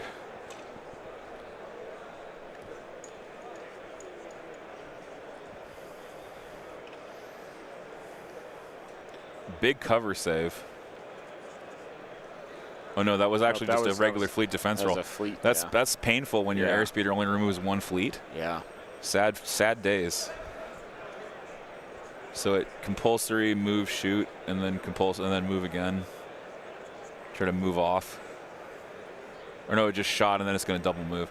Double move to contest. Love that. Oh yeah. Big moves here from Ty. Yep, and just Leia's there. Yeah, that's big. That's what we want to see. Contesting his opponent's objective and trying to secure it. Yep. That's the name of the game with Breakthrough. Breakthrough we haven't seen played all weekend, though. People avoiding it. You know the one we haven't seen at all is Intercept Signals. They almost played Intercept on They this almost one, did? But then Spencer said, I've played Intercept 4 out of my 5 games, and I really don't want to play that. So it's like avoided for some reason. Yeah. I don't entirely know why. Spencer going with his other fleet troopers that are perfectly sandwiched in between those two buildings to get a shot here, but we'll see what are they going to move into melee? Where are they going?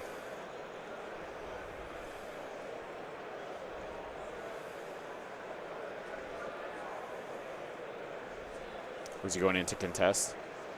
Yeah, he must be. Moving to melee and just being there, yeah. Yeah, moving melee, contest. Yeah, get that charge. Charge up. Just for the captain. Nothing.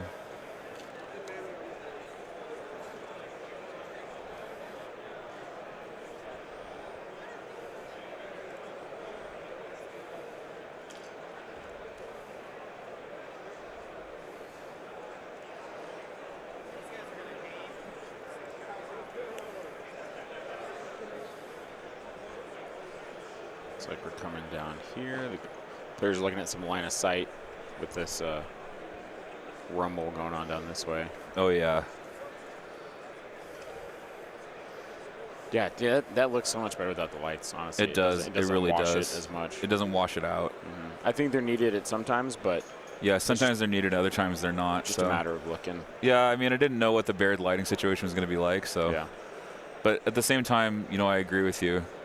I could make that adjustment. Fleets. I think it was a fleet unit. Yeah, that's a fleet unit destroyed. I think Rebel troopers moved into melee and smacked it. No, it was. They shot it off the board. Yeah. Okay, never mind. Leia dangerously low, 2 health remaining. Din and Grogu in melee with a bad batch, unfortunately, which is not what they want to be. No, because I mean they could potentially be there the rest of the game. Yeah, for real. Bad Batch could just refuse to die. Yep.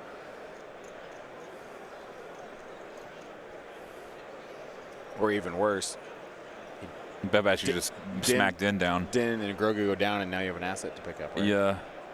That's right. You have the asset token. I went to see the baby. Show me the baby. And Werner Herzog was not wasted in his role as the client. No. So good. He's one of my favorite movie directors, actually. Yeah. You should watch if you want a trip. You should watch Agira, Wrath of God. That's a really good movie. Or Cobra Verde. Those are any movie that Werner Herzog directed with Klaus Kinski. Those are just such a trip, man. Okay. Those movies are a trip. They are very R-rated though. Oh, yeah. Not family friendly. Not family friendly, but still good movies anyway.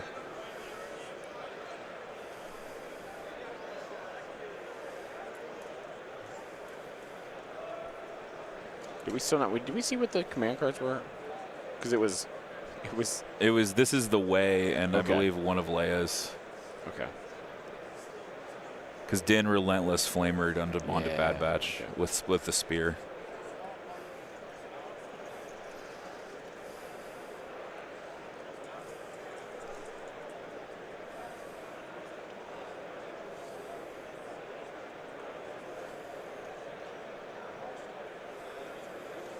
Oh, maybe the asset token is no longer. Oh yeah, it is. Yeah, they did change Grogu. That's I right. don't know.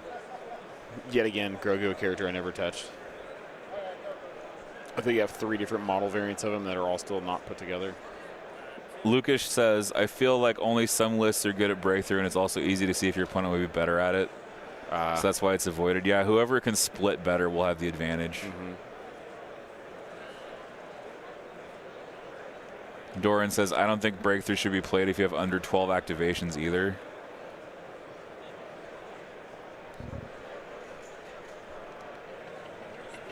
So Sabine just went, I believe she used her grapple on Din there. Grapple line on Din makes sense. Because there's an immobilize. Yeah, that's her immobilized grappling line.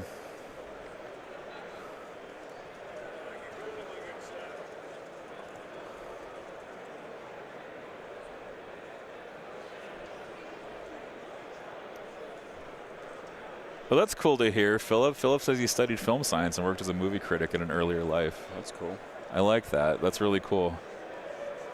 Ooh, precarious. Precarious. Can you make this happen? Yep. Can he balance? Oh, yeah. Oh. Oh, is it legal, though? Is he actually moving too far? Is it legal? I will make it legal. Doesn't look like it. It doesn't look like he's got to figure out something else. Yep. He's going to go ahead and shoot fleets anyway, just to get this activation off the board. Yep. Only 2 guys left in that unit. Pew pew goes the airspeeder. Airspeeder doing tons of damage. There's just nothing. There's just nothing to combat it. Basically, they haven't taken any damage. Yeah, taken no damage all game. So, airspeeder's running the table. They don't have any aims though. 3. Ooh. 4, I guess. Oh, 4. Yeah, there it is. Yeah. Okay, yeah. 2 crits, 2 hits. And that is a fair number of blanks.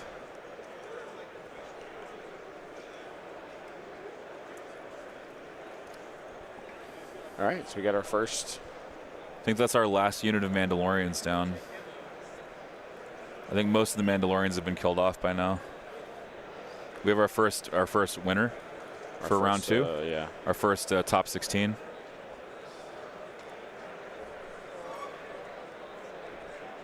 Let's see if you can pull it up there, because my phone. Yeah, I'll give it. I'll refresh. Very goofy. Let's see if Longshanks will cooperate.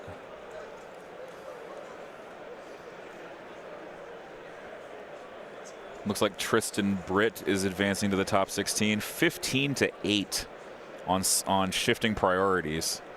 Oh, and Goose Geesekin got a buy. He got a buy, it says. So yeah. he must have had a drop then. Must have had a drop. Yeah. Blaze Miller also moving along. Wow, Blaze Miller moving on Looks as like well. his opponent conceded because he has 900 points. Yeah, his opponent conceded. It was close the pocket, 4-3. And Sean Siebert beats Sean Silbert beats Arkey. Sean Arkey. Yeah. That was another concession. That was a Sean off. Yeah, another concession there. 900-0 with 0 victory points reported. Wow.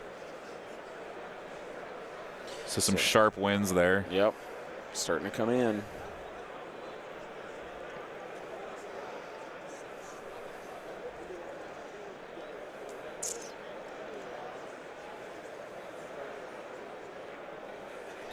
English are going well. Oh, Bad Batch is moving. Oh, Bad Batch, do they withdraw? Oh, they withdrew to. Oh, they're having Hunter Knife here. Hunter Knife actually kills something. Oh, incredible! It actually works. That's the first time I've seen the Hunter Knife work.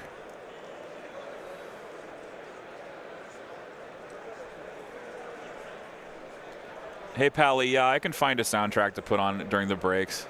I can just sing if you want. Yeah, we could also just sing.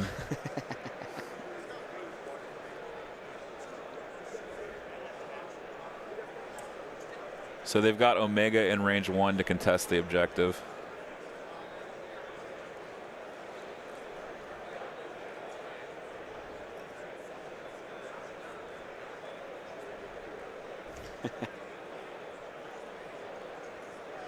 Hunter's moving. Yep. Hunter's got his knife. Yep. Hunter with a Bad Batch. They're moving into the cover there. Yeah. We'll make sure to say Hunter, and that way you may not trigger you as much. Hunter. Rika. Omega. Omega. Oh, that's right. That's not how contesting works for them. Yeah. Oh, yeah. Hunter has to be in range. That's right. Thank you, guys.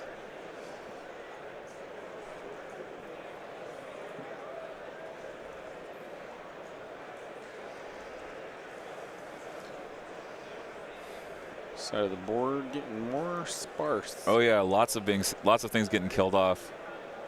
I've honestly lost track of the activation counts on either side, but I think Ty is winning on attrition. Yeah. Spencer's up on points, but Ty's getting rid of units. Let me see if I've got the. I should have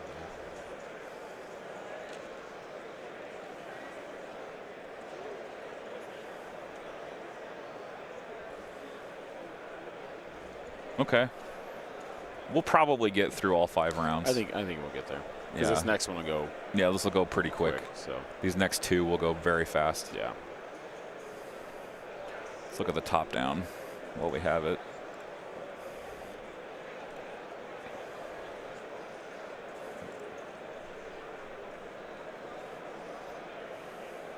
I always love how, as Legion games go on, the more chaotic the table starts looking. Certainly. With like dice everywhere and like tokens here and dead models here and range rulers and movement. Like,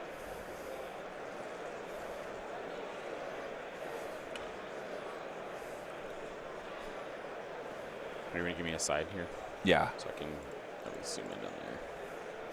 I need like 3 monitors. Yeah. Actually, I have 3 monitors. Well, it's 2 monitors, but 2 views in 1 monitor. I need 3 monitors, and I need like all kinds of new gear.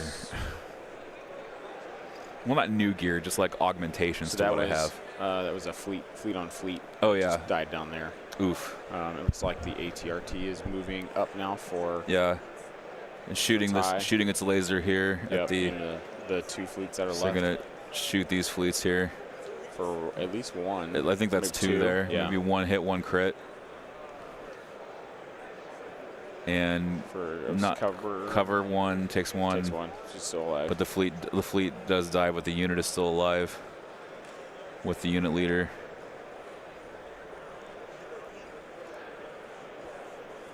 I think is this all? So let's count unit leaders on these objectives and see who's leading. Let's see here. It's got Leia. Leia, Rebel Troopers, ATRT. RTRT. So this is 1 point for Ty. And this is. Let me see. I don't think anyone is on this one, unless I'm mistaken. No one's on that back one. Nope. No one's on the back one, yeah. That far one on the other side is. Airspeeder, yeah. So there's ATRT. There's a Rebel Trooper leader. Well, the Rebel Trooper unit leaders may be too far Maybe out, too far away. but Yeah. the ATRT and the fleets are there to the wicket that's there, so that should be ties as well. Another airspeeder shot coming out.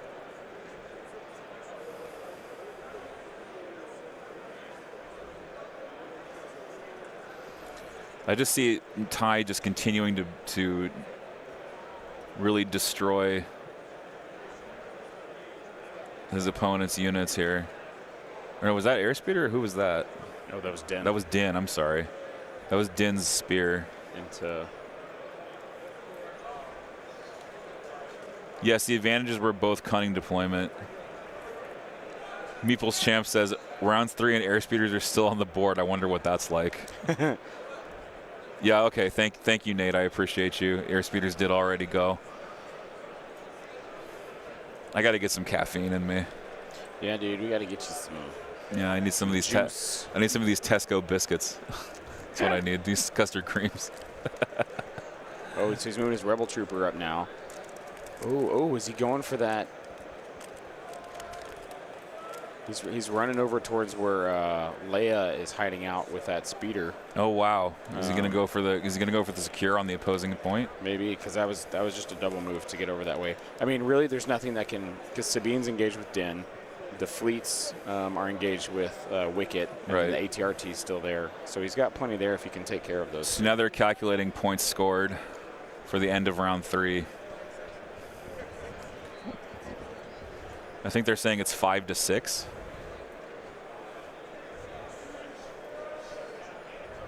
Or 4-6. You scored 4.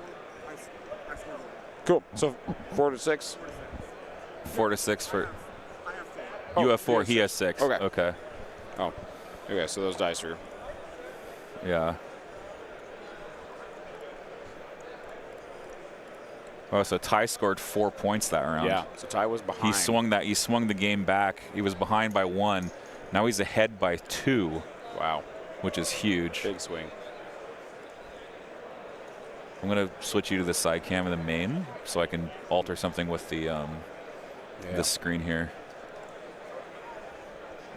So here, I'll zoom in here so you guys can see. So that back point there, as it focuses. Focus. Focus. Focus. Focus. There it is. There's fleets, the Wicket, ATRT, Din and Sabine are on the stairs. And this Rebel Trooper unit is moving To contest the back point. This back point. You can see Leia's base with the Dodge there. And then the speeder. And kind of zigzagging back over. You have Clan Ren on top of the roof still. But Leia and Rebel Troopers and ATRT holding that back point. Din is right there. I guess he's not worried about giving up the bounty. We Legacy of Mandalore, and we do what we do. What we do, yep. Yeah. So Bad Batch 3 coming out for Spencer. And then nobody is on this back point back Yeah. here. Oh wait, yeah. Oh, he does. He has a Yeah, rebel he has the unit rebel back there. hidden back Oh, there. jeez, man, those things Yeah, those things are hard to see. dark. They're dark. Yeah. You know, flip over the top. You got it fixed. Yeah. And flip this over. So just to show this, the current scores, we've got Spencer on 4, Ty on 6.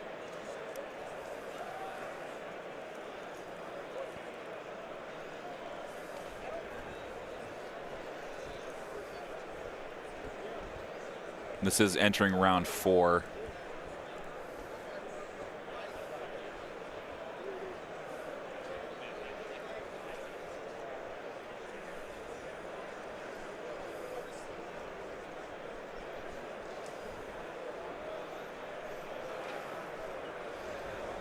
Spencer going first, taking an improvised orders.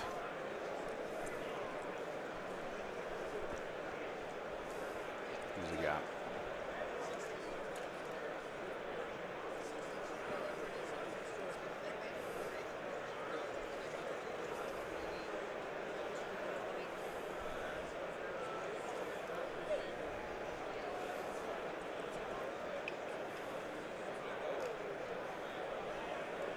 Wow, Trent Hale went 14-5. Yeah, that's crazy. Wow.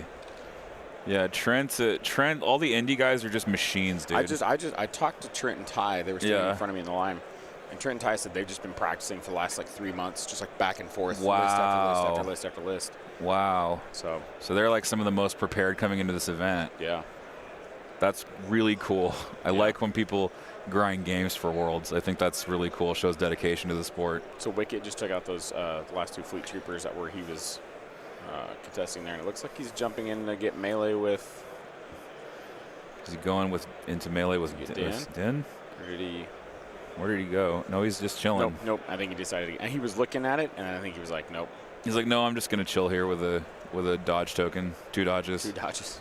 Yeah, just chill out and contest this objective. Dodge City.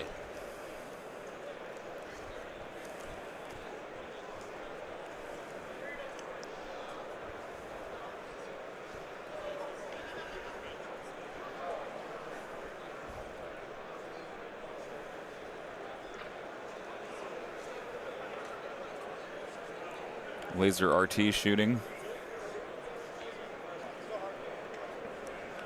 Covers 2.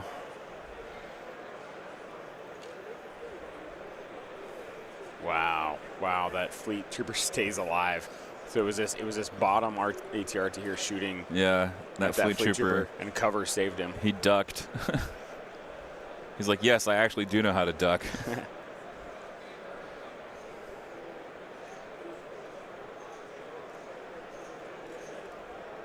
And then he happens to pull that trooper.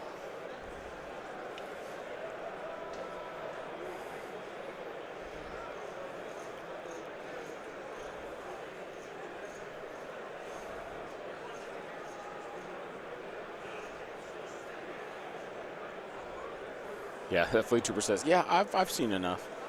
I'm out." Yeah, he's gonna get behind the train Yeah. and hide forever. No need to go anywhere. No. Just save his activation. Right, here comes Bad Batch, maybe.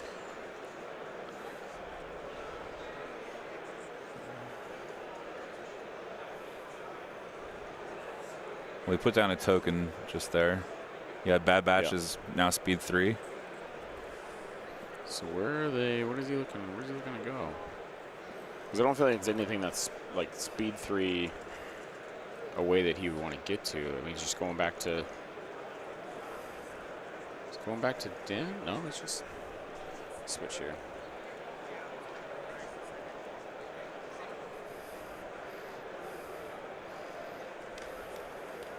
Oh, I guess he's just looking to shoot at the Mandas on top of the roof there. So he just.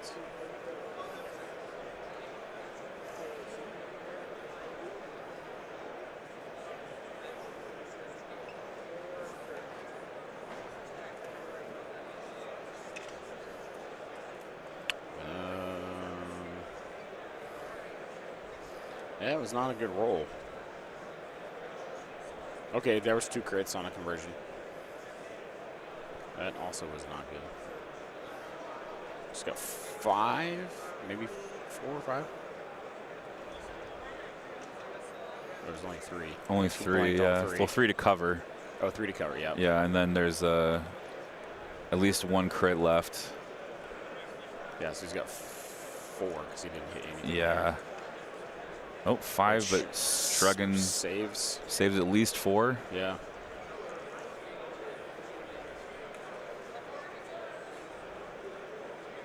Hunter knife. Looks like it did kill something. There you go. That's twice now. Yep. And then they move into melee. With Right, they're going to continue tagging Din so he can't bounty Leia. Yep. Good call. But does Mando gain? Let's look at Mando's 2-pip because he played the 2-pip.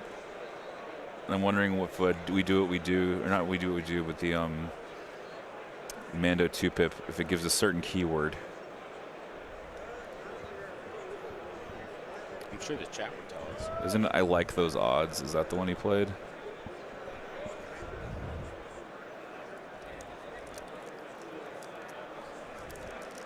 No, it doesn't give him versatile. So he cannot actually shoot out of melee. He is that tying him up in melee does prevent Leia from getting bountied.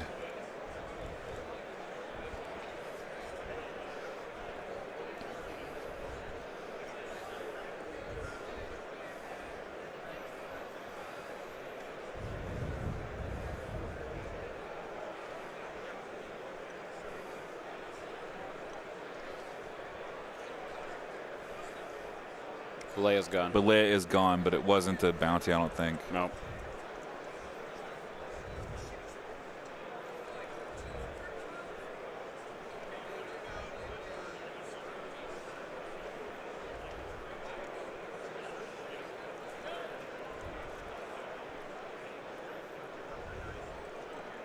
Wait, did he? Wait, no, yeah, wait, did he range attack out of melee?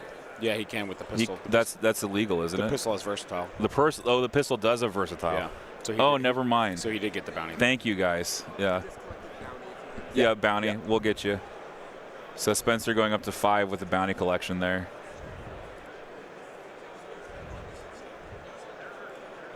Good job, Spencer. I forgot that the pistol has versatile on it. Mm-hmm.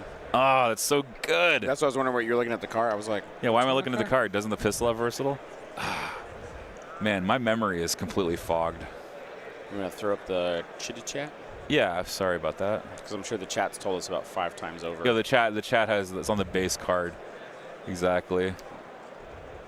Din has versatile base on the pistol. The giveaway is at the end of the next round.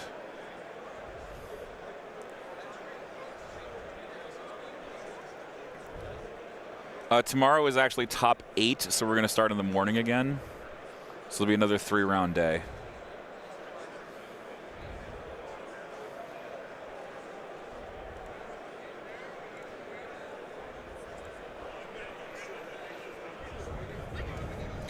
Yeah, I'll be frank with you guys. People at my store don't play Din. They just don't. I played him for a little while. I really liked him. Might have to start playing him again. Yeah, might have to start playing him. He's actually kind of absurd for He the was points. one of my favorite figures to paint too. I had a blast with him. I used the Turbo Dork. Oh yeah, the Tin Star. 10 star on it. Yeah. Yep. Great paint. See, if I wanted to play Din, it would make me have to break my Rebels out. You don't want to play some Empire? No. No. No.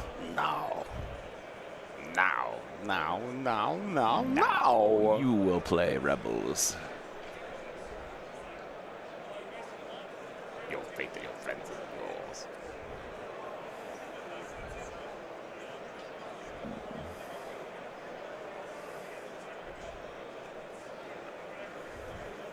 All right, looks like he's going with his Leia back here in this corner. Sam's Leia that's still alive, that is. Who? Spencer's Leia? Jeez. Did you read the chat? Did you read the chat that said Sam Solo? I and that's did. what yeah, I I figured. did. I can't. I'm just going to take my headset off and walk away. We're going to put Dave's Venmo QR code up here on so you guys can buy him some caffeine. Yeah, please send caffeine. Leia shooting at the Rebel troopers, taking out 3 out of that unit. Literally just a unit leader and a astromech.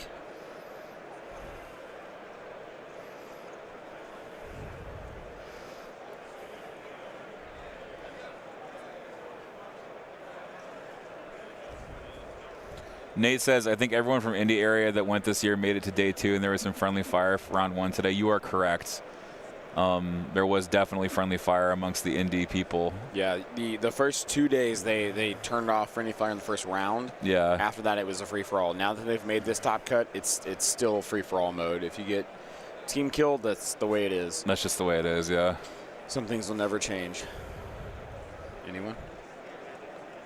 War That's never just changes. the way it is. Oh. Da-da-da, da-da-da, Oh, da-da-da. Bruce Hornsby in the Some range? things will never change. Da-da-da, Oh my da-da-da, gosh. da-da-da. That's just the way it is. I thought you were doing Fallout. Oh no. But I'll take Bruce Hornsby in the range. Yes. Though. That song is Slaps. slaps, dude. Yeah. Dun, dun, dun, dun, dun, dun, dun, dun. Great Stand in line, marking time, waiting for the welfare dime. That's just the way it is. Yeah. It's a good song. It's a great song.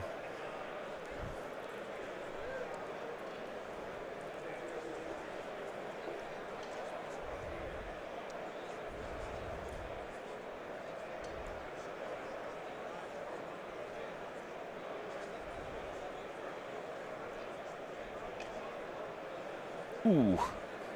Is that halvesies? Yeah. That is pain. It's on the din there. Yeah. Is what, 3 wounds now? Is that what that was? I think he just put a. Sorry for the. How many internationals came to the event? Not that many, 3. unfortunately. It's a tri-country tournament. Yeah, there's UK, Canada, and, US. and USA. Yeah. Yeah.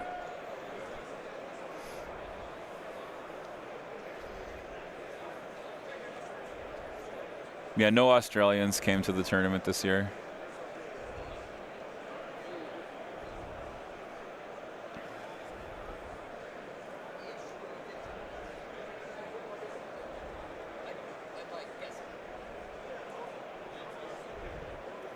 Airspeeder down here in the corner.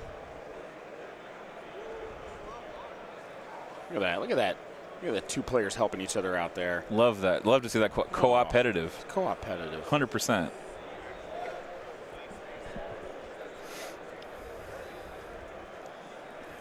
It's custard creams. I know we're running low. It's all right. We got a whole nother pack of Oh my gosh. 60 pence custard creams here. Yeah.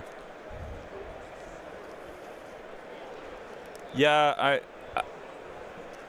I kind of agree with you, Nate. Nate says that it's harder when winning GTs doesn't help your travel expense. I mean, to be fair, from like a budgeting standpoint, doing that was kind of nutty to begin with.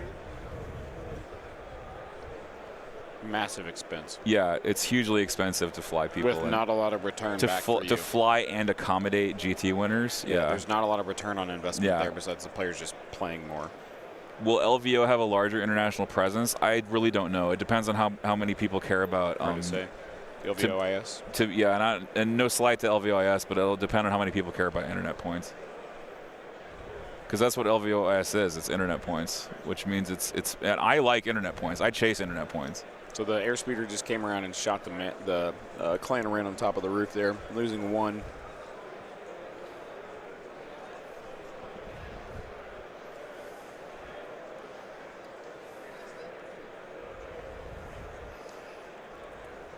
Oh yeah, I want worlds to be more diverse. Trust me, everybody wants that, but is it possible?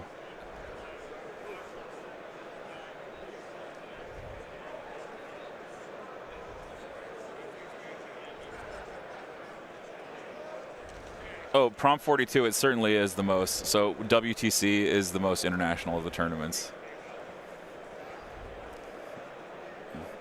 Philip, yeah, I am 100% a Johnny player. You are absolutely right. I am a Johnny. I love the customizable commander idea because I'm going to be playing with that forever. Clan Ren jumping down and shooting into the rebel troopers to help contest that point potentially. They do have a dodge on them.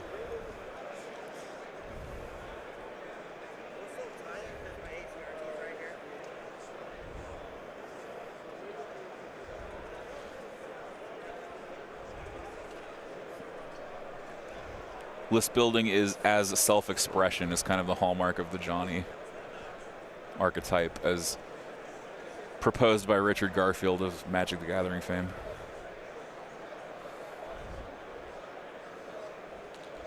I think the rebels just took one wound there. Yeah, just a singular wound. Yeah, not bad.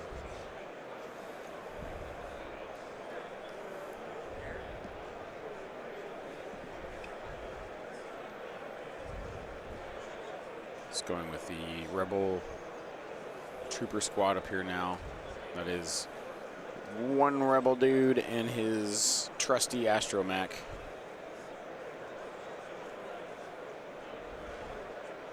That just went yoink right there. You can see the suppression underneath that blue Yeah. building.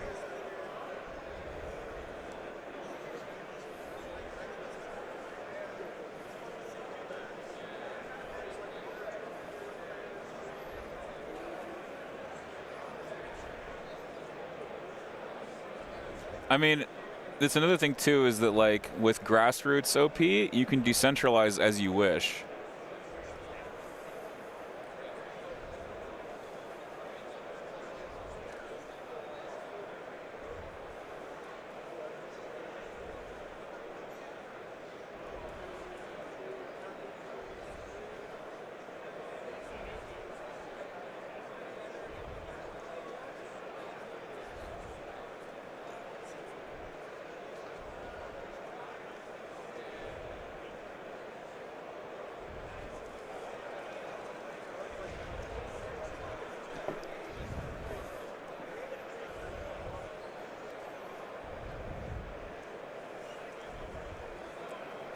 Let's see.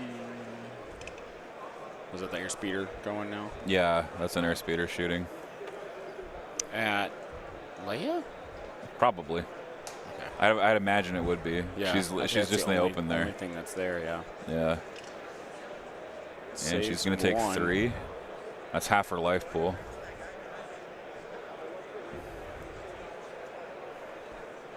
Yep, there's a 3.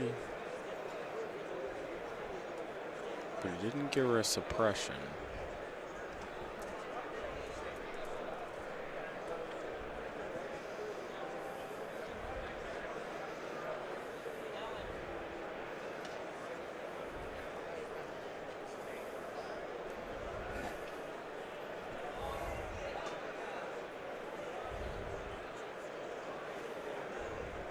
Something big just happened at the Armada tent.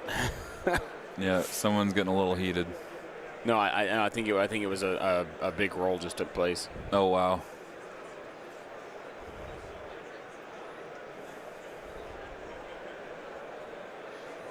There's Peter getting up and jiving away. Yep. Flying off.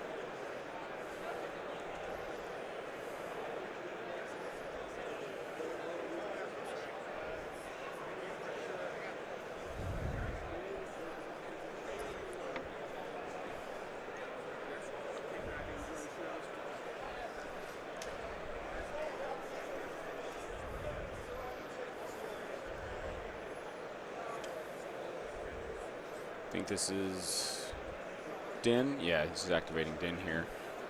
I don't know how many wounds Sabine has on her. I don't think she has any. No, I don't think she has any wounds She's yet. got two dodges down there. That Din's kind of just been stuck in melee with her. Oh, he's withdrawing she's gonna finally. withdraw. Okay. Yeah, he's withdrawing, and then he's probably going to speed 3 away. No, he's going to go up the building. I don't think that gets him. Like, That doesn't really get him that far. I mean, she's already activated. Unless, well, she has jump 2, isn't it? He's going to try and get the bounty next turn. Oh, yeah. Yeah. Because he's bounty the enemy Leia. Yep. So he's trying to answer bounty for bounty here. I think he is Good. at top of round 5. Good eye. Yeah. Because if he can go first. Yeah, if he can now play his 1 pip. Yep. Then he's going to win priority in the following turn. Yep. Yeah. But then he's got to stay alive from Sabine coming to get him after that. Tyler says, do we need to be watching stream when the raffle winner is pulled to win? Yeah, unfortunately, yes. Yeah, it's only fair. The Gleam giveaway, you do not. So, You scored 3, I scored 1. Okay. okay. So tie up to So- 9, and Spencer down by 3 now. Yep. 9-6. Yeah, the thing is, the raffle one, you have to be here because we need you to be able to DM Dave your name and address because AMG is mailing you that prize. We're not sending that out. So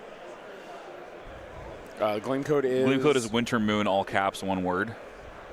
But you have to use the link that's pinned in the chat. You go there and you enter it there. Don't type it. Don't here. type it here in this chat. It won't do anything. It'll only make you look silly. Yeah. We will laugh. I wouldn't laugh. I will. Okay, you can laugh. I will. You're allowed. It's day 3. I know. It's day 3. I'll laugh. I'll laugh if I want to laugh. Fair. All right, here we go. Spencer's got his card. I'm sure Ty knows the card he's going to play. Yeah, already. I mean, he's going to play Den 1. If I'm clued in any way, he's going to play Den 1. Yep, he immediately grabbed it, and we have. Oh, Spencer's rethinking. Yeah. Last round of the game. Tie up 9-6. It's Den 1 and standing orders. Yep. Oh, standing orders. Yeah, sorry about the glare, folks. I'm going to get like one of those little umbrellas. So photo stuff, they have like these umbrellas you can attach to a bar, and that bar will you can just like put an umbrella over the dice tray, and that'll kill the glare. Or we could just do what Armada does. Yeah, they have a tent to kill the glare. Get a tent to throw up. Yeah, like it's indoors. We could put cool little. Then we could put cool rope lights inside. Come into our. And hang lanterns around. Come into the outside Legion cabana. Oh, the Legion tent, and here's a zone of Zen. Yeah. When you're in this zone, don't worry about your rolls. Don't worry about your dice. It's okay. Just concentrate on the game. The important fact is you're here. King of Glare. There we go.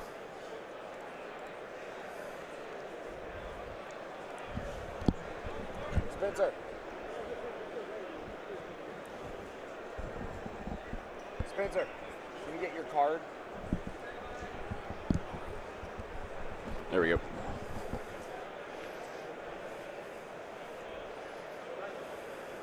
What it would be fun is on the chrome, like the bottom of the chroma key, we had it like etched in just a slightly different, like same color, but it just said, this is like, do not leave things in tray. Yeah, do not leave dice in tray. Or just things, because it'd be tokens, cards. I mean, dice. I could print like a label. Din's not.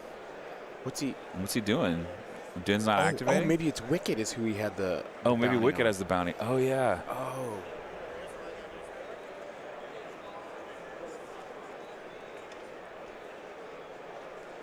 Yeah, this is Beskar Spear in the So it's 5. 5, yeah. Wicked has a dodge though. Yeah, Wicked has a dodge. Does he have any wounds? He has 1. So he might not live.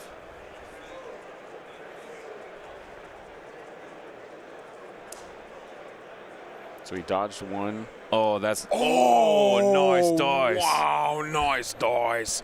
Holy smokes. That Wicked save. Jeez. Wicked isn't going down this That game. was wild. He's completely saved. Just Let's go Wicked, man. wow. Dang. No bounty. Man. And now Sabine can come over and say, yoink, yoink, potentially.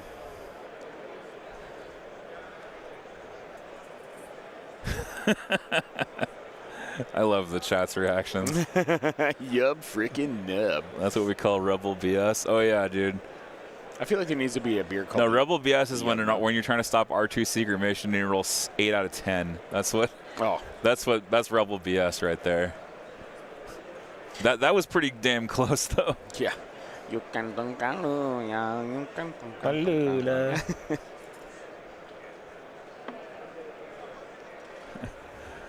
Is that good? He says Wicked's flossing. Doing the Fortnite dances. Can't mention those on stream. Sorry. What are you talking about? It's been a fortnight since we were It's here. been a fortnight since we were here. At least it's been a fortnight. Time is a flat circle.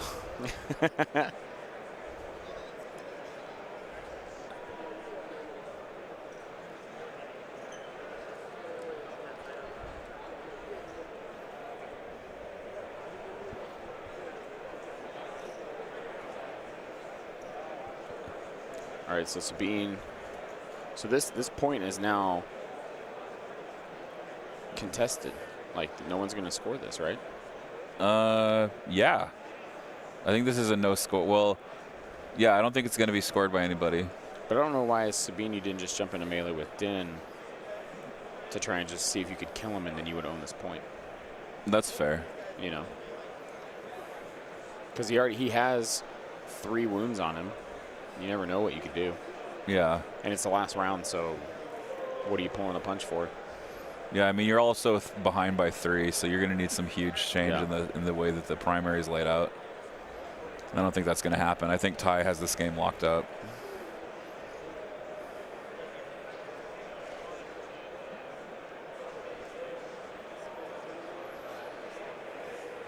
So he's going to melee with the Clan Ren there from his Rebel troopers.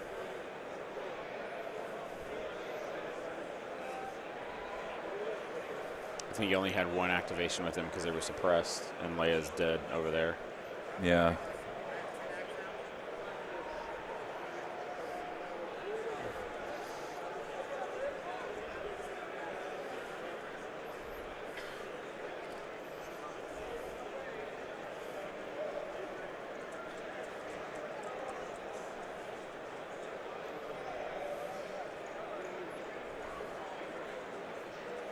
I think he just pulled his Leia.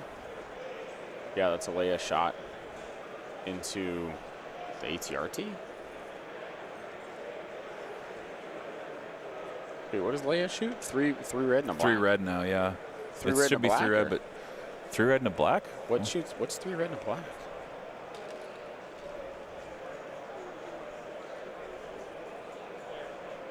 Okay. Nothing died. Nothing got picked up. So Sorry, Prawn 42. We haven't been tracking the separate scores, so we're just tracking total VP at this point. I've forgotten to ask what the surface scan points are and everything, so yeah, we'll pick that up next game. the players have just been coming over and telling us what the score is at the end of each round, which Yeah, is which- kind of the bigger detrimental thing. Yeah, So, I'd rather like they do that than us having to bother them.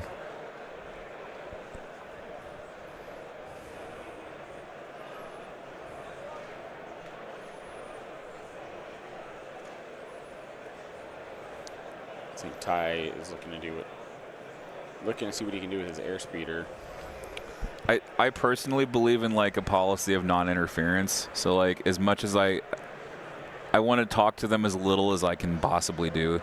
as a streamer and just let them play their game. Especially because there's some people that are very pressured by being on stream. And, Oh, 100%. And the more you go up and you interrupt, you can throw them off the game. Exactly. They'll break their train of thought. The thought and that they were having of like, okay, I need to do this or that round, this or this, and you go up and you go, hey, what are you doing? And they're like, oh, what? And then they just lose that. I would exactly. hate for that to happen, so we try not to. Will says, be right back. Gonna go barf after that roll. Yeah.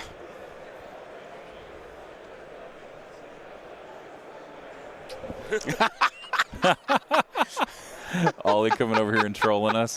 I just got a blessing from the man himself. Wow. A kiss on the forehead. Do what? How was that one? Yeah. Yeah. Okay. Ollie's still in. Going. Defending 2-0. champ on the way. Defending champ in the top 30, top 16. Yep. Yep. Defending champ going in. He's going to try to defend his title. Ollie Dyer with Shadow Collective at this tournament. So the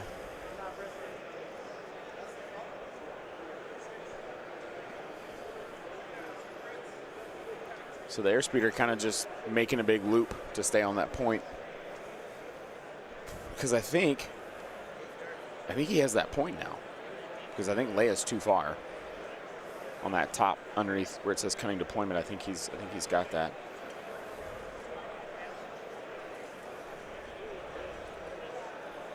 I think this is a shot. Another laser RT shot. Oh yeah, at Leia. At Leia, and Leia is That was blocking. Two wounds. Yeah. She already had 3. I believe she did, yeah. So she should be alive on 1. Yep. Because she blocked 1 successfully. But even if Leia dies, no bounty will happen because Din's locked up in melee. Well, Din's already shot, so yeah, that possibility's over. There's no bounty possibility for Ty.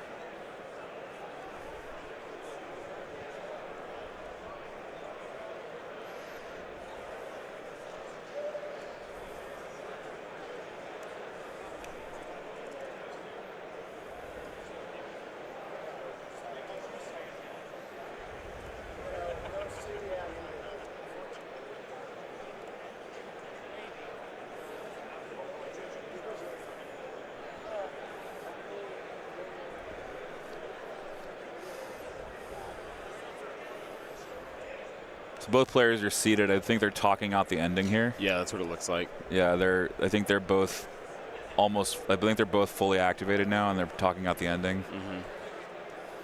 Yeah, because all that's left is Bad Batch, Din, the ATRT. Yeah, Sam's trying to figure out a way out of this hole that he's in. Because I believe with Ty's airspeeder up there in that top left, he can curve it around and hit that back point if you want. Oh, he's already got I forget he has rebels tucked behind that building back there. Yeah, he does. So he doesn't even have to go for that. Yeah, so here's I believe this is Spencer's Din. Into the Bad Batch. Yeah.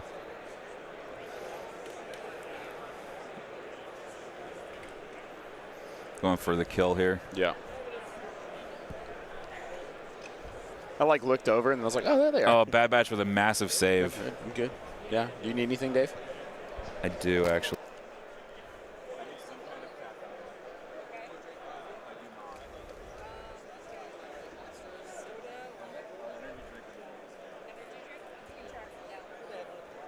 Here, let me hand you some. All right, guys. So.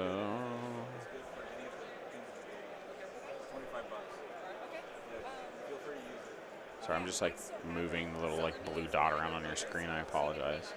Okay, cool.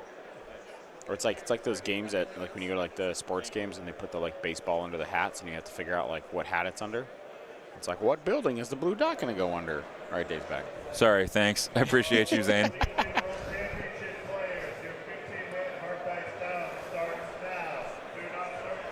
Oh, these guys are in their last round. They're in their last round anyway. They don't need to bother. They're almost done. So Bad Batch refused to die there. Yep.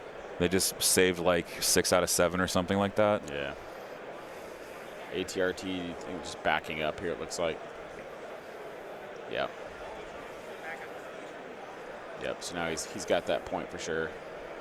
Yeah, he's got that one locked up. But, well, here's the thing. He's trying to hold that. So Spencer is trying to contest that point to deny it from being scored by Ty, I believe.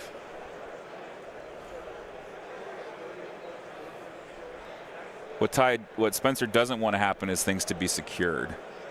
Where is he going? Where is with Leia going? Oh my goodness. Switch me the. Yeah, the let me get you a side here. camera. I'm so sorry. There you go. What is? No, Leia's moving and shooting. At the one rebel troop, like what? Why? What is? No cover? I mean, it's no cover. Like the guy's gonna die because she has Pierce, right? Yeah, she is. Well, no, she doesn't have Pierce anymore. Oh, she doesn't anymore. Oh, No, okay. she doesn't. So He might just be collecting kill points because he knows he's done. Yeah, I guess so. It's collecting tiebreakers. Yeah. Because if he knows he's out, then he's going to try to finish as high as he can in the Swiss standings. Fair. That's like your second goal if you know you're going to lose. Yeah.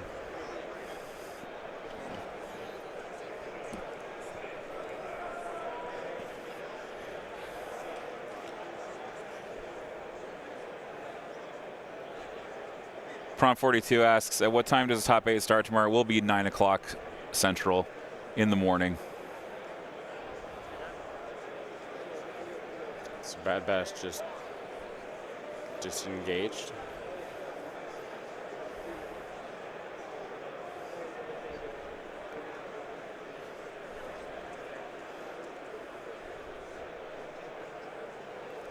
Yeah, they disengaged from Din.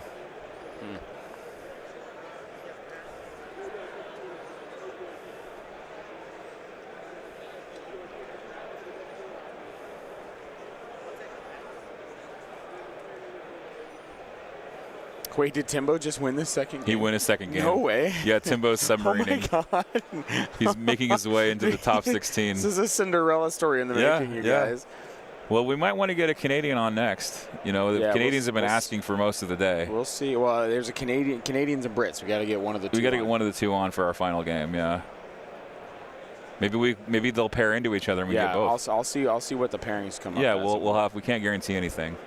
The chances are high though. They're very high. Yeah. Like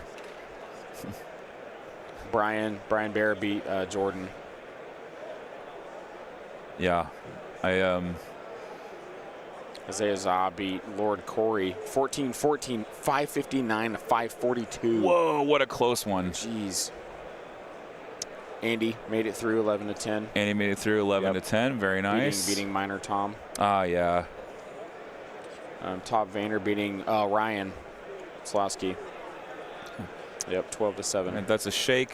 Timbo beating Kevin Oakes, who we just saw on stream, 14 to 7. Whoa. Holy smokes! Kevin running a really smooth game last round. Yeah, but Timbo ripping up his game plan there. Ollie Dyer, 15-6. Alan Beard going 2-0 today, 16-9 against Andrew Gleason. No, they're done. They're done. They're yeah. done. Blaze Miller beating Pendragon, 4-3. Can we get a final? He scores another 3. I score another 1. He wins 12-7 in round 4. 12 to 7. Into round 4. Izzy winning 13-10 against Tim Dew Jr. It's round 5. Brian Roberts beating. Brian Roberts beat Evan Boris. Sam Solo winning. Kevin Jones winning. Jeff Deisting winning. So, yeah, this last round is going to be hot and heavy. Yeah. This is when it starts. This is crunch time now. It's Yeah. top 16. Yeah. So this is your final score. Ty Neff winning 12 to 7 over Spencer Bai. Airspeeders triumphantly entering the top 16 of the tournament. That's awesome. That's really cool. He took That's very Airspeeders to cool. top 16 of this Worlds. That's very cool. But thank you all so much for watching. We're going to take a break ski. We'll be back in a little bit with our next round. Yep, third round will be starting here in the next about 30 minutes or Yep, so we'll be back soon. Thanks for watching.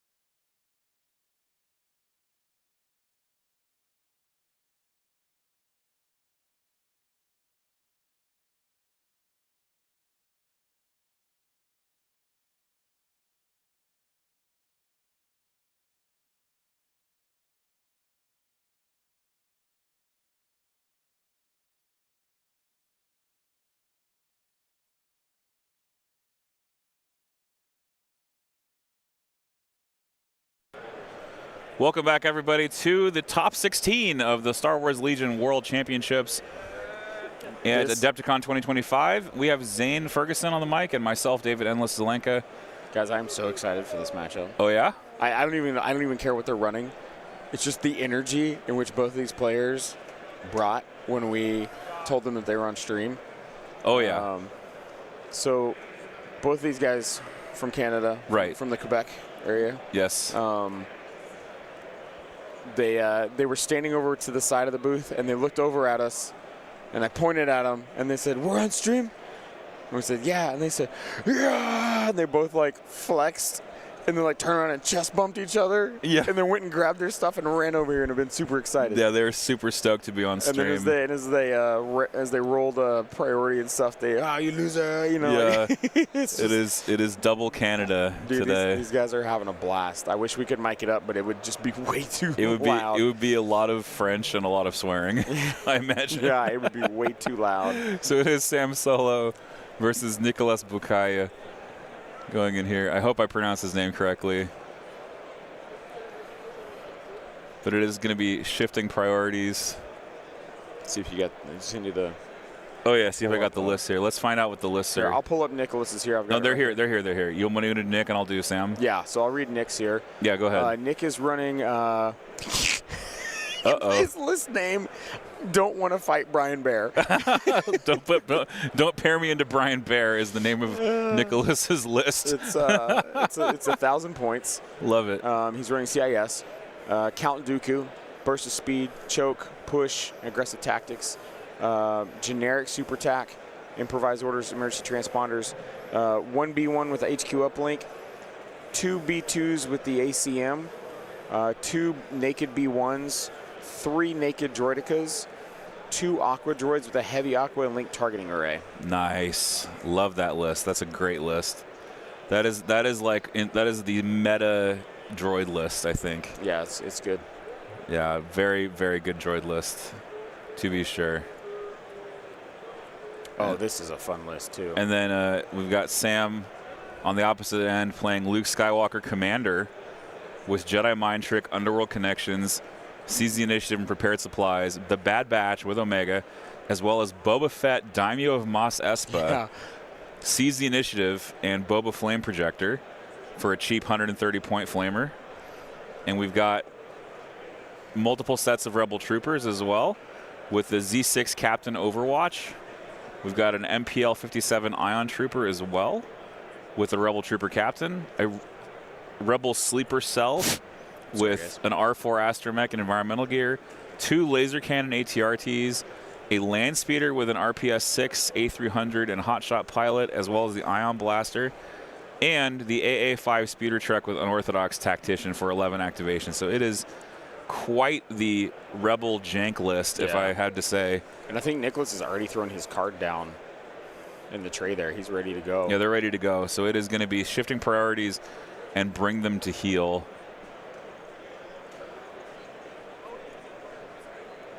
Yeah, super interesting mix. Let me make sure I link the list in the chat for everybody so they can actually see them. Copy the text here and put them in the chat so y'all can see. Oops, that's too long of a list. That's too long of a message to send because it's so many pieces. Darn, how can I put this link in the chat if it's over the character limit? I'm not sure. Anyway, it was we do what we do versus standing orders. Yep. Yeah. Hug before the match starts. Big hug before the match starts. They're ready. I'm stoked to see these guys play. I'm not familiar with either player, so I'm very stoked. And all of you Canada fans in the chat can tell us about these two players, so we can read out what you're writing on stream.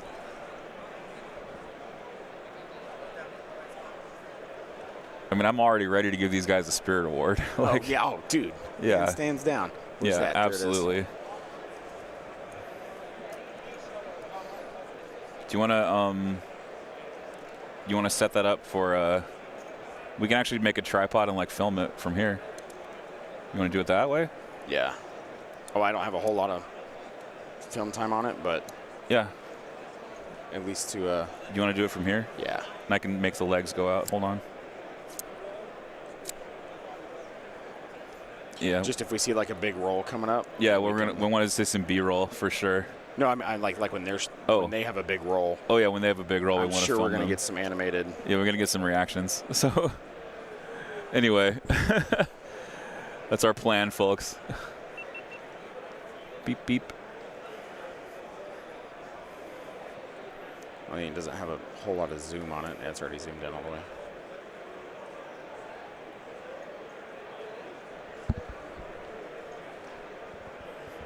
Oh, here. I got it. Yeah, you got it.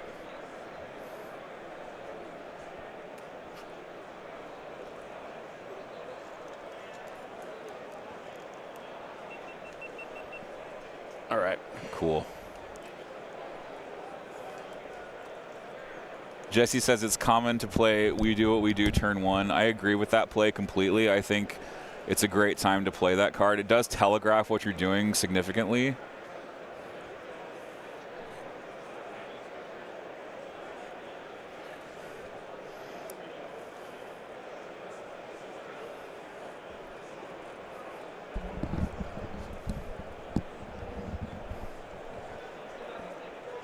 But we will see what these two decide to play first.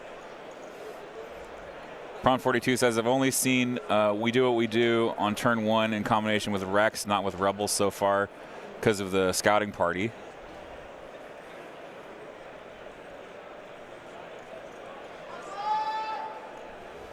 I think that was Timbo.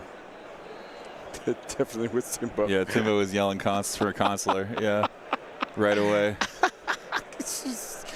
Consular! Yeah, hey, that's what you got to do. Get their attention. It makes them immediately go, what? What? Yeah.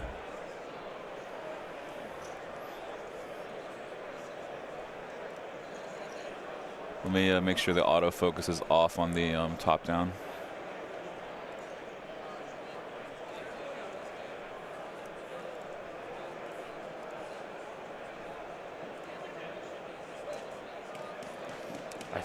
I think Sam has AMG temporary tattoos on the back of both of his hands. Yeah, that's great. Still, let me see if I can just Got those temp tattoos. Yeah, the look at that, AMG. look at that. Love that. to go with Nicholas having permanent tattoo sleeves. That's right.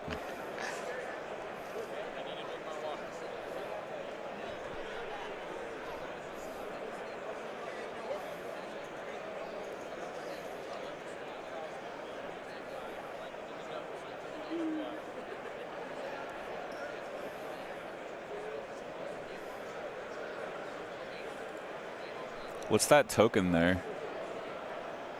The objective token, because we're playing Bring Them to Heal secondary, right? Yeah, I'm not sure what that was. I need to look at their list again, clearly.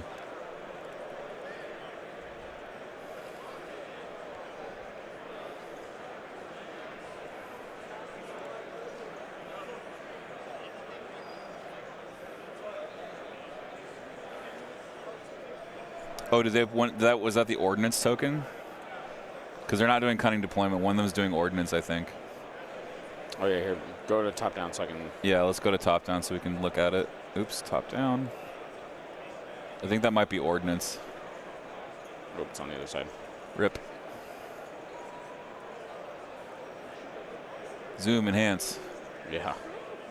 Yeah, I think Sam has.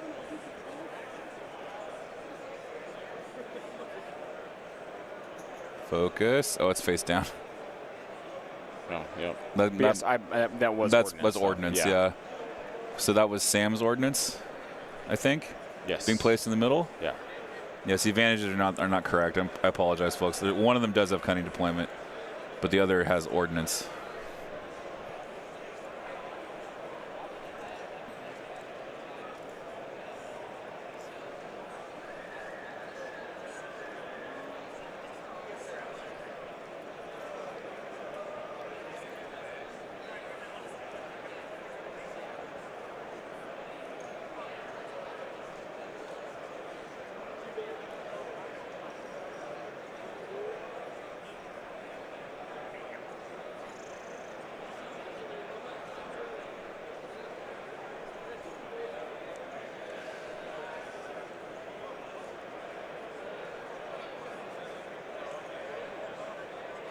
So our first deployment's coming. We have an RT being deployed by Sam. I'm gonna unplug those after today.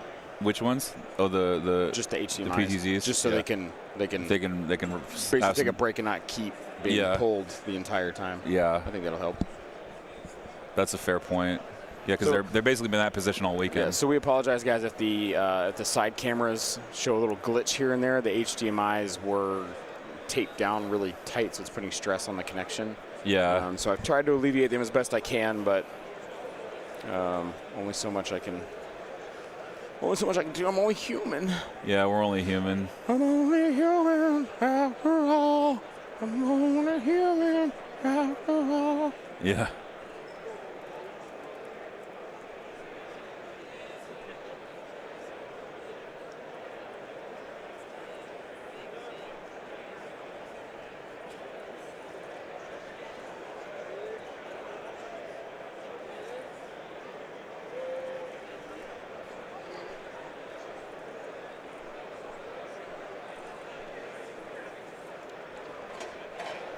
Bus coming in here. Oh, wow, these Look at are- that bus, That's dude. a hot bus. Dude, here, give me the Yeah. flip over the side camera. Look at this thing. Yeah, let's take a look. Oh, once he puts it down. Yep.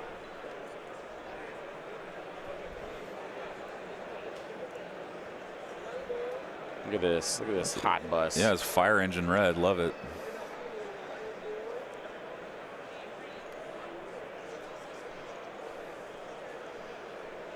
Oh, it's got a little flag bearer. What is it?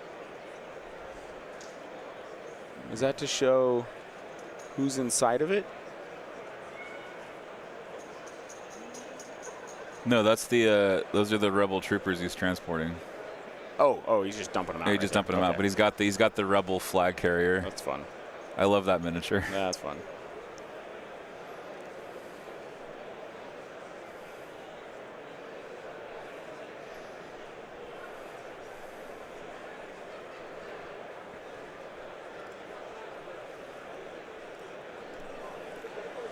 So double Canadian player here. Let's see if I can pull up the.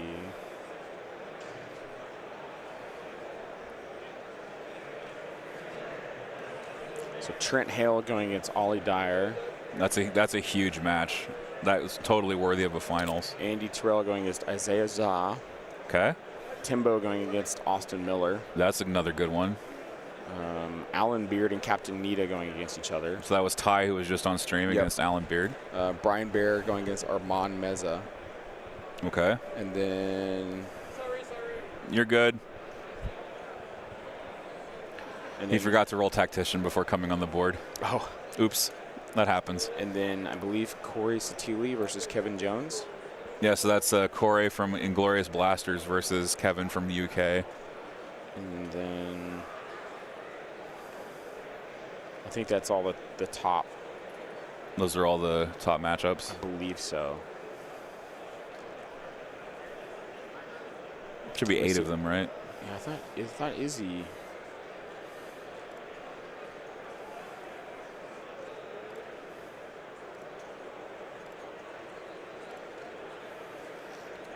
Longshanks won't show you like people's records as you're playing the next game. Yeah, they don't. So it's very frustrating to find out who's actually Who's undefeated actually and who's undefeated? not. Yeah.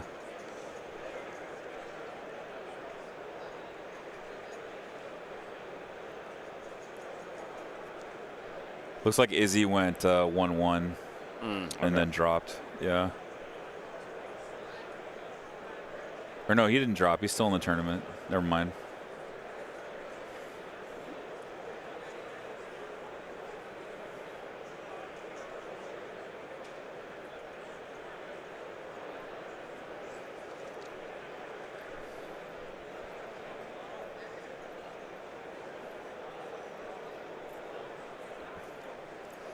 So people asking who's on stream, it is Nick Bukaya versus Sam Solo. 2 Canadian players, unfortunately a Canadian team kill, but we're honored to put them on our air. And they're both super excited to be on here. They really so are, and so we're very eager to see what shenanigans they get up to.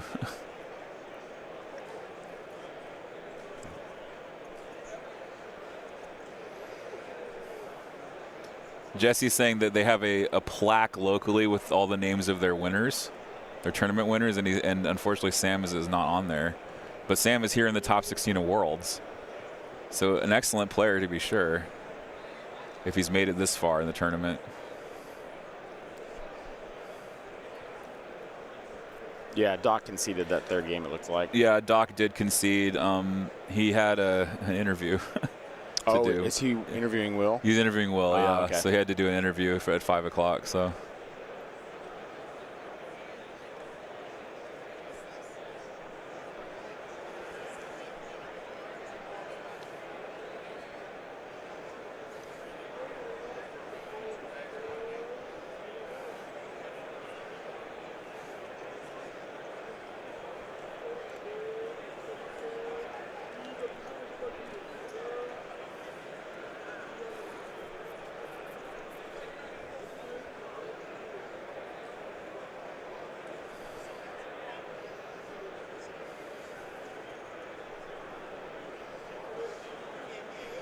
So we already have Boba Fett, Daimyo of Mos Espa here. He's already deployed. He's got his independent standby. Yep. Hiding behind that building, waiting to head to that shifting point. This is shifting priorities, so all the objectives move around every single turn. So, or they start moving around after the second round, I mean. So once they get scored, the player who did not score the objective has to move the objective a half range away from its current position, or up to a half range away from its current position, so you don't have to go the full distance. There's Luke coming in right there. Oh, behind. wow, Luke is super early. But Luke, it is Commander Luke after all. Commander Luke. So he's I think he's pre-measuring a jump for the next turn. Yep. Yeah. Simple as. Yeah. I love that Luke has Jedi Mind Trick as well in this build. Yeah. He does not have Force Push. He's got that 5-point Force Power, which can actually score him, bring them to heal. This is actually the first time we're seeing bring them to heal on stream this tournament. So, does he have Serve Your He must have Serve Your Master. I don't know. He may. With Jedi Mind Trick, I feel like that's. He might. Yeah, that's a good way to do it. I don't have the. Yeah, but we can't see the command card. Yeah, we should not be able to do that. Yeah, and I'm not going to say what they are because I don't want them to overhear me. So. He has son. No. No, please. God. That's the last thing I want. David, what does that card do? No, please no. It's like being out in the public with children. Yeah. You say the wrong words. Yeah, kids just say things and you're like, okay. Okay. Hush your mouth. Yeah.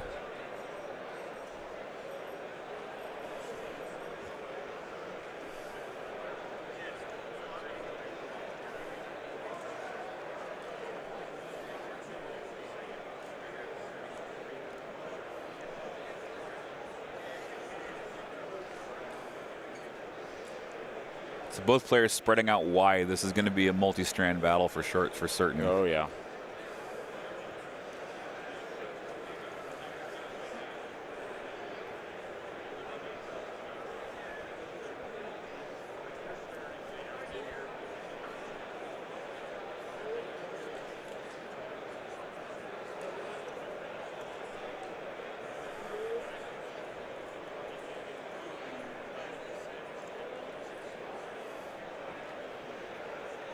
So Sam measuring out his move here. I can't quite see what that miniature is. You want to zoom in on that one on the far side? As he moves it around. Yeah, it looks like. Was that a sleeper? No, it might be. Yeah, it's a sleeper cell. Yeah, so that's the sleeper cell moving out. Coming onto the board. Astromech available.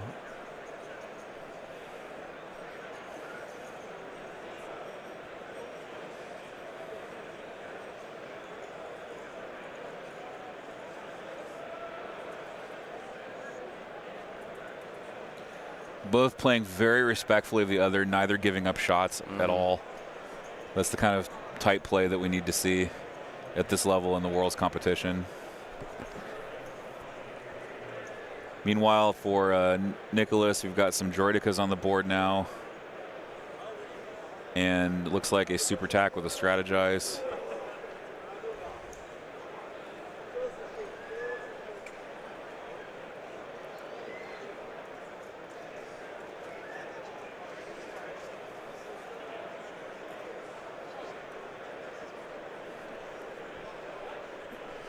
Second ATRT coming down.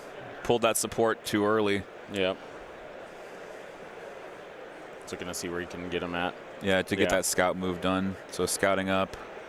Probably not going to get any shots with this thing. Unless you can see that Deca.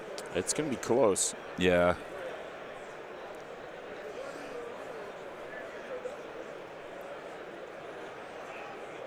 So pointing out the Deca, he sees it.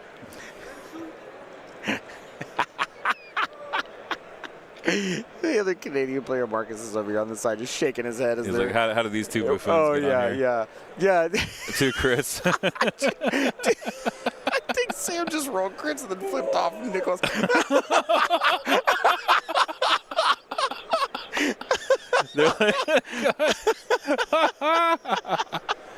He just like did a crotch chop. That was incredible. Oh my gosh, this is the best. Insane. Oh man.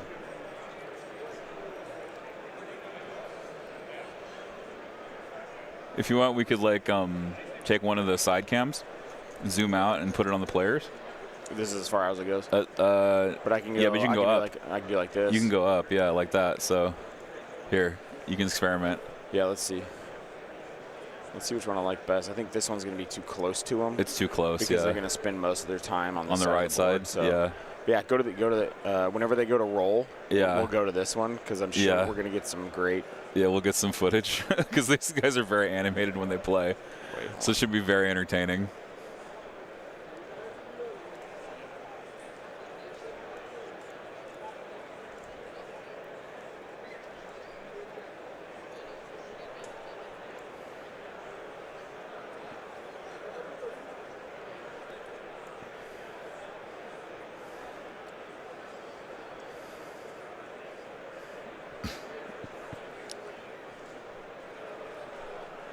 Oh man. Also, if they were mic'd, you would only if you spoke French, you would be able to understand. But otherwise, you would be out of luck.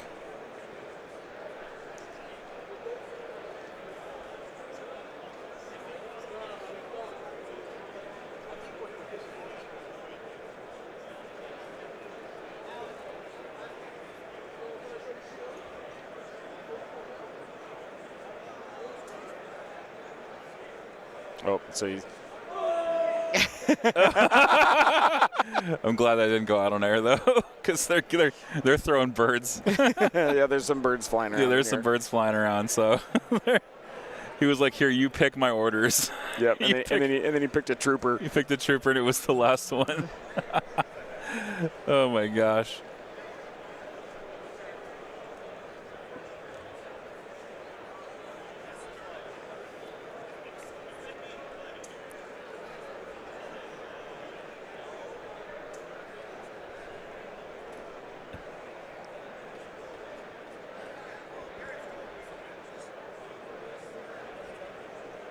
These guys are good friends, though. They're friends and teammates, and they're here in the U.S. to play.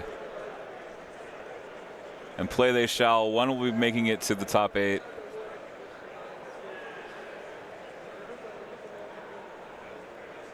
Some more Rebel Z6 coming down. Right, this is the Z6 captain with Overwatch taking a standby. Yep. So you got two standbys. Why are there two standbys there? Interesting. Maybe one's for another character. It might be for Boba. It might be for Boba. It's for Boba Fett. Oh, because it's when he comes. Yeah. Because Daimyo, he has independent standby. Yep. Or no, he moved and stood by.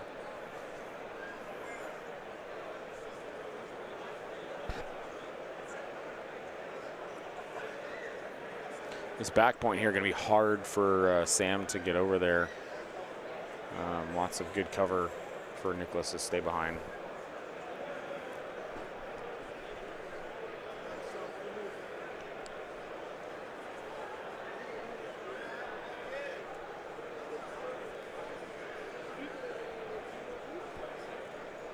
Deca's going down back there.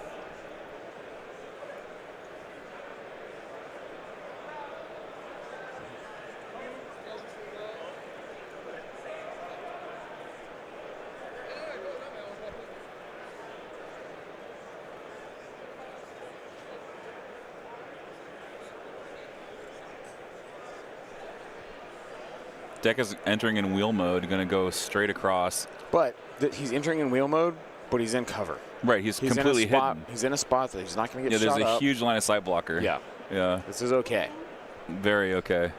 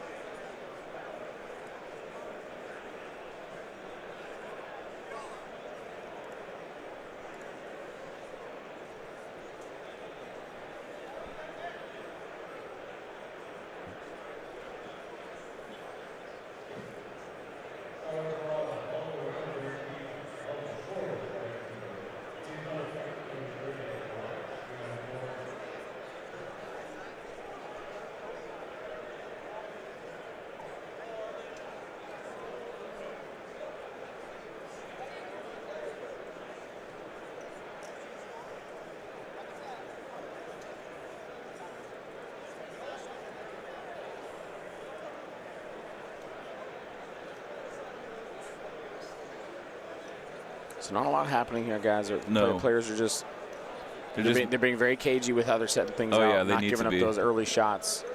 Yeah, they need to be. This is good round one play for sure. And look at how spread out these rebel armies are. They're literally all the way. It's I all mean, the both way of them. across. The droids are all the way across. The rebels are all the way across. There's not a focus on any one side. They're just completely all the way out there. Right, so these are all of Sam. This is all Sam's army over here. This huge blob. It's completely spread out. Mm-hmm.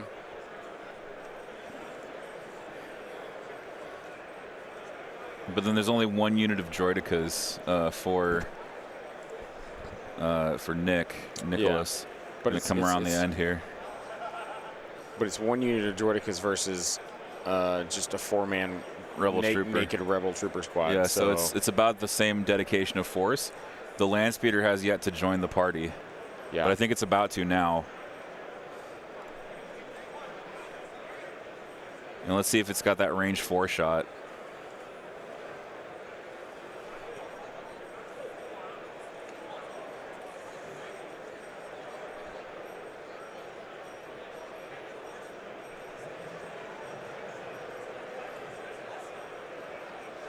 Those B2s. Well, those are coming in B2s right there. entering, Yeah. entering at the bottom of your screen and entering here on the side camera.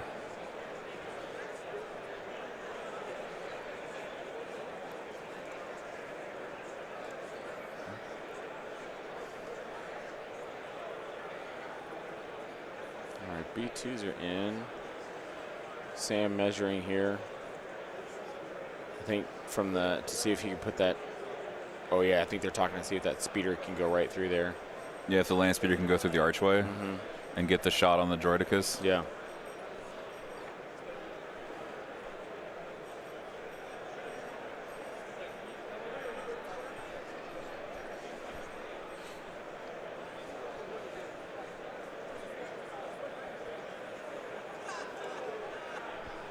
That's about the 15th trip I've seen that guy making carrying boxes like that. Yeah, I feel like I'm in the Matrix because every time I look up, he's Yeah. walking by. It's a glitch with in the the Matrix. same boxes, and I'm like, yeah, what's happening? it's a glitch in the Matrix, man. Deja vu is a. It happens when they change something. Yeah. Yep. Here goes the land speeder. Land speeder coming in, getting that range 4 going. Yep. Right on the deco. Exactly where you want to point your ion weapon. Is it a droidica? Oh yeah. Absolutely.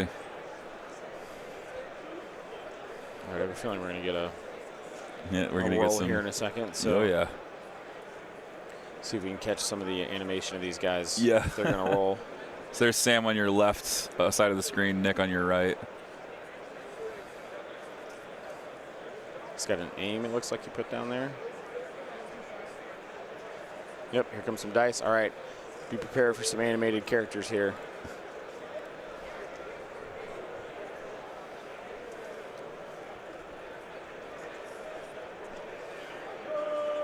1, 2, 3, 4, 5. It's an A. Search to hit on the land speeder.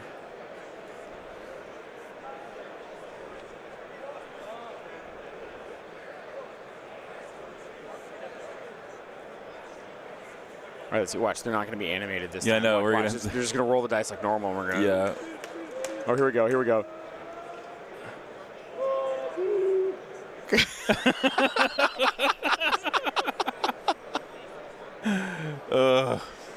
Boom.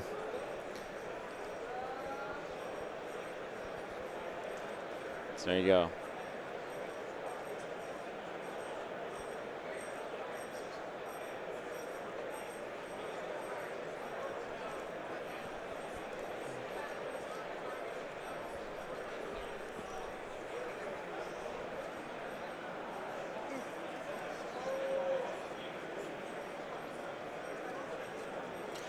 Okay, so yeah, so Nick really is from France. So on his Longshanks, he's got a French Oh, flag. he's got a next French to it. flag. So I Okay. saw it and I was like, wait, we have a Frenchman here?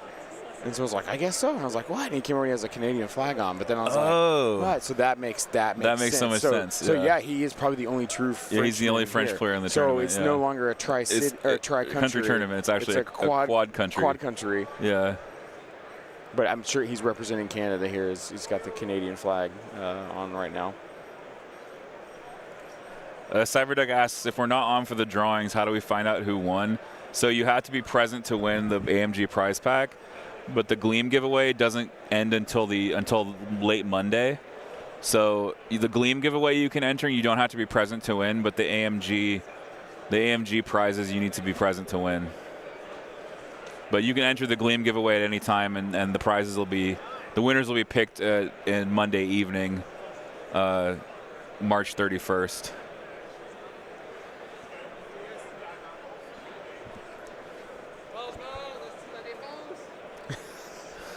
I don't know what they said, but I love it.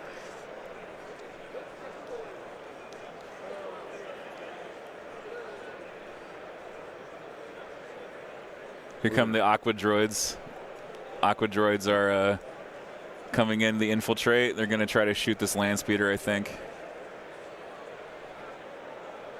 Either that or ATRT, or they're trying to stay outside the ordnance. That's what the first Yeah, marker they need to is stay there. outside the ordnance Yep. to not get hit by ordnance. This is why I don't like playing ordnance round one, because it's fully All right, telegraphed. here we go. But he's using it to zone the Aquas. All right, here we go. Aqua's shooting at, I believe, at a land speeder.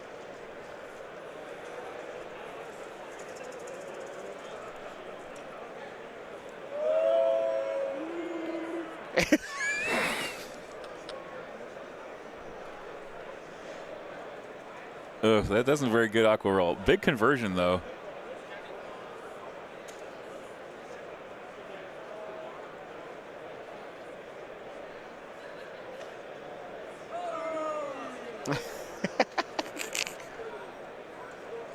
No cover. No cover. Oh! Gross. So that land speeder is going to take 4? Yeah. Oh my goodness, what a shot from those Aqua Droids. Yeah, that was big. Let's see if I can get a. No, it's only no, just 3. three, just three. Just 3, not 4. Still, threes. Pretty darn good.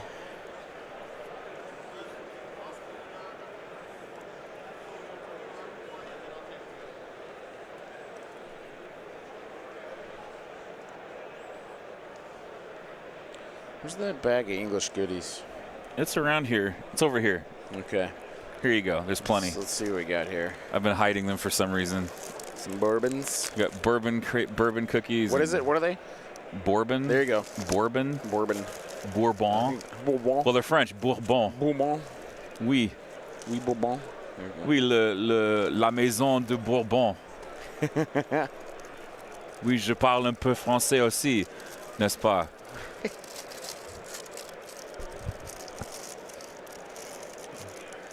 Get the last little hobnob in this package.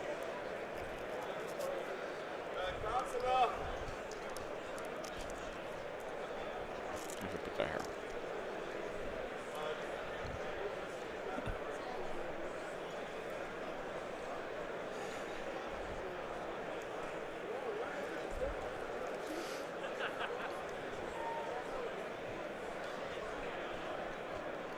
Yes, the dairy milk we did. Thank you so much. It is delightful. Oh, the candy house. Well, no, that's bonbon, as opposed to bourbon. Oh, Yeah. My uvular R is not in practice. The you know you have to do. I'm sure everyone loved that just now. That's exactly what you tune in for on Winter beautiful. Moon. Just amazing.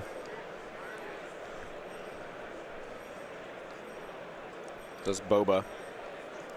Was it boba? Oh, it's Bad Batch. It's Bad Batch coming in here. We do what we do.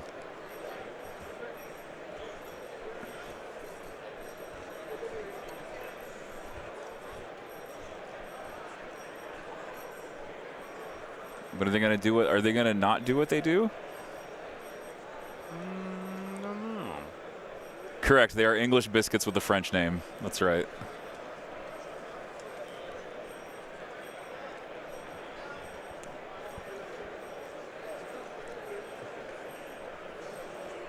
Command cards turn 1. We're standing orders, and we do what we do. Do what we do. It does look like I wasted we do what we do. Yeah. Yeah, not much happened there. Yeah, he just moved on the board and stopped. But there's nothing to shoot, really. Yeah. So why bother putting yourself out there if there's nothing to shoot? His opponent didn't give him anything to do. And if you do that, you're just going to get shot by Aqua Droids. And probably knowing, as your teammates, that he's going to do that. Yeah. He's not going to give him anything to shoot. Exactly. At, so. He's just not going to give him anything at all. So Aqua's coming in down there on that left side. Yeah, they're going to looking for the bus, I think. Yep. I mean, if he shoots the way he did at the land speeder, get some wounds going. That land speeder is already half life.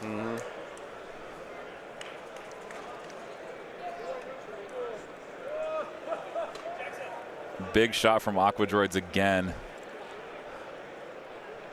Huge shot from Aquas. No conversion, though, on the aim, so. That's quite a few. Armor, impact 2. Getting roasted there. That bust that bust just took. Sam, okay. That bust took 4 wounds from Aquas right there. That's brutal for Sam. Yeah. That's nutty. It's probably the best Aquas we've seen so far. Yeah, these far. are the best Aquas today. But Nick is doing what I've been telling the stream. Yep, bring them the in. entire day. Bring them in late. Yep. Yeah, bring them in last, and shoot the heck out of stuff with them. They have to go last because if you don't, they're just too vulnerable. And they just get shot up. Yeah. It's like Dooku's coming in here. And also, you notice the battle line is really spread out. So if you're really spread out, you can't concentrate fire on the Aquas either. Yeah.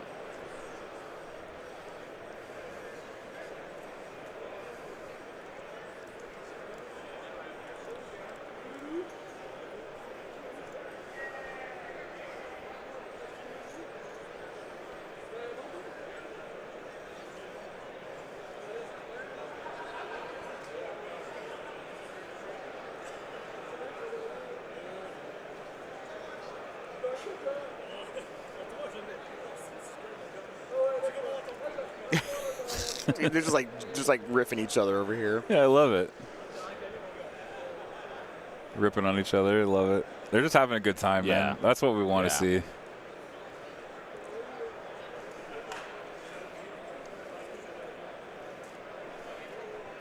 Here, I'll bring this over so you can actually read it. Sorry, I'm hogging the chat window. It's okay. It's fine. I don't want to be included. Aw, Zane. You're always welcome, buddy. Well, thanks. Don't be confident in that. Yeah, the Rebels are one naked unit down there versus the Deca. Yeah, so that's going to be, they're going to be overmatched. And here comes, is this reinforcements?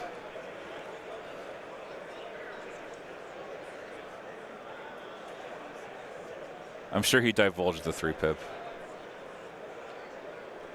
Yeah, I don't think he showed it on camera. He didn't show it on camera, but he definitely divulged the 3-pip and put it back in his hand. So he's going to reinforce. This is how you do it. You reinforcements the Aquas late, and they get a free move. And they approach the point. And he's already looking to see if he can hit the ATRTs over there. Yeah. Showing off exactly. This is exactly how you play Aqua Droids. This is.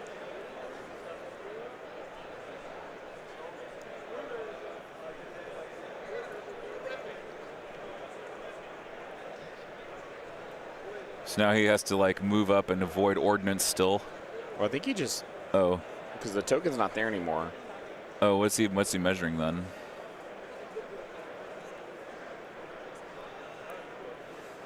Oh, because doesn't let me look at ordnance real Is quick. it just after that first? I think it goes off at the end of the end phase, but Okay. I could be wrong. Let me look it up on the helper.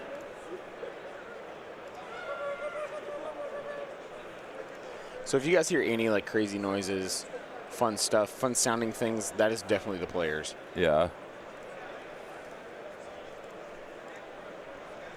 Beginning of the end phase. Yeah. So it's already. But reinforcements happens at the same time, I thought. But that's important to know. I'll have to ask LJ about that later.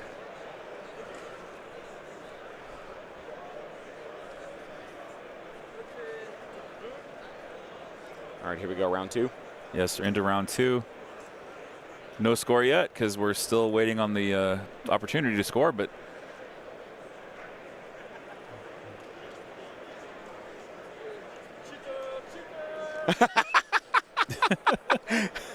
one point. One point against Sam. Yeah, warning. Sam had left a dodge token back there on those rebels Oh, where the decas are whoopsie. at. And LJ saw it and was like, oh, here you go. And then Nicholas started going, cheetah, cheetah. Cheater, cheater.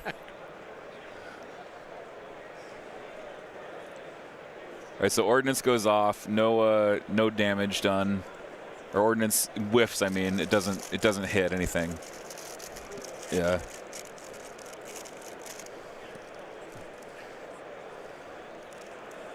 No, I'm good. Hobnob. Yeah. It is Turning the Tide versus Mechanized Incursion. So lots of Inspire on these vehicles, but is more importantly the order control on the vehicles because it issues 2 heavy or 2 support. And then we've got Mechanized Incursion, which is going to go probably onto an Aqua and issue an extra order. So good stuff from both players.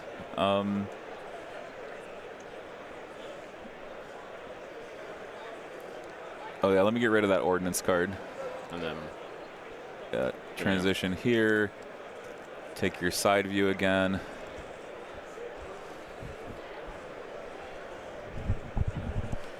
Got to get him to get that card out of the box, though.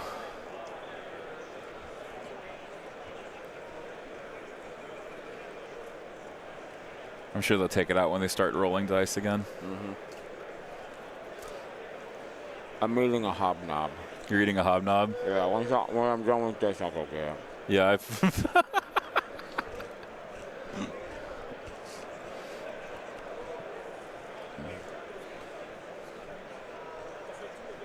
LJ, what's the timing of ordnance and reinforcements? Oh, wait.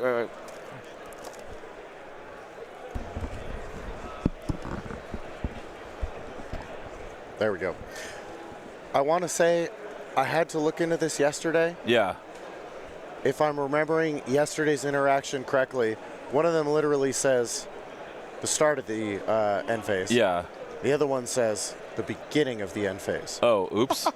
which is therefore the same thing. Yeah. Yeah. So we actually we ruled it on the field at the time that it would go to priority, like most contested similar timings. And then I immediately walked over to Tournament HQ and put it in front of Will and was like, hey, fix this. So, yeah, no, they basically mean the exact same thing. The timing is the same. Okay. And therefore would follow that procedure. So we got a big aqua shot now. This animation. Oh, no! Oh, jeez. What a huge blank. Oh, jeez. Oh, disgusting. Okay, well, that's the cover roll, right? That should be the cover It should be roll. the cover roll, Yeah. yeah. They don't have blast or anything. No. Yeah, here we go. All right, here we go. Sam praying for those dice to work. Oh. Kaboom. Something just got skidooshed. That was the land speeder. The speeder Yep. gone. Oh, wow. Land speeder Wow. gone to the top of 2 for mechanized incursion. Wow. Huge for Aquadroids. Nicholas. Yeah. Aquadroids coming in hard. Yeah, this is how Aquadroids are supposed to be played. Just to be frank. Yeah, we watched some games of Aquadroids this weekend. They just immediately were melted away. Yeah, this is the hot stuff right here. Now you're watching why Aquas are an absolute terror Well, and because of the last first. I think it's a little easier to kind of work with their infiltrate range when you are doing your own movement onto the board. Right. It's a little easier to say, okay, here's kind of what I got to play around, just like you were playing around like, old standby castles. But then when you throw the reinforcement wrench in there, it really makes that math, I think, a lot harder. Yeah. And like you have to move up the board. You can't leave things on the edge of the board. The game is based around scoring and scoring early in a lot of cases. So somebody's going to eat it, and you just watch that land speeder eat Yeah, it. the land speeder just ate it. Yeah, So, yep, unfortunately, it do be like that sometimes. Yeah. totally. So this is a sleeper cell on the end here, coming around to shoot those Decas. Let's see how much damage they do. Yeah, talking about going punch for punch early on here. Yeah, they're getting into Yeah, it. they set up that round 1, and now it's like, here we go, hot and heavy. Was that a sleeper or is that Bad Batch? That looks like Bad Batch. Maybe it was Bad Batch. Might have been Bad Batch, yeah. Yeah. Not enough dice. Oh, yeah, his sleepers are still sitting back there. Yeah. So this is Bad Batch, and this is a ton of aims, right? I think where they're at, I can't get the other camera because it'll be like right on the. I think they're right underneath the. Yeah, they're underneath the light. Oh yeah. no, they're there. You can see. So they're them. there. You Yeah, can see him. Okay. So they're going. So this is Bad Batch going after Droidicas on the flank. Also with Omega. Also with Omega.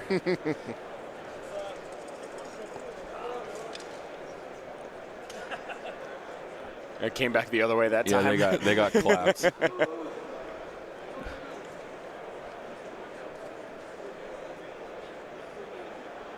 Yep. Yeah, big hit on that Deca there. Yeah, that Deca got roasted up. Down to just one model now.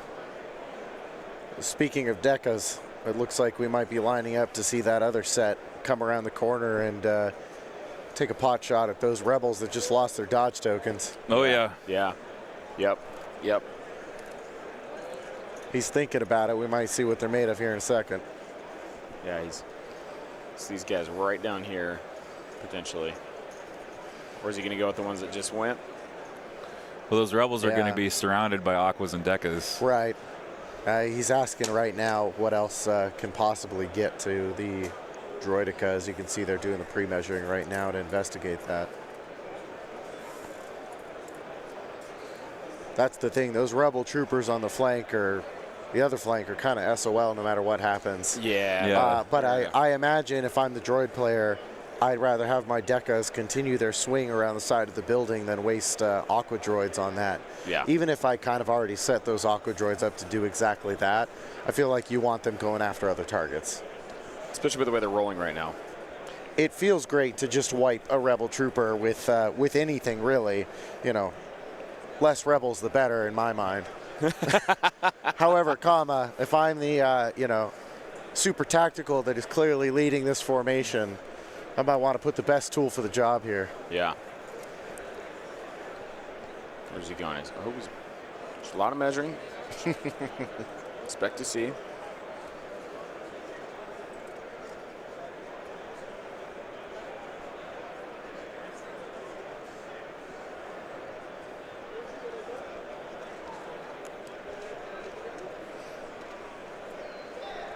I feel like CIS, because they've killed the land speeder off before it could do much damage at all, are just in a big advantage suddenly.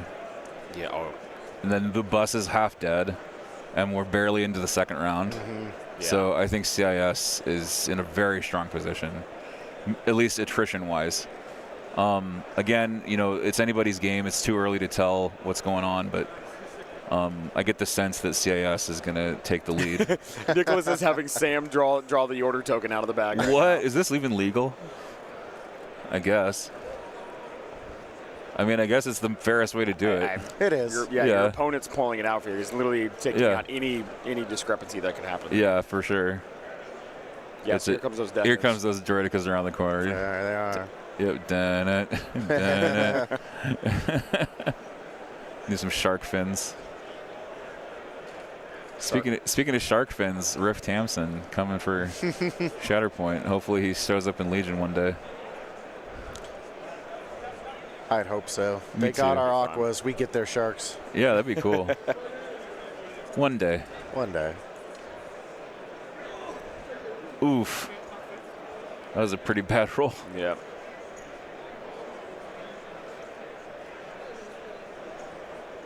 So it looks like the Decas did their best there. Yeah, but it is suppressive. So It is suppressive. The Rebels are on the flank, so it doesn't hurt to. yeah, he put rolled two. suppression He out. did roll 2 blanks though. Looks like he killed 2 Rebel troopers there.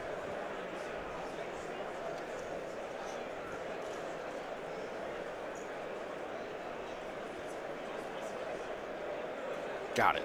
Thank you.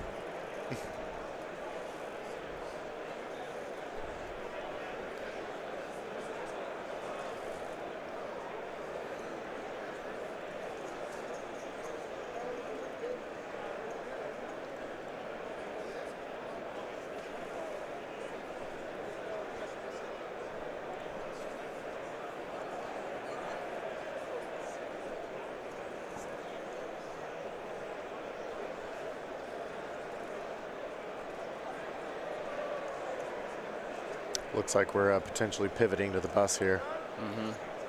Tactician.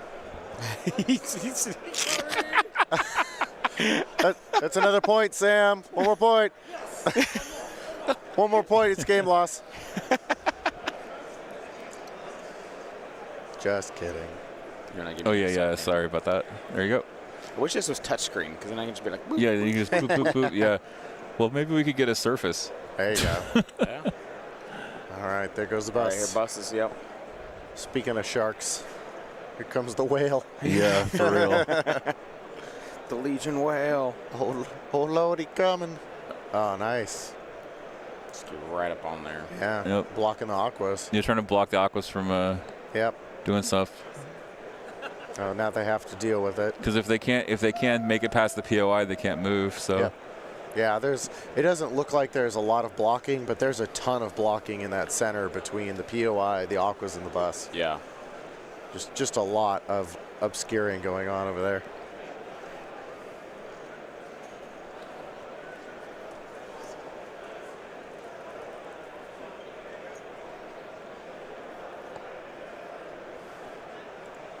So I think he's just looking to see if his aquas can go anywhere.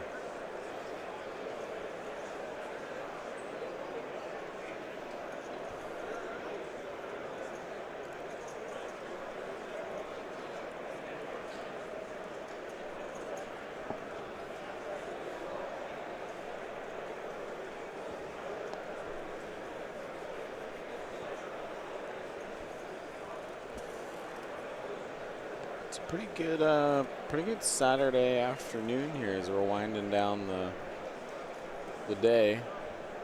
It's not super busy. I didn't feel like it got super busy in our area over here, which was nice. No. I think I was really anticipating just like mobs of crowd getting around, and it really wasn't bad. Indeed, Doran, the Aquas, as the British would say. The aquas, yeah, with the emphasis on the first A. Yes, the Aquas.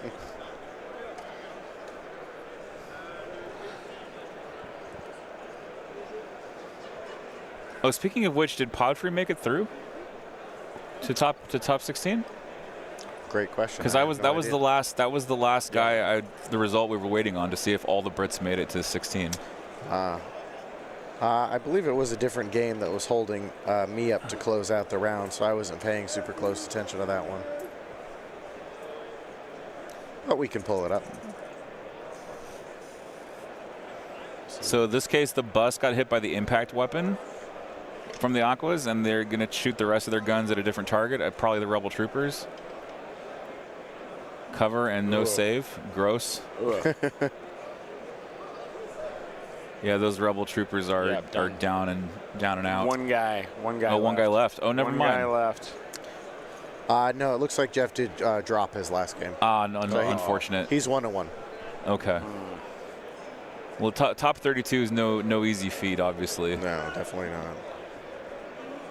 I'd feel pretty good about going top 32 if I was competing right now. I was watching those round 3 pairings very closely when they posted in case we got the Ollie AJ. Oh yeah, matchup. that's no Moon team kill. That would have been tragic. That would have been tragic. It's still an option for tomorrow at this point. It Yeah, is for still. sure. Lots of the Florida community looked down upon me, even though I was not the one that cast the vote or pressed the button, because unfortunately I caused several team kills during Heat 2 yesterday. Yeah. Oh yeah. There were many Florida players that had to play each other, which luckily actually ended up working out okay, as everybody moved on for the most part. This round 2 was particularly deadly for the Florida crew, though. Yeah. It's pretty much resting on Austin Miller's shoulders at this point. To, I'm sure, not a ton of surprise, because I think we expected him to do pretty well, but we were hoping to sneak 1 or 2 more in. Yeah. Austin, a player with multiple, I guess, the equivalent of a GT finish. Correct. Yeah. GT first places. First place GTs. Yeah. At least 3. At least 3 that I can think of. Yeah. This is a roll from Sam. What's that? Z6 captain, maybe? Yep. Yeah, it is. Yep. Pretty good. Decent number of hits there.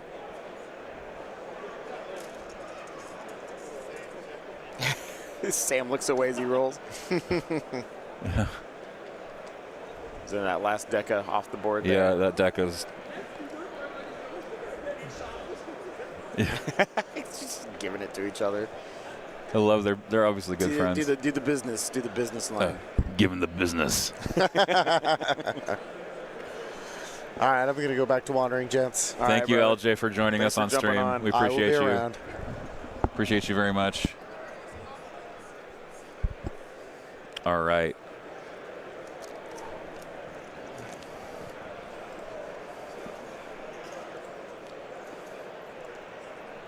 Always good to have LJ jump on with us there. Totally. Very much appreciated by LJ. Or by us from LJ. Duh. No. LJ appreciates us. Us. Yeah. Well, we have an appreciation for one another. Yeah. It's mutual. What is this? Mutual respect and admiration? No. What? Oh, unheard of. Is Nicholas looking to move? What's he looking at there? And I will say, I feel like this is something we haven't seen a ton of, is the amount of measuring. You know, like I feel like last year, year before, tons of measuring before anything moved. You know, this weekend, not a lot of measuring. It was kind of like, yeah, okay, like there's a little bit, you're there. But both of these guys are like taking out the range, and they're like checking everything before they move one thing. Yeah.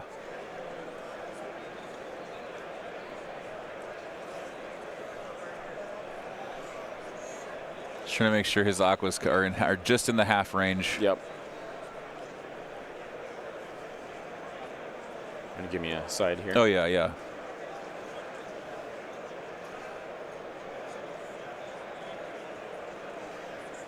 He's maneuvering some B1s, it looks like, through the aqua wall, like you're able to do.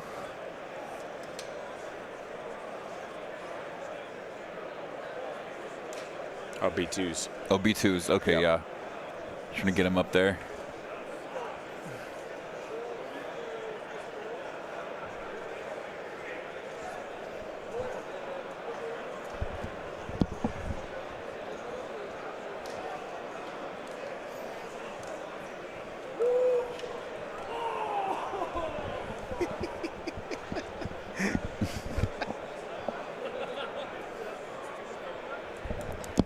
He rallied their suppression, I believe. Yep.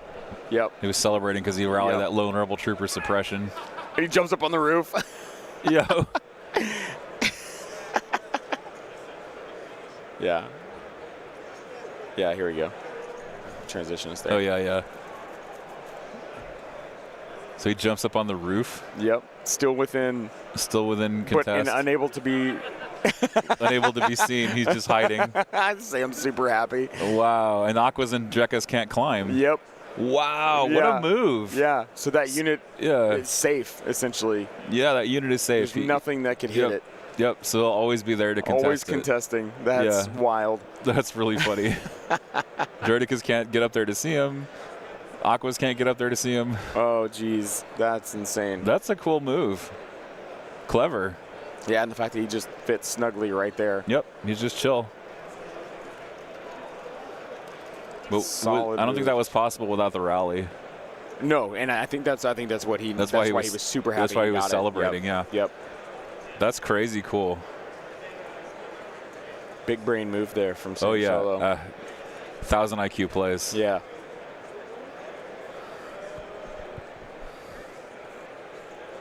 Next set of B2s just moving into the middle point there. Yep, definitely within range. Well, yeah, contesting until it moves, obviously. Yeah. Yes, yeah. But going to be definitely open to some prime ATRT shots. Be interesting to see where he decides to spin. He didn't rally 3 of 3. He had an Inspire from the bus because of turning the tide. And he rallied 1 out of 1. Ah. Yeah. Because the buses have Inspire 2 this round, or the bus does. The land speeder would have had Inspire 2 if it wasn't dead. Yeah. Womp, womp, womp, womp. Yeah, womp womp.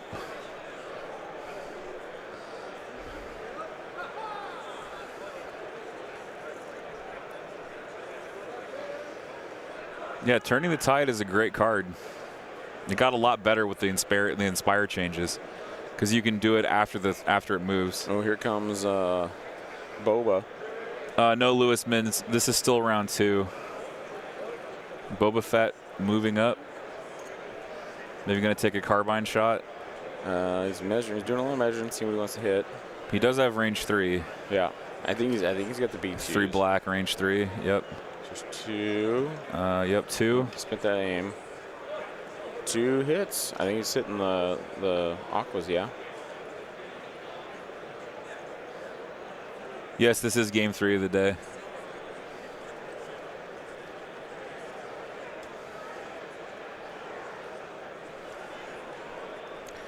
Is the big brain play to move the middle POI towards Nick to force him to go backwards? I don't know. I don't know. He doesn't really have anything there to contest that point. So if he moves it backwards, it just safely lets him secure it more.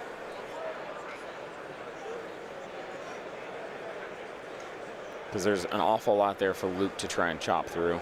100%. And it's only Commander Luke. It's not. Yeah, it's not Op Luke. Not Op Luke. Yeah. Deca's moving in now. Just getting right behind the Yeah. So wall. CIS is ganging up on this middle point.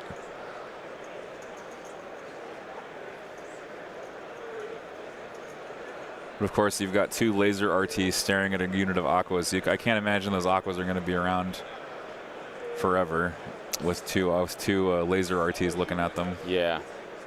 Especially after I think they just took some damage, if that's who that shot was for. Yeah. So.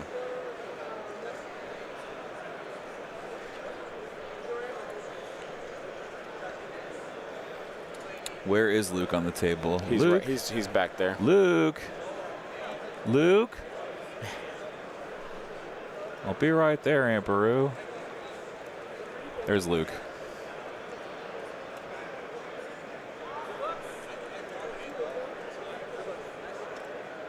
So he is here. This is Luke here. And then Boba's on top of And then the roof. Boba's right on there. top of the roof. Yeah, that's Boba on the bottom there. Yep. Oops. Lost a B2. Nothing super crazy there. Yeah. Surprised that RT didn't shoot Aquas, but killing a B2, still a good trade. Well, I think he's coming over to shoot the other Aquas, like prepare for the next round. Ah, yeah, okay. Because I think he sees that middle as like, there's a lot here for me to shoot with Yeah, just 3 I'm dice. probably like, not going to get through this all. Yeah. So I need to focus my efforts on a different point. Yeah, the middle is just terribly strong for CIS. They have a huge presence in mid. I mean, he's effectively like completely out of line of sight from anything shooting back at him now. Yeah. So I'm gonna look at bring them to heal again. because I just want to take a look and read the objective one more time. Scoring, starting in the second round during each end phase, if more enemy units than friendly units have a number of suppression tokens equal to or greater than their courage, score 1 VP. Okay. Once per round per player, when a unit gains a suppression token, the opposing player may mark one of their unmarked spaces on the chart below if the condition listed in the leftmost column of that space's row is met. Okay.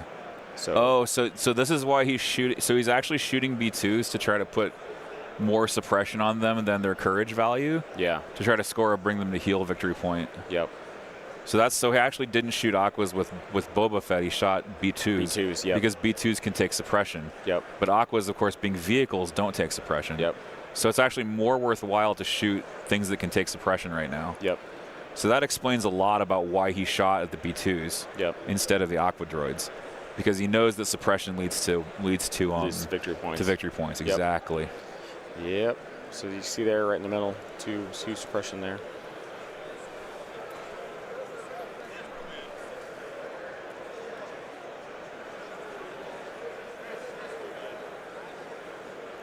Yeah, Dooku is also. You can see Dooku, kind of top right up there. You see his order token.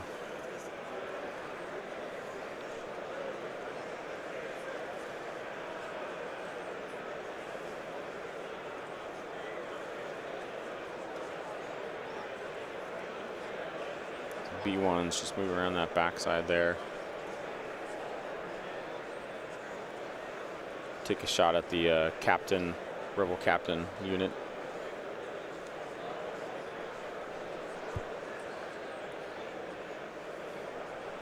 Yes, Dooku is range 3 of the B2s. He's on the left side of your screen near the hand that's hovering there. Yeah, he's right near all those B1s. Yeah, you see that brown cloak. It's hard to see the brown on brown, but it's there.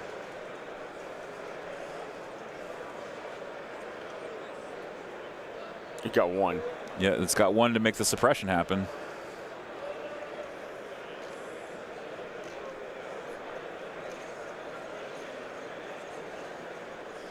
And that's the thing with captains. They don't raise the courage value of the unit, but they do avoid suppression or panic. So it's an interesting contrast. Yeah.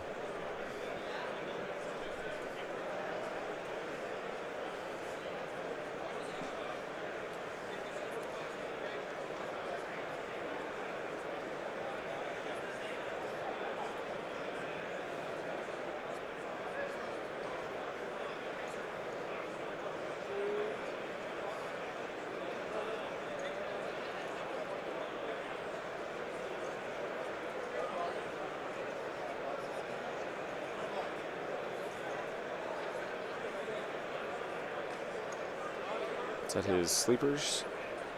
Yes. I think he's positioning on the corner there so he can see those B1s return fire, maybe? I think he's looking more at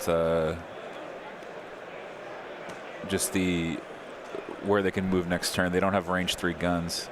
Oh, that's what it is. Yeah. Good point, Tortuga, saying that Commander Luke can inspire as well. So when you have multiple sources of inspire, bring them to heal doesn't feel as scary.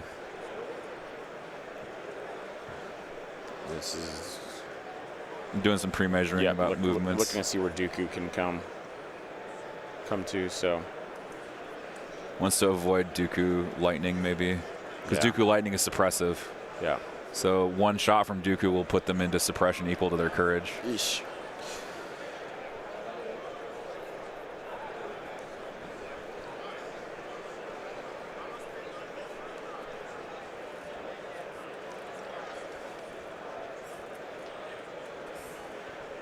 So be careful about teasing those guys that way. It's going to be closer to B2s being able to shoot them. Oh yeah, the B2s could just look left, or sorry, look right and shoot them. Yep.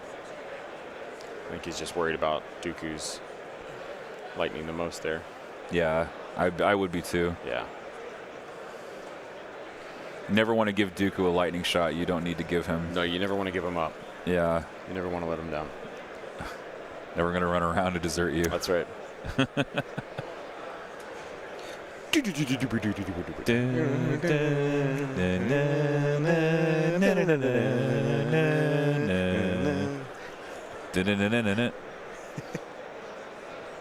just rickrolled the chat. Yeah, we did. Ouch. You gonna give me a side view here again? Yeah.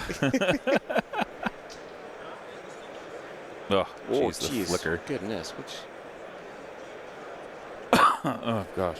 Jeez, the Sorry. audio. Sorry. Sorry, everyone. The flicker of the audio. The flicker, the Oh, audio, jeez. everything's falling apart. Wheels are coming off.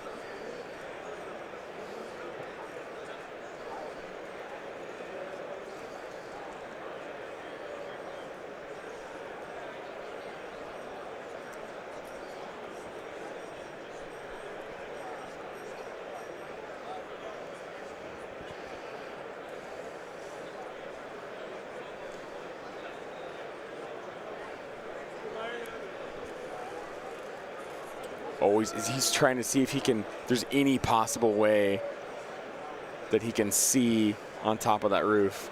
Nicholas is looking for it right now. Yeah, he's looking for that activation kill. He's looking to see how he can get up there.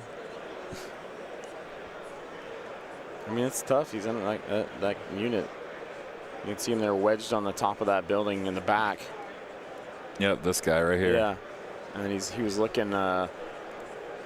He was looking right down this way to see what possibly could get up there. So, I mean, I think if he gets something on top of the roof, it's a possibility. But like on that building that he's on, which oh, that's the super tack there. Yeah, he's trying to see if the super tack can see it. But he's trying. Position of the super tack is going to be important because of the exemplar. Yeah. And the direct as well, because they're able to direct AI. Yeah, I think. Yeah, he's just coming. He's coming up there to come get him. Oh wow. Yep. This is aggressive super tack play. Yep. He's going for it. That super tack gun is, you got to watch out because that thing is. So he can't get up right there like this move, but next turn, turn he's gonna get up there and he's gonna go get it. Yep. Wow. That's wild. But I mean, hey, that's a point back there. It's a point, yeah. You know. The only thing crazy is he's using a Deca unit to get that point. Like, it's just gonna be like boink, boink, boink, boink. Yep. They're just gonna pinball back and forth.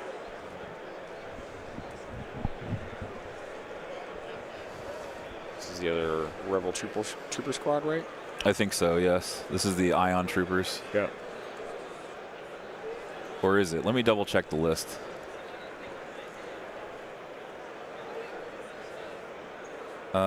Let's see. Oh no, these guys are just the standard ones. They have no upgrade. Oh, he's got another just no upgrade? Okay. Yeah, he's got another no upgrade Rebel Trooper.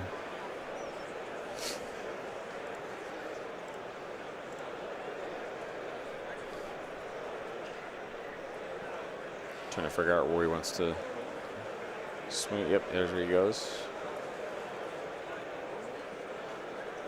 So he's swinging around. Because he may have this point Yeah, now. between the bus. Well, the bus and that Rebel Trooper squad could contest it, and he Yeah. would score it. Yep.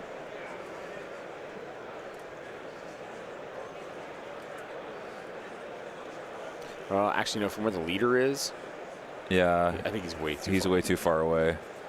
So what's this cohesion then? Yeah, why would you cohere him forward? To prevent him from being able to move more? Oh wow. Yeah, so he won't be able to move. Oh, and this is the Ion squad because there's 5 of them. Yeah, I'm trying to see if that's the Ion squad. I can hardly tell because the sculpts. Oh yeah, it is the Ion Trooper. Yep. The one with the backpack. Yep. Or the I can see the pose there. The one with the light colored shoes. Yep. Yeah, that's the Ion Trooper. Man, it's been forever since I put an Ion Trooper on the table. Yeah. The last time I put an Ion Trooper on the table was late 2018. Cool. Oh wow! Whoa, Ion Trooper shooting at Aquas. Must be. Big shot though. Removes 2. Some crits. And does that kill an Aqua Droid? I think it does. I think it did just there. Big shots from the Ion Troopers. Oh, no. Oh, no, just 2 wounds. Oh. Wow, so we saved just enough. Wow. But it does ionize them. So they're going to have to contend with that next round.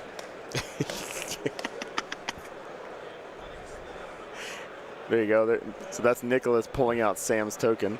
Yeah.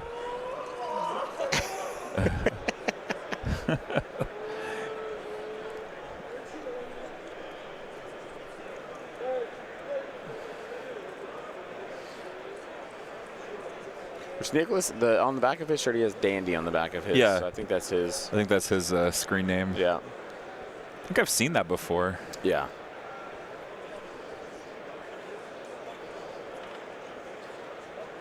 Laser RT.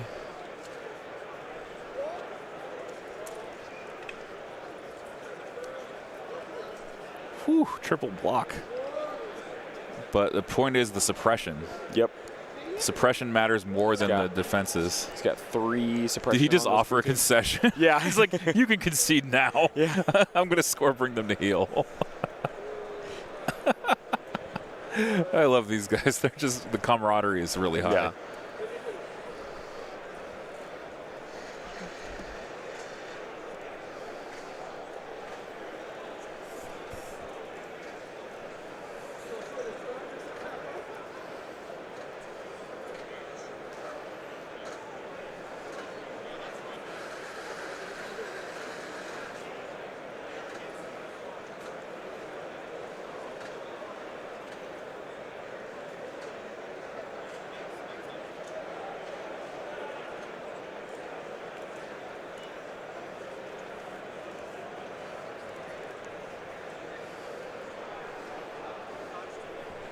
Oh, it's that time again, Zane. Where's your Excalibur, man? Dude, I know. Is he? Watch. He's not even going to be He's here not even going to be here today. He's like, I don't work weekends. Yeah. Only work on Excalibur during the weekdays. Not even supposed to be here today. Oh, gosh. We get some yahoo that's just like clink, clink, Yeah. clink, clink. You're like, do it with enthusiasm. All right, so they're trying to figure out. I think he's trying to figure out what he's going to do with Dooku here.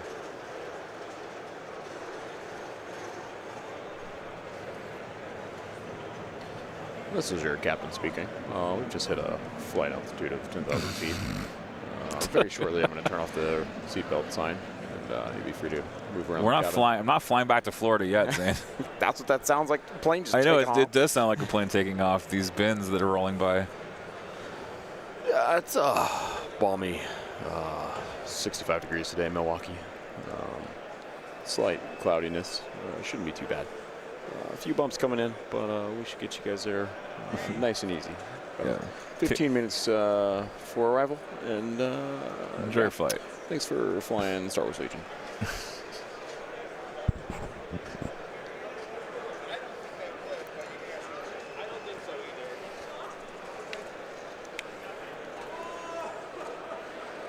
B1 shooting here. Double crit. Wow. And 2 hits, it looks like. Oh, he's like, take it. You're in a side camera then? Yeah, my bad. Yeah, so that captain squad now down to a 3-man squad, it looks like. It looks like B1s are just like practically out shooting the rebels. Yeah. Even though the essentially. rebels have heavy weapons, they're just Yeah. like getting the chip damage Yep. that they need to make a difference. And like they have Overwatch, they don't have situational awareness. Here comes Luke. Oh wow. Okay, And Luke is he's coming in. measuring right now to see where he can get to. Right, but here's the thing: he can Jedi mind trick and shoot his pistol. Yeah. So that's 3 more suppression. Yeah. So he's trying to score the bonus 2 VP off of. He's trying to get the bonus VP to panic those B2s.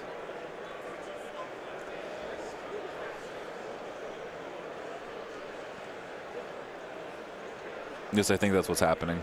Yeah.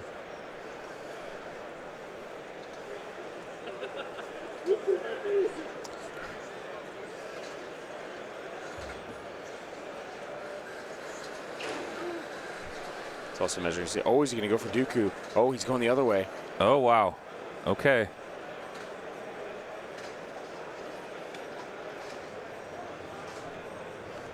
Interesting. Okay. Okay, he can also go for the route where more enemy units are suppressed than his. Or no, it's a all units that can be suppressed are suppressed. There was That's a the Jedi one. mind trick. Yeah, that was a mind trick on those B1s, I think. Yep, B1s. Yeah. Yeah.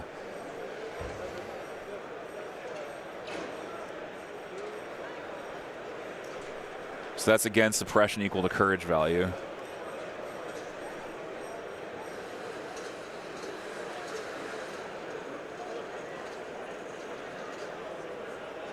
During each end phase, if more enemy units than friendly units have a number of suppression tokens equal to or greater than their courage value, score 1 VP. Yeah, Mind Trick is great for this.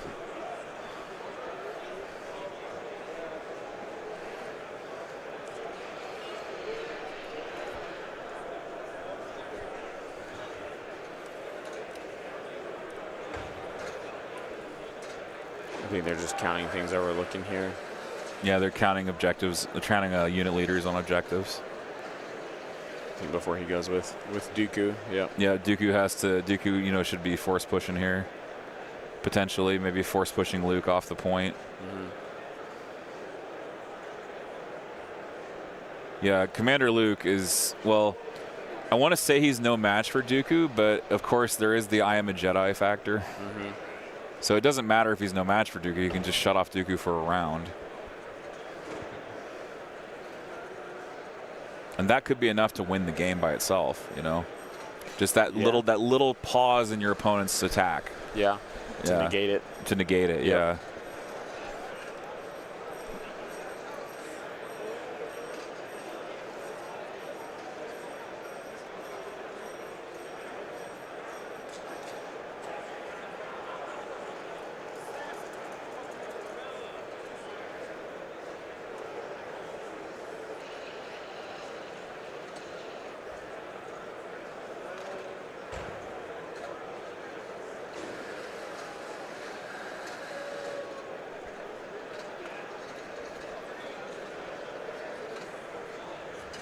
He just picked up one of the other rebel Another captain. rebel. Yeah, that's another B1 shot into the rebel captain, the rebel Z6 captain. I think Sam's out of activations now? No, he still has an ATRT to go. Yeah, he's got an ATRT left.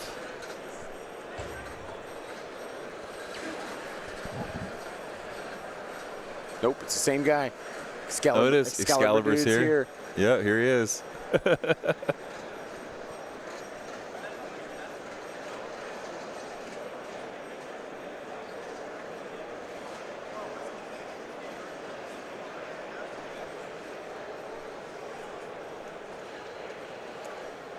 CIS has not scored 2 points from panicking the core.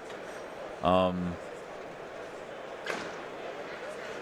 think he was going to go for the max suppression on the B2s, but he decided to go for the 1 VP instead of the 2 VP. Because I think he figured that, you know, they're not going to panic because Dooku's present. Yeah. So he's just going for the 1 VP on Bring Them to Heal.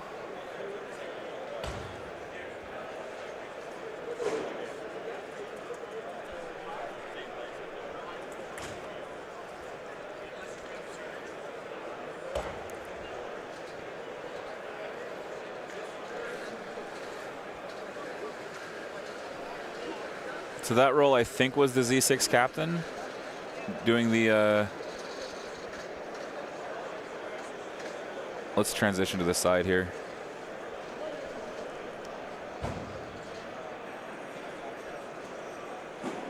He's moving... He's moving the sleeper? No, what is that? Is that Dooku's scatter lightning? No, because that's Dooku's lightning is black dice. Oh, well, Dooku's not where he was, and okay. Those guys just moved. Then he used the wrong dice color. Yeah, that was Dooku. Yeah, because Dooku's up on the building. So why did Dooku shoot white dice? Am I just seeing things, folks? Or no, Dooku shot black dice. Never mind. I'm seeing things. Guys, it's game 9. I think Zane and I are both feeling it right now. Yeah, because the players at this point have played max 6 games. Yeah. And we've been here for 9 games. Yeah. Yes, we're not playing, but there's still a mental capacity of following what's going on here. Absolutely.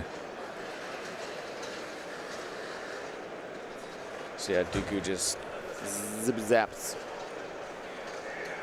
You got the chat? Yeah, yeah. See what everybody's seeing. Yeah, those were black dice. My bad, folks.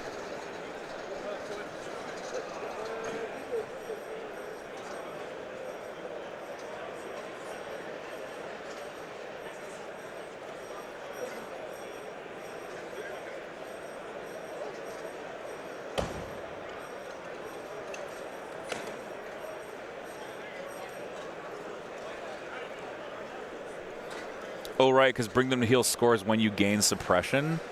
So Nick might actually have scored his 2 bonus VP for heal because he brought them up to 3. So they're moving. That's the beer cart. And they're announcing the vendor hall closing. So Yeah. they're moving. If you're going to go top down, they're moving They're moving the objectives. Moving the right objectives now? Okay. Let's go top down. With sound effects.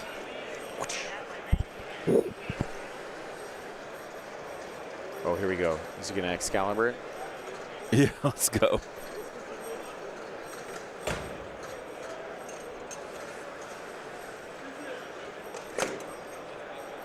I think he only does it when he has like a lot of room, like there's like a big gap. Yeah. But like when they bring him in really fast, it's just like, all right, next one. All right, so here, let me go over there and see what the score was. Yeah, thank you, Zane. So we're going to check in with the players to get you the primary and secondary scores. Thanks for watching, everyone. We appreciate you so much.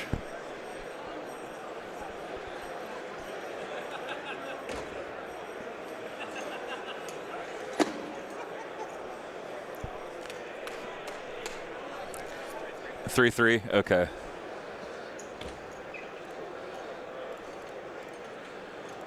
Did they tell you what the primaries and secondaries were?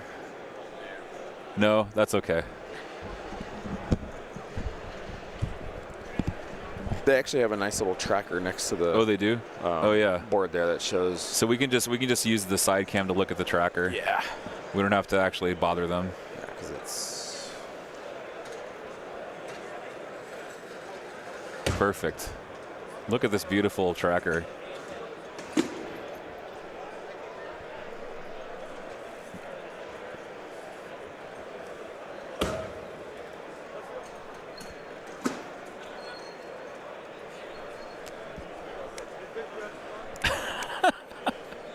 Ooh, Dooku with the 1 pip. Yep. Versus Sabotage Communications. Sabotage, yeah. So Dooku just wins that, and then it is 1 fewer orders from the command card, so it doesn't stop any of the directs that are going to go off from Dooku in the super attack. Wild. So Gotta love it. yeah, you gotta love it. Have me a Bulbin. These are Andy's favorite. God, Excalibur guys really let me down lately. I mean, he got me all jazzed up the first I know time you were. I saw it, and He's not. like, It's like, come on, do the thing. yeah. Come on, man.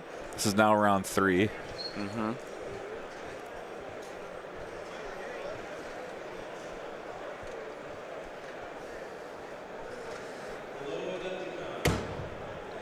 Okay, come on, do it. Dadgummit.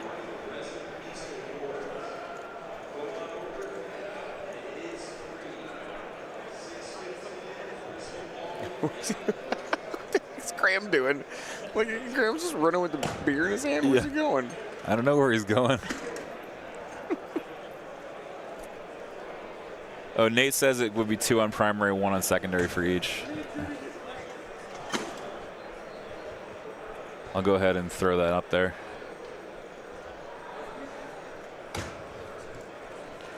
You know, one of these days we could do a tablet, And the players would just would just enter it themselves. That would be ideal.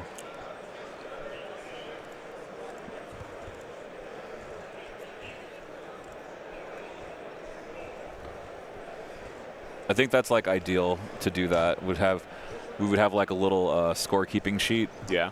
And I'll be pulling the raffle winner at the end of the final round. Yeah, the end of this round. End of this game, basically. Yeah, this game. Ooh, big shot again from Aqua Droids. Those guys are just... Aquas are so good. Especially when you play them... Let me get this down. Yeah. Especially when you play them like this. Yeah, you play them super well. They're a high skill piece. Here we go. Here's the defense.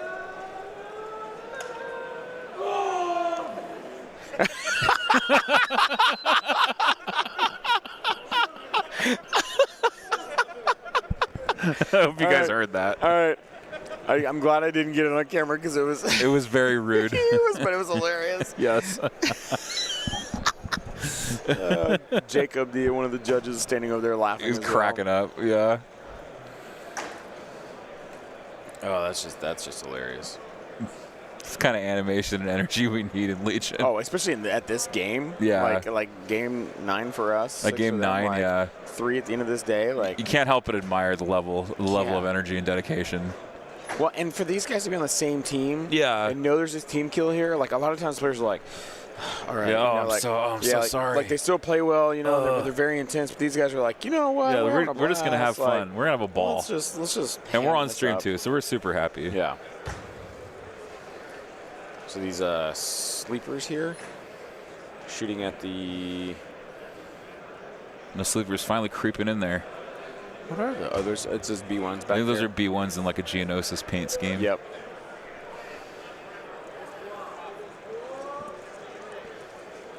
Here, let's see if I can. Lots of black dice coming out. This is a full sleeper shot, so All right, here we go. should be a good one.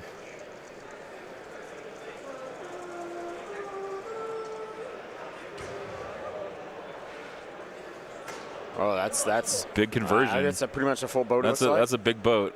That's like 8. It's at least 8. Yeah. This is a cover here. Oh no, that was. Did they not roll cover? And what was he targeting? That was those B1s. They're gone. Oh yeah. Did the B1s were the B1s in the open? They may have been in the open. They may have been cohered out. Cohered out. They might be in the open. Yeah. Yep. So those are all blank white dice, and they just got wiped out by those sleeper cell. Yep. So they were on this. They're shooting back here. The sleeper cells right there on the left of that yellow building. The B1s were on the right of the red building up there, and now they're gone. Let me. Oh, they're gonna clear the tray out. Yeah. Here we go. So he's got here. B1s here. Wow. Big shot. 4 hits. Yeah. That's crazy. I think he's looking at the captain. Yeah. The captain squad there. Yeah, trying to finish them off. Mm-hmm. Trying to see how many minis you can see. Yeah. And whether they have any cover at all. Oh, one went out of the tray. Yep.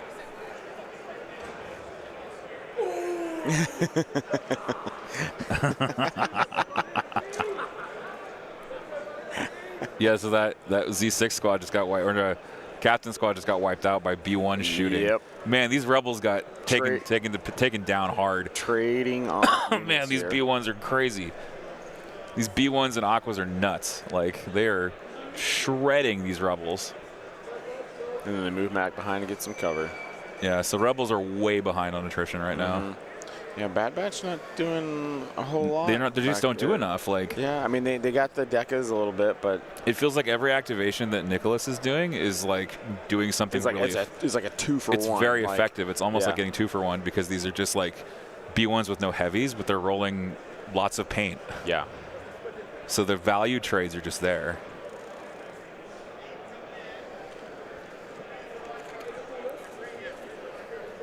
Yeah, man. Those B1s, they're so good. 38 points. When they work and they work for you that way, they feel highly effective. Yeah, they feel just extremely effective. Super efficient. Yeah, I mean, I like E5S's, but it goes from a 38-point unit to a 56-point unit. That's a much different equation. Yeah. But still highly valuable. Oh, looking to see if he can move up and go for those other B1s up there. Yeah, maybe like try to get on the use his steady. Yeah. And get on the objective as well. Well, actually, he can't leave the side, can he?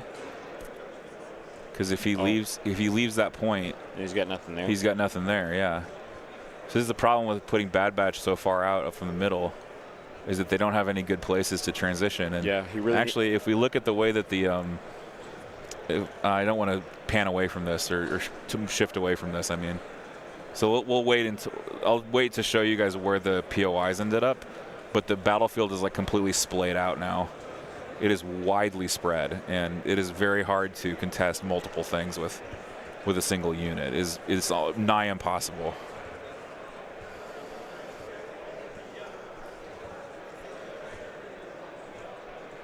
Checking to see if he can get over there.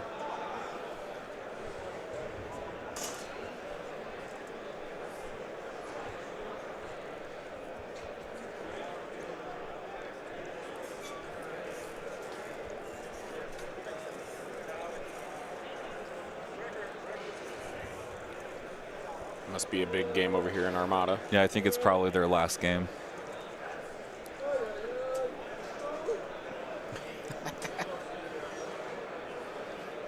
The banter is top notch. Oh, yeah.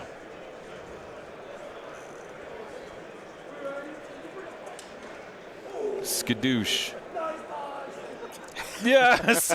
He screamed nice. That was awesome. Dude, the fact that... Yeah, Zane, it's a meme now. Dude, it's hilarious. It's official. It's so hilarious that nice dice is a thing. Yeah.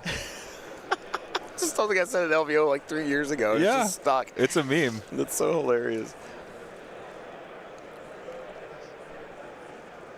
All right, if Nicholas rolls good defense here, this is a nice dice.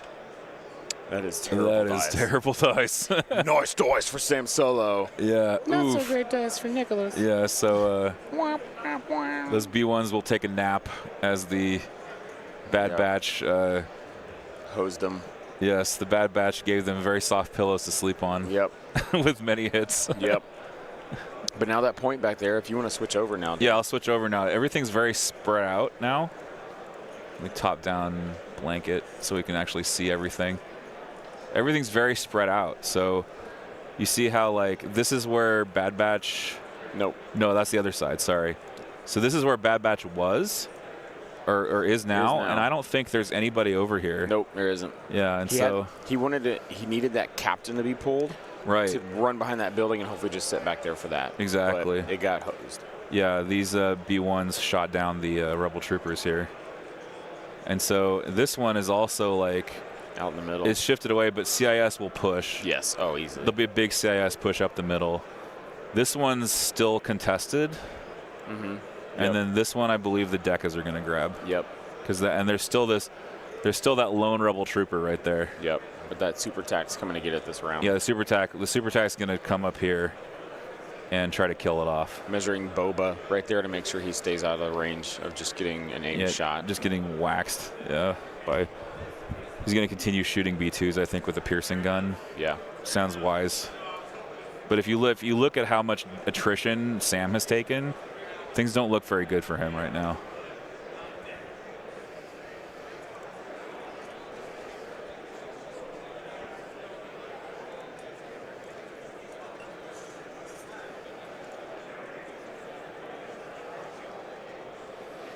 Alexander, it is not possible to get more than one ticket for the raffle.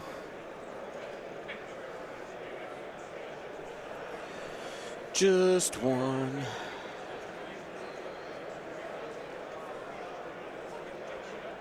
So it's going down this way where they're measuring from B2s. Aqua's here. Yep, he's trying to get him out of the B2. Yeah, they're going to move up to contest the POI, and maybe not contest the POI. Maybe just shoot those rebels. Yeah, maybe shoot the rebels or even shoot the bus either way. Yeah, either one's it. I think shoot the bus so that way your other aquas can get out of there. Exactly. And maneuver more, because right now they're effectively hamstrung. Mm-hmm. Yeah. What?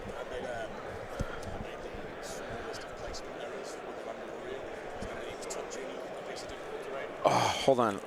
Ollie Dyer just came over and said Ollie he, came over here. Said he just. Let's get Ollie on the stream now. Here, Ollie, slide over more. Yeah, come on, slide over. Let's get you in here. Howdy all. Dude, Hello. What happened? What happened? It was going incredibly well, and I double tapped Dooku with a bus, turn 2, killed him. Mm-hmm. Wow. I was doing massively well on attrition.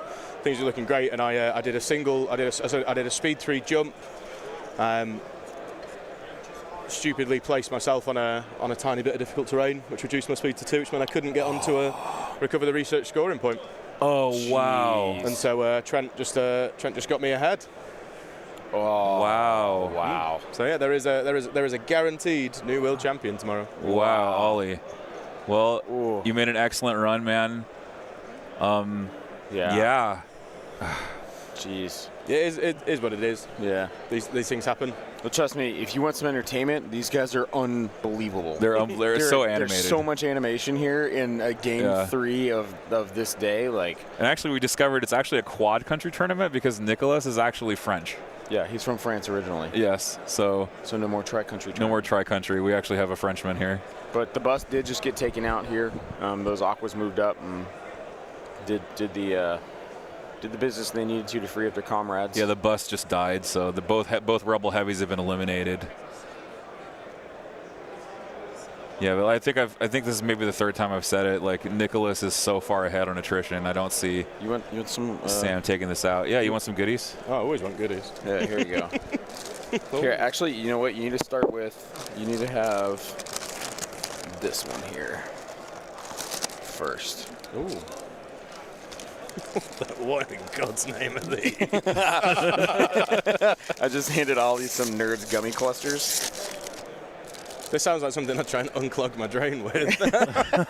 Yeah. All right. They're pretty good, yeah. Glarg asks, I've been out of the game for a while. Are Droidicas good now? Yeah, they're 60 points, and they're highly mobile. And when they aren't mobile, they're tanky. So they have this great amount of versatility. So a lot of us are on Droidicas right now if you're playing CIS.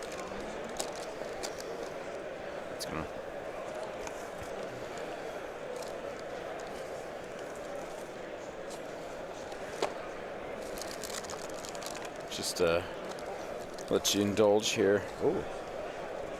By the sounds of me, I've indulged quite a bit already. Oh, there's one more Nerds gummy cluster in here.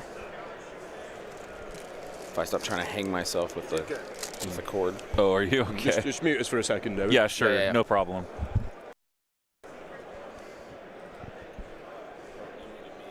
Oh, I did. I'm sorry.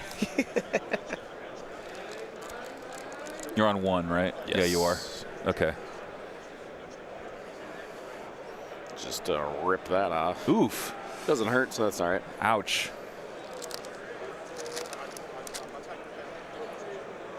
All right, back to the France versus Canada.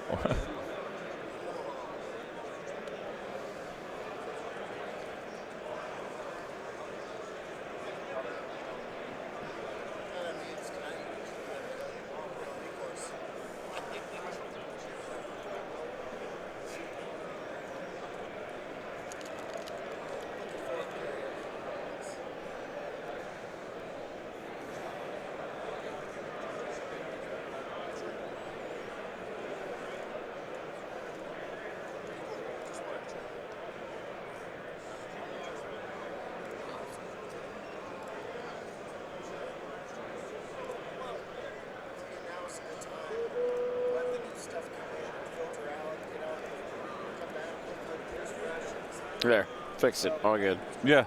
Yeah. It was close though. As I was coming off, I was like, Yeah. Oof.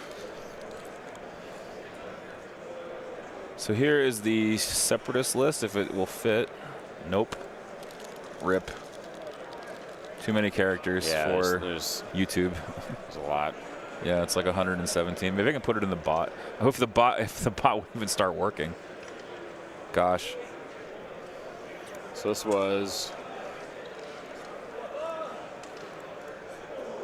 So that was a cover roll, and that was the.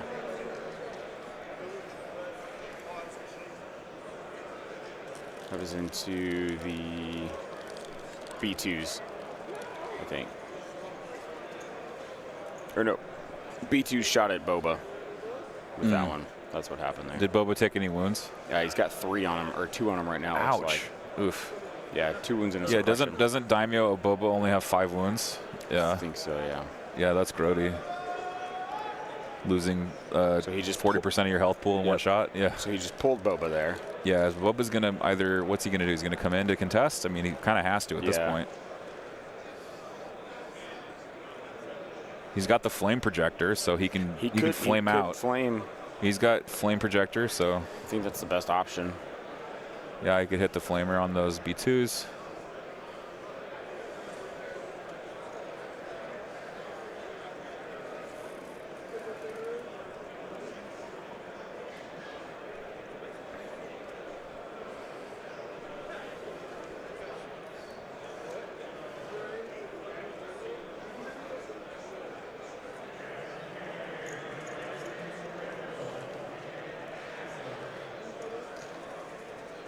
All right, here comes a shot from Boba Fett with the flamer.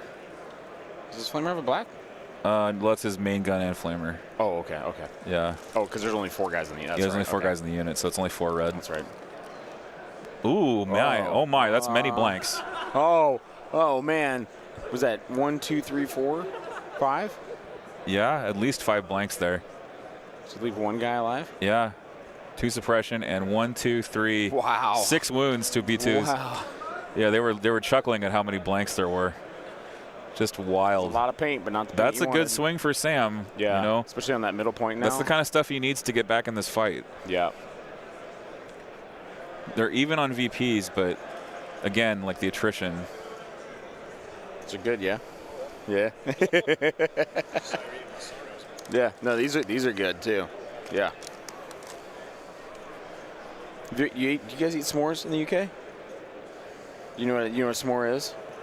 So it's a graham cracker with a marshmallow that's usually melted, like roasted over fire, and then like chocolate, usually Hershey bar chocolate, but you guys have better chocolate, so I would definitely go with that.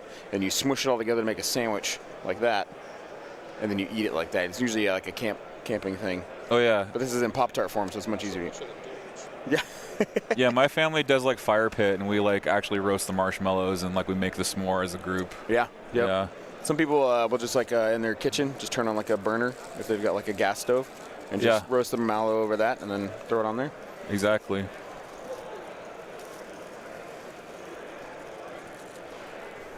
Yeah.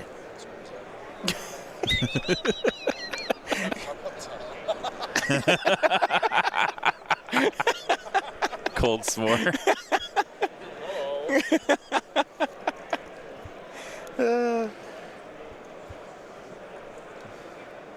So the Decca's down here maneuvering. Oh. Oh yeah, my bad. An Englishman is discovering what a s'more is. Mostly because I don't really eat them. Like, I can think of the times I've ever been sat around a campfire on a hand if I had 2 fingers. Yeah. Yeah. S'mores are great, y'all. S'mores are great. Yeah, no question. S'mores are great, y'all. Yeah. Hey, man. I'm gonna give them 5 out of 5. Yeehaw! Yeehaw! Hey, man, you're not wrong. You are not wrong, sir. You truly are not. Oh, man. Yeehaw! The s'mores right there, marshmallow, chocolate, and graham crackers, a 5 out of 5. Yeehaw! We got to get you out to Texas sometime, Wally. ATRT coming I'm in. not sure I'd end up too well because I keep doing my impression and I'd probably get punched. Oh no, they'd laugh. They would love you, and we got to get you trying some real Texas barbecue too. Well, 100%. There's a big event out there. I've got the time. I'm running Lone Stars in Lone Stars in August, yeah. We had 64 last year? Yeah, we read that. You might get a bit of a fewer player count due to LVO also being in August this year now? No, it's in October. LVO's in October. Yeah, I so thought it was August, no? no, it's October. Yep. I don't think s'mores are Canadian. I think they're American, no? I have no idea. I could be wrong. I feel like that's one of those things when I Google it, it's going to be highly contested. It's going to be like, well, the people say it originated.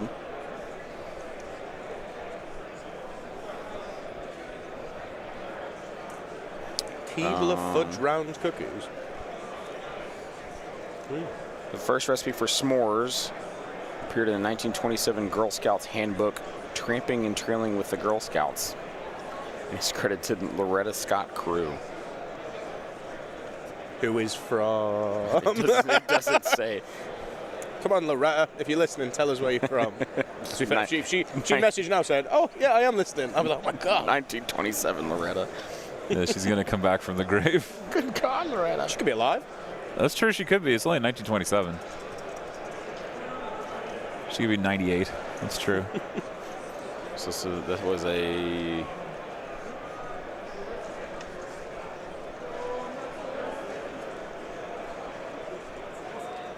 I didn't see what that was. I apologize, stream. There was a suppression on the rebel troopers there. A fudge stripe cookie. Ooh. Oh, fudge stripe cookies are good. Oh yeah.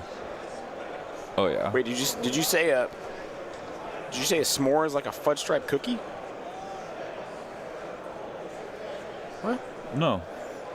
A fudge stripe? No, Keebler fudge round. No, he says it's a fudge stripe. Oh, as you said. Oh, He was okay. saying Oh, he was got it. asking I was what like, what the fudge round is, and it's like a fudge stripe. Well, look at this. Oh, here we go. Captain Carl's trying to figure out what to do up here. Yeah.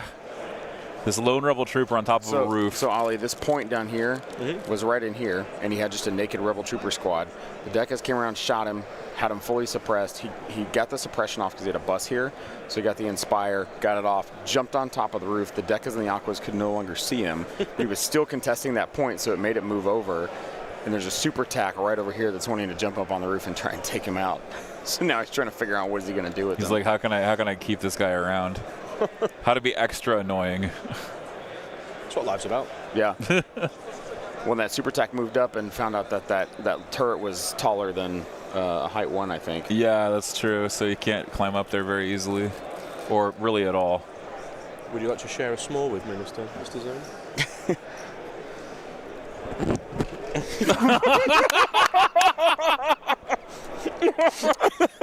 You guys touching microphones over there? For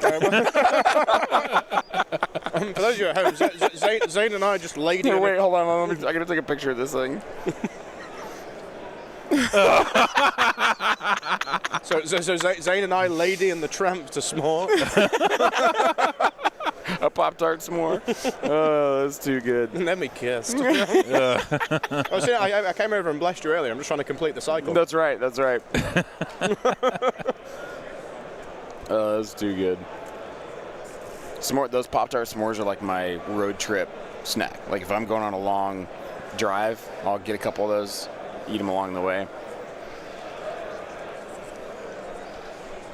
Would you guys consider a custard cream a cookie, seeing as your idea of a biscuit is totally different to ours? No, because a bourbon is a biscuit to me. Well, it's a sandwich cookie. Yeah. We still call it a cookie. I mean, like if someone like handed me this and I didn't know it was from the UK, then I would be like, that's a cookie. That's a cookie. Yeah. It's a biscuit. What? Yes. And I know it's from the UK. It even says bourbon biscuits. That's true. Somewhere on there, maybe. I was like, bourbon creams. Crunchy and smooth, carefully baked to a classic recipe with a smooth chocolatey filling. Oh, it's an invisible ink that says, Zane, you're wrong. Oh, I gotta get a lighter and hold it underneath. World's 2025 sponsored by Tesco. Our chocolate sandwich biscuit with a chocolate flavored filling. There we go. There you go. So it does say biscuit on the bag. Boom, that was lucky. Bam. All right. Oh, this is Rebel Trooper. So do you guys call it Oreos biscuits then? Yeah. Okay. Okay. Oh shit! Ah! Sorry for the word. Ugh. Knock things over. Whoops-a-doodle. Absolutely flippity gibbet. Yeah. These are mental. I love them. Oh, the Nerds gummy clusters. Oh yeah. Yeah. No, those are so good. I'm having a glorious time. You wouldn't think I just lost my status.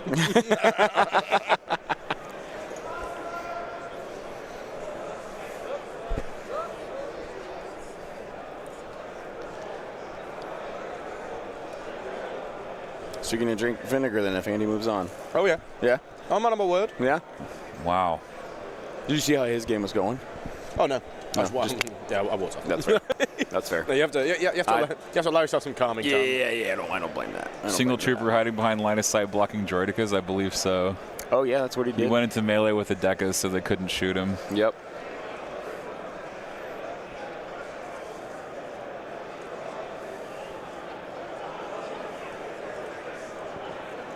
Yeah, American biscuits are closer to dumplings. They're like, it's it's made of like actual like it's like doughier. yeah. So you're saying It's like flaky. Yeah, it depends on where you go. it's a buttery, crispy crust. Yeah. baked on a butter baked flaky crust. I know that meme. Oh gosh. Isn't that a Hot Pockets meme? Yeah, I think it is. Baked on a bilingual buttery baked brisket crust. baked beans busted crust. You baked on a Dodge duck dip dive and duck and crust. Yep. Yep, that's exactly what it is. But where did you get the sea salt?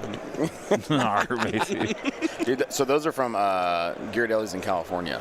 Yeah, in San Francisco. Yeah, like Yeah. Ghirardelli of San Francisco. Yeah, that's why they call it Ghirardelli Square. It's near for the factory. Yeah, whenever I go there, they have these massive ice cream sundaes that are really, really good. Well, I'm a fan of the s'mores. I'm gonna put on a considerable amount of weight as we as we proceed through these videos. I will be on stream tomorrow though. Yeah. So, Yeah, absolutely. Yeah. For sure. I'll be bringing you more. Love the nonsensical banter. Yeah. I think that is the only PC word you can describe me as. Nonsensical. Oh, Brian Bear won. Brian Barrett's through to the top 8. Wow. There we go. Yes, Wintermoon Wargaming represent. So two indie players, right? Yeah. Two indie players moving. Two to indie top players 8. moving up to top 8. Yep. Wow. Big representation for indie.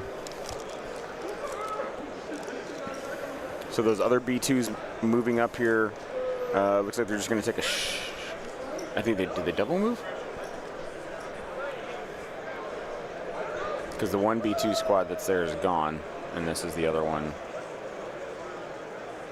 Yeah, the second B2's moved in. Yep.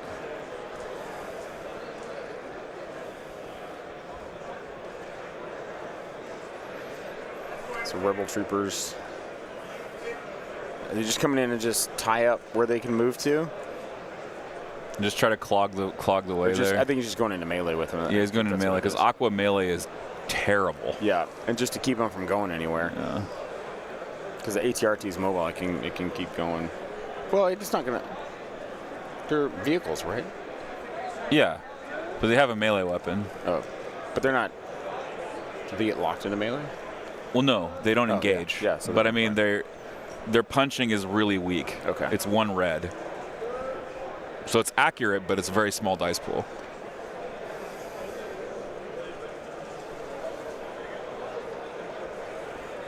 Prompt 42. Yeah, if I were a girl and I was this fangirl type, I would totally have posters of Brian Bear in my room. Wow. This Brian Bear, like Ryan Gosling on a horse. To be fair, those posters, same as Brian, would be very small, so you could have quite a few of them. Yeah. Oh my goodness. Brian is what I call a pocket-sized chum. Look, I've got one in my wallet. Everybody should have a Brian Bear in their wallet. Oh my gosh, we should totally make that. Oh yeah. We should get a picture of Brian and print them out so everybody has a picture of him in his wallet, in their wallets. Yeah.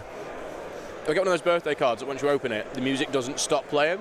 You close it and it just keeps going. It just keeps going. You just put a picture of Brian in there. Send it to everybody you know. Celebrate Brian Bear. Come on. Oh, Luke, Karaoke tonight, if people didn't know. yeah, Luke's looking to move in the middle here. He's measuring to those B2s. Here we go. He's going to come in, and then did he recover? No. Who's Luke? Commander Luke. Oh, right. Yeah. I was like, I don't recognize it. Well, you could also say who's Luke because Luke Cook did not make an appearance this year. No. We miss you, man. We do miss you, Luke. The FOMO is real.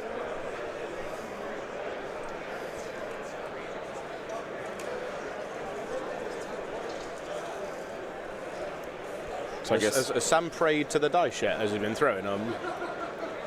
I wouldn't call it. Oh, I mean, yeah, he's taking yes. him into this. Oh, yeah, he he has. He goes dun dun dun dun dun dun dun. Woohoo! Yeah, exactly. Yeah.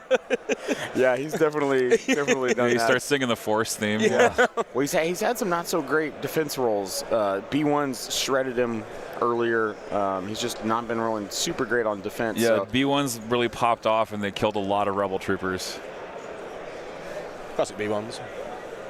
I think he rolled like 6 or 7 hits or something. Yeah, at least on like 2 And it was B1 just like, shots. It was like, okay. Yeah, okay. Well, I guess I'll die to a 38-point unit.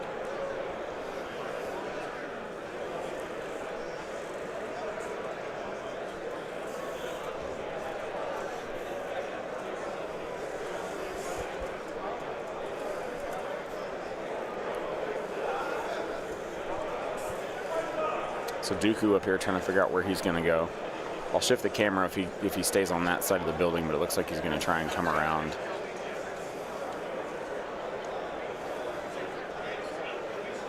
Just checking Luke's.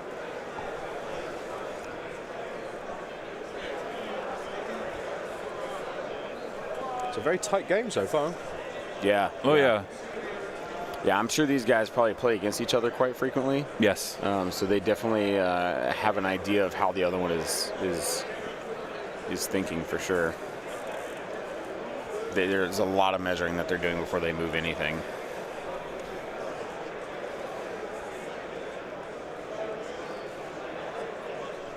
Right, Did folks, Luke- I'm going to go have a quick check-in on Andy, see how he's doing, see how the hopes and dreams of all of the UK and whether I've got a shot vinegar is going.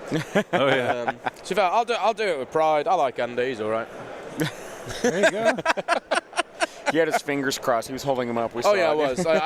Everything that I can cross is crossed. The guy's a silly goose. Yeah. See ya.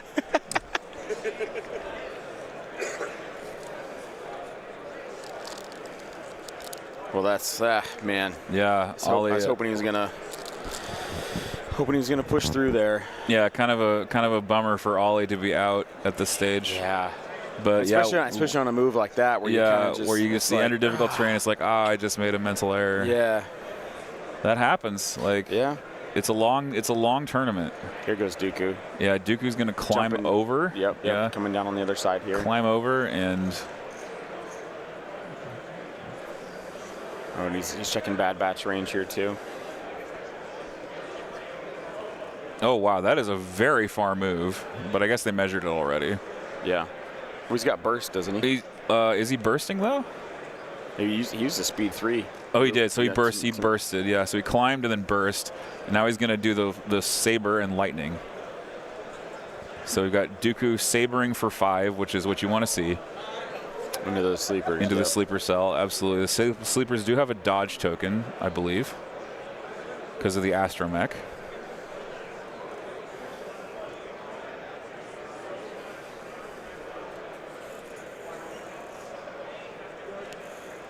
Spends the dodge. Spins the dodge. Yeah. He's gonna roll. Has to roll 4.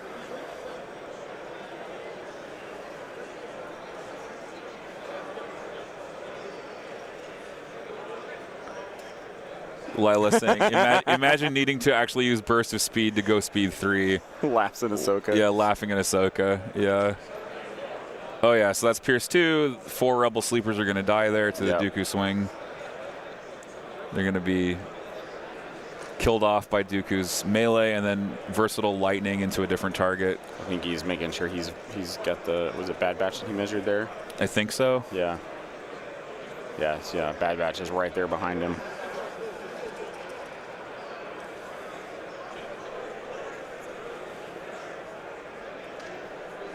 That's a pretty good lightning. 2, 4, 5. At least 5, yeah. Just 4, actually. I think that was into Luke. Or no, it was into Bad Batch, probably, so you could use Pierce against them. Nope, that was No, Luke. that was Luke. That was Luke. Okay, so Luke is immune to Pierce. But he's going to put suppression on Luke. He's actually putting 4 suppression on Luke right there, which is huge. Because it means that Luke won't panic, but he might lose an action next turn to the suppression. Yeah. And does So that could be big. And Luke, he's a normal unit, doesn't have like Indomitable or anything. does that also count for the objective? It will count for the objective to have some more suppression. Yeah. Yeah, so obviously they're trying to count on bring them to heal. Oh, excuse me.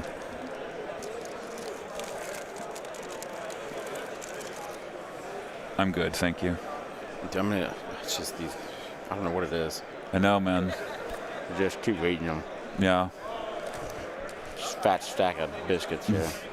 Gonna make me a stack of biscuits. He's pushing Luke back in there.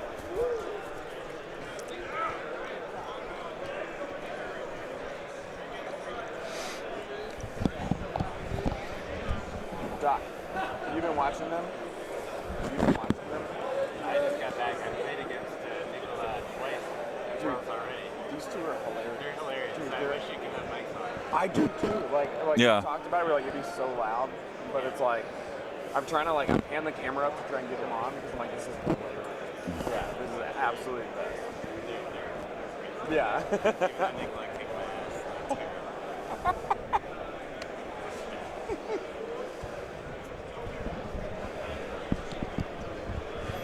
So Doc's saying he faced Nicola twice Oh, really? in Worlds. And he said every time he's kicked his butt. Yeah, he's a really good player. Mhm. Like, it is obvious.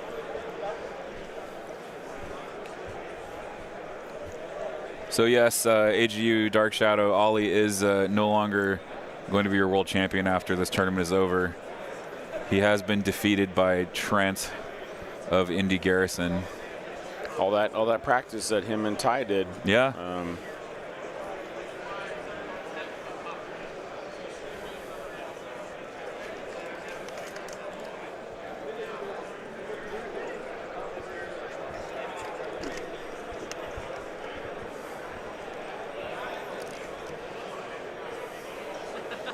Oh, cards here, they're just flipping them over. Oh, there we go. Yeah, here we go, round 4.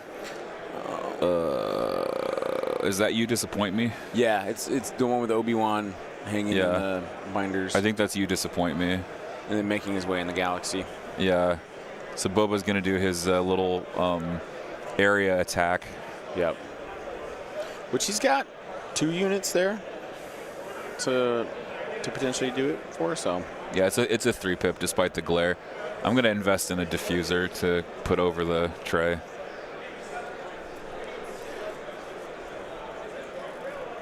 The other solution would be to abandon chroma key altogether and just use a hotkey, which is definitely feasible. It would change the way the overlay is, though. I think that's something you wind up polling people for later and see what people would. Yeah, I think I would poll them. Yeah. What's the cards in French? Do you know that? The cards in French? Yeah, like the cards. Les cartes?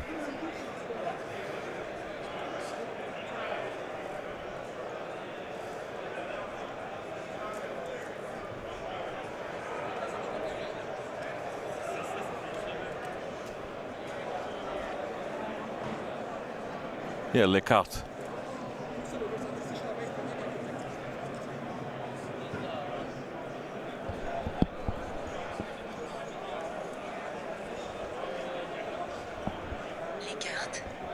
Yeah. Look out! Look out! Merci beaucoup.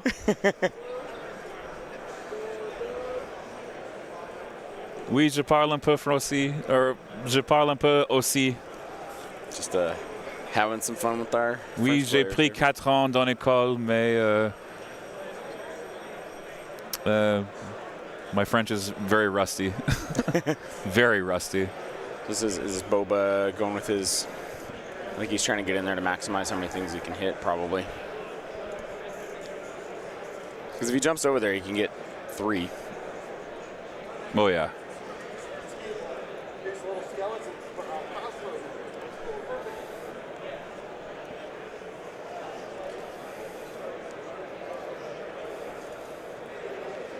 Or what did he... Oh, because Nikolai's was a 1-pip? Oh, yeah, we have to figure out the score at the end of 4. Oh, yeah. We got to bother them Here, for that. No, it's on the tray table. I'll get it. It's on the tray table? Oh, yeah, we can look at it. Duh. It's 4-3. 4-3. Oh, wow, so they scored like nothing. Yeah. Yeah, so Sam is 4, Nikolai's 3.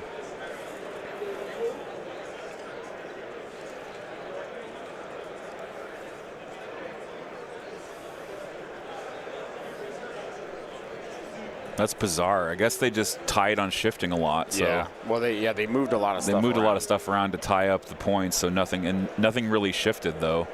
So it must have been bring them to heal the secondary that got scored. Yeah. Because Sam certainly had more suppression out on the board. Let's see if I've got the... So I believe it's 2-1. Oh wow. Okay. That's not... That can't be right. It's not wanting to like... Yeah. That can't be accurate.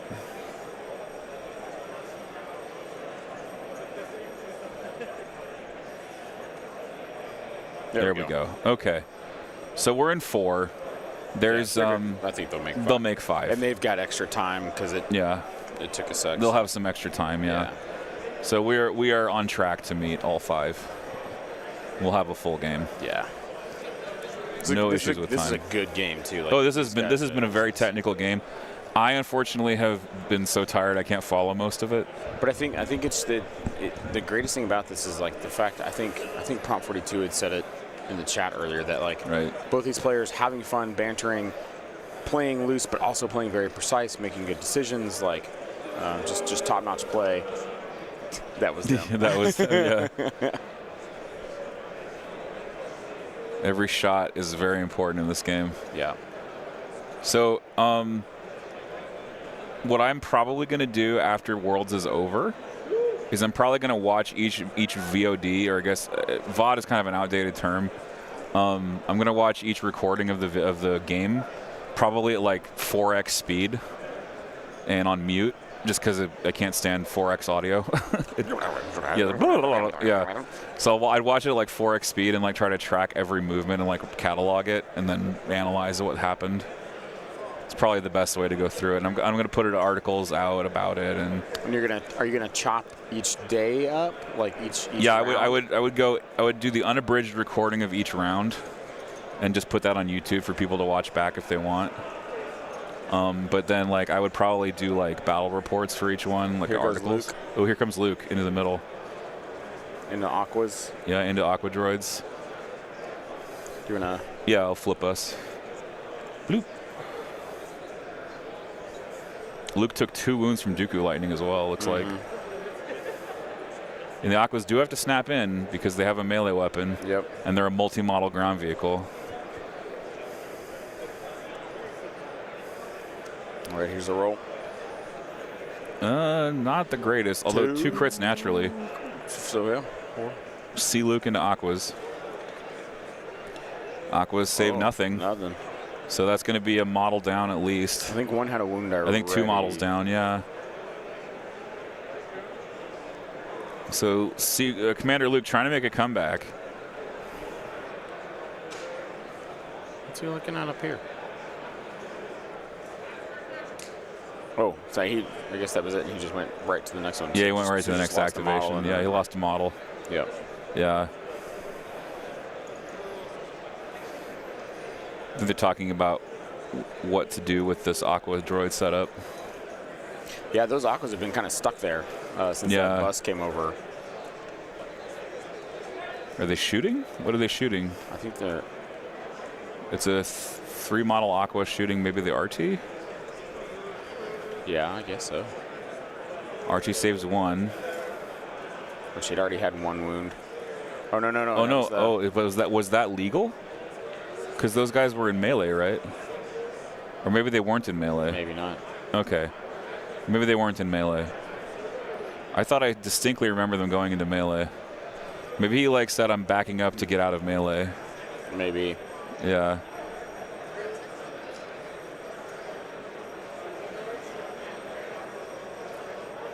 Yeah, hard to tell. Hard to tell.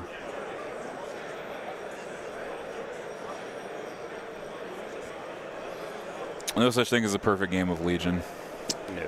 No, I'm like 99% sure that there'll be at least one mistake that neither player will notice.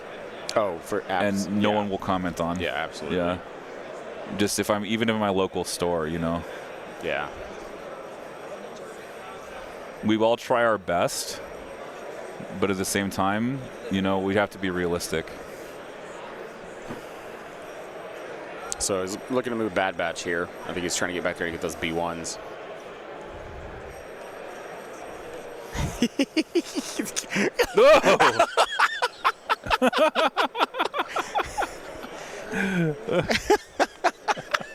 Might have to gray those hands out.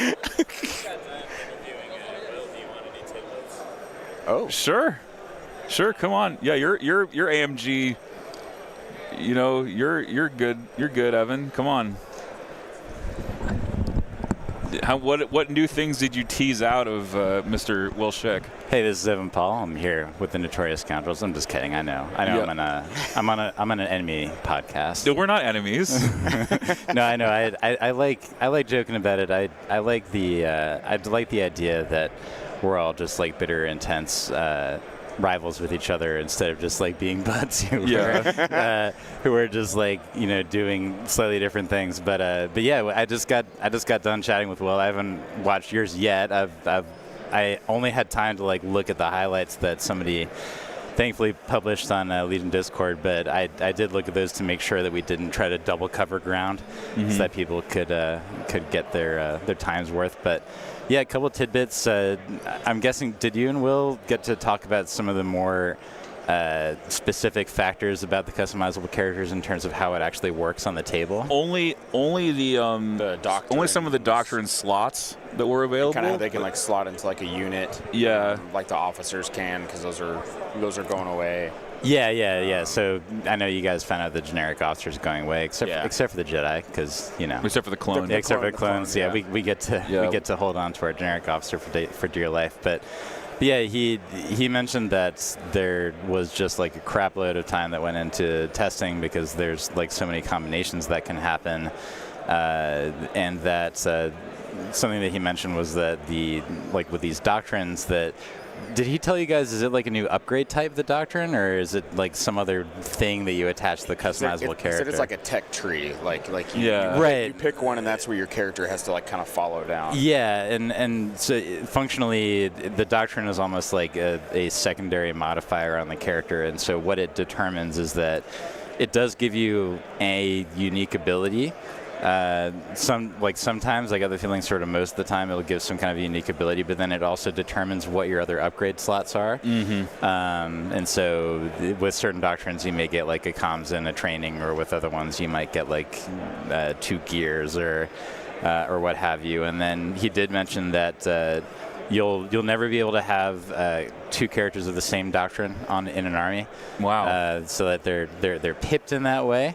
Okay. I didn't find out about like how that might factor into the cost, about whether certain doctrines will like cost more than the others. But I think the idea is just that what that would potentially prevent is if one doctrine does turn out to be a little bit stronger on the table, then it would make things harder to min-max it, right? So like, because I think that the quote-unquote nightmare would be that there would be some kind of generic character and operative that would have this just like totally radical doctrine, and that you'd be like, okay, I'm going to get 2 of the rad commanders and 2 of the rad operatives in my army, and then everybody's playing armies that don't actually have unique named Legion characters. Right, to the exclusion of all the cast. Right, exactly. Yeah, which would be horrible. Yeah, that wouldn't be great for the game. But you know, as I was talking with him, it did seem like, for all of the relatively minor characters in Star Wars that, if we're being realistic, are never gonna get like a release as their own unit. But it does create these situations to where if you wanted to like pick, I don't know, the 30th most powerful Jedi that showed up in the fiction, you know, like that dude with like the Parasaurolophus head who dies immediately. Oh yeah, in Attack of the like Clones. Django just shoots him out. Yeah, shoots him out the arena. So you know, if you're really into that guy, yeah, maybe you could do a little bit of modding and you can come up with him. It is. I heard from like the stuff that came out of your interview is that they're doing like the whole Jedi Guardian Sentinel Counselor Guardian thing. Sentinel Counselor, yeah. Yeah, which I feel like all of us have just been like hoping for that for like years. Oh yeah, absolutely. Real quick in the game there, Bad Batch moved in, punched Dooku for 2. Dooku swung for 4, killed, I think, Wrecker, and then Force pushed them away and then moved back to get the point that was behind him. So. Man, okay, so I should mention quickly that I had the pleasure of losing to Nicola twice during World. So once was yesterday, and then today I did manage to win my first game, and then game 2 I was matched up against him, and I was like, well, it's over. He's extremely good, but you know, gosh darned if he isn't such a nice and funny guy, is that I couldn't even get mad at him the way that I usually do against players. You know, like I played against, I also lost to Brian Bear yesterday, and I was furious with him because you guys know just how hateable that dude is. Oh wow. Just like stay away if you ever see him on the street. No redeeming qualities, whatever. No, 0. People were talking about putting posters of him up in their room, and you probably have when you throw darts at. Like, yeah, exactly. Oh yeah, that would sell like hotcakes. We were talking earlier about maybe people getting like a charm-sized picture or a pocket-sized picture of him in their pocket, like, you know, St. Brian of Bear. You know? I love it. Yeah. Oh yeah, because we called him Saint Bear. Yeah. Last year, I believe. Saint Bear. Saint Bear. Well, you guys may not have heard yet. He is on the top 8. Yes. Yeah, he is. Yeah. He is. Very exciting. Representing Indy and representing us here at Winter Moon. Yeah, who knows how much is he going to have to represent America? Yeah, I know. We're going to find that out pretty soon. Well, he's going to show up in his Rocky pants, I'm pretty sure. Okay. Because I think he's got a pair of those. You heard it here first. Yeah. What else did I find out? So we talked a little bit about Hondo. And did you guys talk about like the manner in which Hondo is going to come out? No. Or so if you remember with the soup sipping Grogu, right, and with also Padawan Ahsoka and Shatterpoint, is that there's it's like this Asmodee brick and mortar outreach program called Hobby Next. And so he is basically going to be an early release through like the various ways that I think it's basically going to be up to those brick and mortar stores about how they want to choose how to like give out the Hondos. But he's basically going to be coming out about 5-6 months early as a promotional item that stores can basically choose their own method of giving them away. And so for what I did ask is that he's going to be legal for competitive play as soon as like that Hobby Next program starts up, which is cool. He did mention that until the Weequay come out and you can combine them, is that he was saying that Hondo may be a little bit more fun than good. Okay, fair. And so fair enough. It may be a little bit more for the themey type of player, which was probably an intentional and potentially wise choice, given that he is a quad faction mercenary commander. And he's spoken earlier about how you want to be careful about making universal mercenaries like too good, because then they show up in every single table. Right. It'll be everyone's take. Yeah, exactly. But we're trying to like make things different but also good at the same time. Right? Yeah. What else is that? So the Weequay and the speeder tank are going to be available in Shadow Collective. Love that. So they're definitely getting some new stuff. When I was talking to him about, there's another character who could probably show up in the Shadow Collective in the future. He mentioned Savage very quickly. Wow. And so we can draw all sorts of conclusions from that because that's our job. But I did also find it also sounds like the speeder tank is going to be for maybe all factions. Really? Or at the very least, be mercenary, obviously. But at the very least, it sounds like it's going to be available for Sith and Rebels. Yeah. Amazing. I'm not positive about whether, the Republic or Empire would be down to just hire this crappy tank instead of the real ones that they have. It was another interesting thing that we talked about was this idea of when they create a mercenary unit is that they have to have this discussion for each one about which armies would it make sense that they would work for. Certainly. Robo Legs Maul wouldn't be working for nobody except his own thing. Yeah. And by that same token, that's why Hondo is not available in Shadow Collective, because in the canon, he's like, that dude too crazy. Yeah. He's not good for business. Yep. But yeah, it was a good time, and we talked a little bit about Shatterpoint stuff too. So I had to, I don't quite have the Wintermoon David Zelenka audiovisual setup, and I don't have Zane here to handle the business either, like a pro. I'm watching you push all these buttons, man, and I'm just so impressed. By the way, the Aquas just shot Luke for a suppression. Yeah. And nothing else, right? No, that's it. No, that's all. Yep. Damn, Luke. You can keep it there, Dave, because I'm going back and forth. You're going back and forth? Talking. Yep. All right, awesome. I'm here and listening, so. Yeah, awesome. Thank you. Appreciate that very much. Tonight I get to try to make the video more watchable and listenable, even though I use an iPhone and two a $20 set of Bluetooth mics. Bro, you share a headphone together? No, it wasn't that bad. It wasn't quite that bad, but it was miles away from the excellent setup that y'all have here. Aww. So we do what we can when we have to sort of carry it with us on an airplane. Bro, I know that challenge. I have 100 pounds of payload that I work with because I check 2 bags. So it is exact. I have 100 pounds of payload. Yeah. Wow. So I have to balance out the payload every time I fly with this gear. Oh my gosh. Yeah. Well, I'm glad you're doing it, because there's nobody else that would have. Whoa. Oh wow. Nice. Nice. That was Deca shooting at Luke for another suppression. Man, Luke just never dies. I couldn't kill Brian's Luke yesterday either. And I think he's got 3 wounds and 4 suppression on him. I also tried to in both my games with Nicola. I hit Dooku with probably 20 dice worth of Wookiees and ARC Troopers, and it just it did 3 wounds. So that's the end of round 4. Gosh. This is our current scoring. Yep. So we're looking at 6-5. So Nikolai is up to 6. He was down by 1. Yeah. So Nicola overcame his deficit. He's now in the lead, 6-5. For what it's worth, Nicola has played Shifting Priorities at least twice, because he beat me on that objective both the times that we played.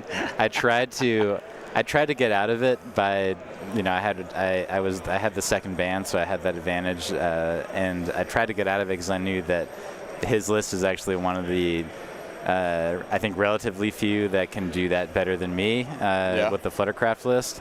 So I flipped my own card, and it was Shifting Priorities. Oh wow! Oh, no. Whereas the other two were Breakthrough and Bunker Assault, which I think would have been comparatively much better for me. Oh man, yeah. But you're just you're welcome. As they say, c'est la vie. Yeah, c'est la vie. So let's see where these shifting priority points have gone. Again, I don't know who's holding this one. No idea. This one I think is staying put. Because I think there's 2 and 2 on here. Although I'm not sure if it moved or not. I think they're doing that right now. They're moving. Actually, they're actually moving the priorities. So we'll see what they're going to shift here. Let me clear off my drawing. I'm so glad you have a telestrator now. Yeah, me too. It's so awesome. It's super important for making things clear to see. It really is. It's Excel Draw is what it's called. Ah. Yeah. So it's it's an OBS extension. It just adds this dock, so you can open it in the menu in the drop-down menu, and it creates a copy of your stream. Yeah. And you just draw on it like Microsoft Paint. You just draw with your mouse. And you can set the size of the cursor. You can tell it what kind of brush you want. You can make a square. That's awesome. Yeah, it's a great add-on, and it's free, completely free. All right, here's the cards, round 5. So I need to make a donation to the creator probably because Nikolai all game has been like, put your card in the tray. so Preservation Protocol and Boba Fett with a whipcord launcher. Oh man, going for the immobilized play. He's gonna whipcord those B2s. But again, his whipcord, it's bring them to heal, right? So again, panicking. Yeah. Very important here. And it scores as soon as a unit is panicked. So is Boba engaged with somebody right now? Yeah. Yes. He's got 3 B2s there. Yeah, he's engaged with the B2s in the middle. Yeah, so Boba Fett is engaged in the middle. There's an RT here. Let's go ahead and flip over to the side cam. Boba Fett whipcording B2s was not on my bingo board. Nope. I didn't think Daimyo of Mos Espa Boba was even going to make a wave. Hey. You know? Yeah, it's cool that Sam is making it happen. Absolutely. Yeah. And it's also cool that it sort of sucks for them that they had to play each other, but it's cool that at least one of this Quebec squad that they came in, I think 5 people strong. Yeah. They're all very cool They've dudes. been like the moment. So they were standing over here to the right. Yeah. You guys have extra time. Yep. Oh wow, so we're gonna be hard dice down in round 5.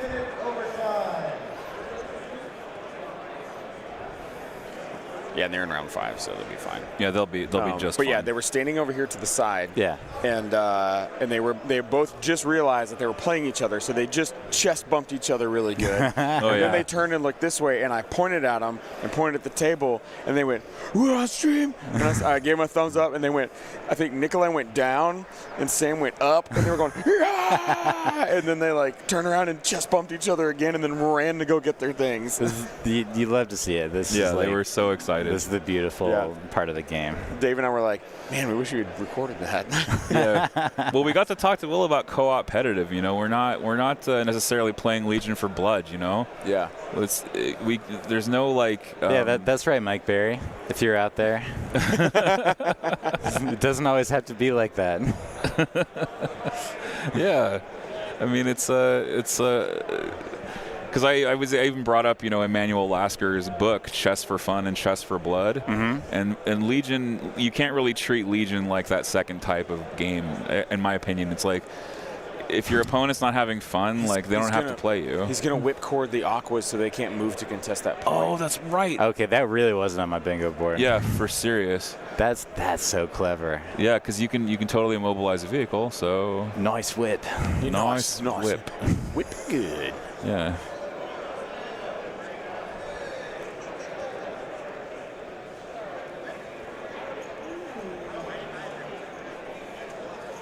Did he give him the? Is that the I saw an immobilize go down. Is that on the? What was it? Well, I didn't see the suppression go down. Where is it? If you can tilt down, there's an immobilize there. But what unit is that on? That's on the B2s. That's on the B2s. Okay, so he didn't whip the Aquas. Yeah. It would. Okay. I mean, the B2s would make sense because then Boba can just leave, right? Yeah. Yeah. Which I think I think he whipped him and then he moved over there. Yeah. So, yeah. Yeah. Okay. I was looking for the orange, but that's I guess like an acrylic. Yeah, because he gets like super disengaged with the whipcord launcher. Yeah. Basically anything that's whipped, he can move away from. Or not super disengaged, but it's like mini disengage. There's B1's back here on the back side of this. These guys moved at the end of last round to get closer to this one, so they're definitely gonna have that point. Yeah, I think Nikolai is taking the lead here. Yeah. I think we saw when we saw the land speeder fall in 2 shots from Aquas, and the bus then took 4 wounds on that first turn. Yeah. And then fell to Aquas in the 3rd round. I think the story of the game is that the Aquas are basically Aquas and B1s are out shooting things. Dooku's lightning in a bad match. Nice. Love to see it. I think that a shared element between Nicola's list and then also Brian Bair's list, which I was just again so lucky to have faced both of them in the same day, is that they have a combination of they have access to maybe the two most efficient units in the game, which are Sleeper Cell and Aqua Droids. Yep. And they have access to commanders or operative in loose case, but characters that have extraordinary utility through their command cards. Absolutely. On top of having... He just pulled out Bad Batch's token there. He pulled it out upside down and then he flipped it over and was like, there it is. They've been letting each other draw each other's order bag. Yep. That's hilarious. Yeah. But yeah, like, Luke and Dooku, they have some of the best keywords. They have some of the best commands. They both can affect the number of units on a POI in multiple ways. Just trying to see if he can get in melee. I think they're too far for that, but. Well, he's got Omega, so. Oh yeah. He doesn't need to be half. He needs to be one. Yeah. Yeah. Just to contest it. 2.6 has made me appreciate how far of range 1 is. Absolutely. It's huge. Like when you're doing cohesion with the super squad, it's like, oh god, I could put them anywhere. Yeah, basically. The old cohesion was so tiny by comparison. Yeah.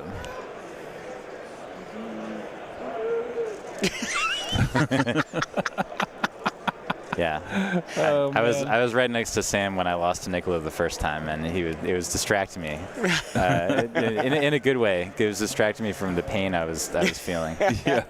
You're like, I'm smiling, but I would be crying right now. Exactly. Yeah. So here he goes, grabbing the. He's like, take your tokens. Yeah, take your tokens. Come on.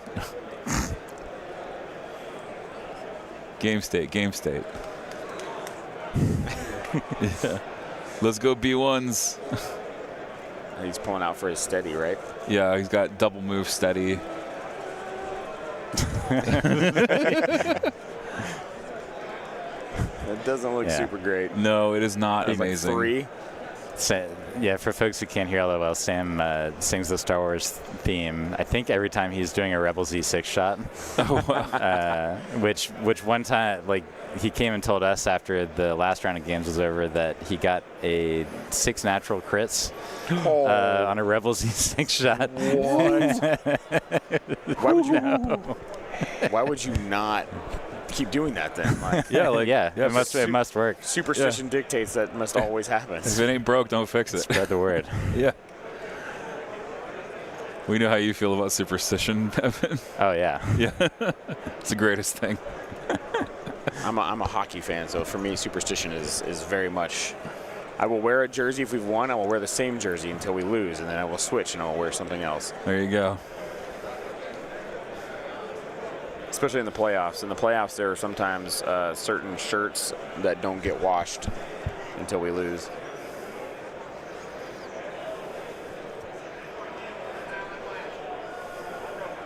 The hat game is strong.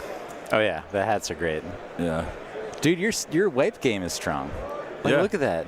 You did like a real wipe. It's like the Star Wars wipe. Yeah. Do you have like the clock face wipe? Yeah. Do we? Oh, Yeah, I think there Is it there? I don't think we have it.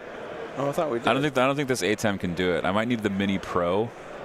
That alone is a reason to upgrade. What? Okay. Oh, that's like the slide wipe. That's slide. Yeah. And that's compressed. Yeah, compressed wipe. Sure. I think this one blends it. Yeah. Whoa. That's the cross dissolve. Yeah. And that's fade to white. Yeah. Man, you guys are real professionals over here. Yeah. I've just been going between the two Star Wars wipes. Yeah. I like those best. Oh. Counselor. Is someone coming? Yeah, is anybody on the way? I hope.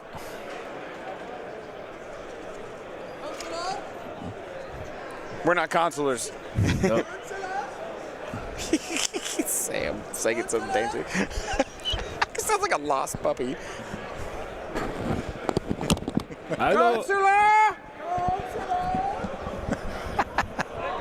There we go. We got one. Raul's literally standing right there. Yeah. We got 2 of them.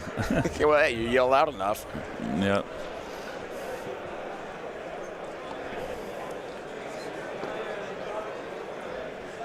Yeah, Evan, so this is just the normal cut without any of the transition. This is fade to black. Yeah. So, and this will stay fade to black until you turn it off. Yeah, because this is like it's like a harsh it's like oh gosh. Yeah, it's a jump cut. This one's like that's right. Smoothly. Yeah, cut is just a jump cut. It's really sharp. Yeah, I accidentally like bumped fade to black one day and I was like, what did I do? What did I do? And then I was like, oh. Yeah. I mean, the wipes. It even fits with the Star Wars thing, right? Because like when you see that happen, you think of cutting to you'd never see a more wretched hive of scum and villainy. Oh yeah, Wipe. Mos Eisley. Yeah. When he talks about Mos Eisley. Yeah. I said my most memorable one is whenever whenever Luke gets attacked by the Tusken Raiders, and then they're like go down and C-3PO's laying there and his arm, and they pick him up. They pick him up and then it it wipes wipes so it looks like he's cut in half. That's my that's God. the one I always remember. Cinematic genius right there. Nate says, I play Legion on a hard mode. I don't play Force users because I need a challenge to make it fair for the other players. Dang. Oh, there's a lot of jumping. What just happened? I think Boba may have made a full save. Yeah, I think so. Oh no, it was Luke. Oh, was Luke full saving again? I tell you, he never dies, bastard. No, he killed the B2s. Oh, he killed the B2s? Yeah. Oh, wow. Yep. They're having a good laugh about it, too. Switches. Yeah, let's switch this over.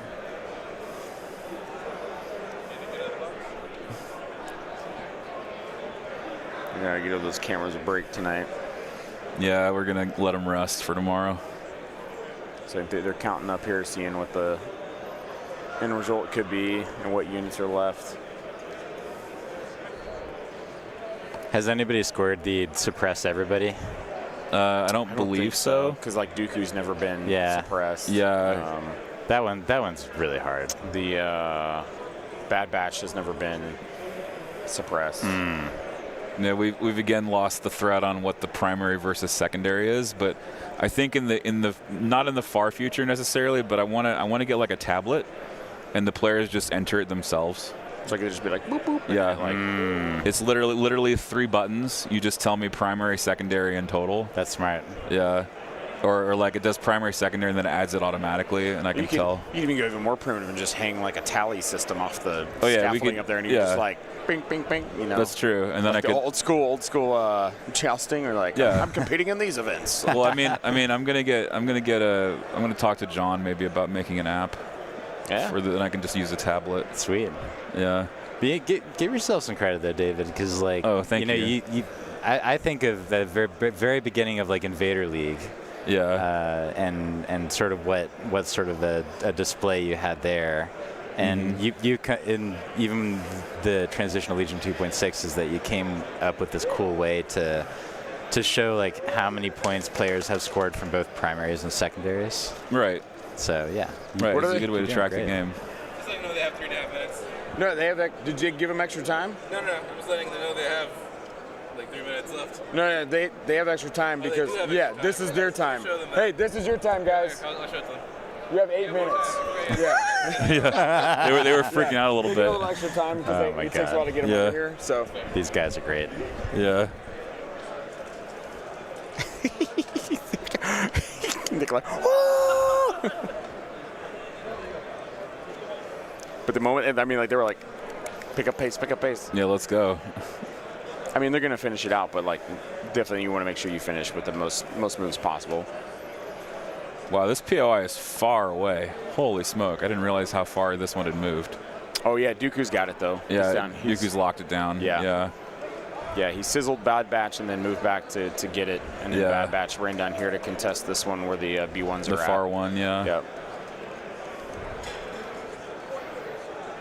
And now I think the heavily contested ones are these right here. I will say though that after watching this game, bring them to heal is a little bit less scary to me, because it's like panicking does suck, but and gives your opponent a 2 VP bonus. Oh wow.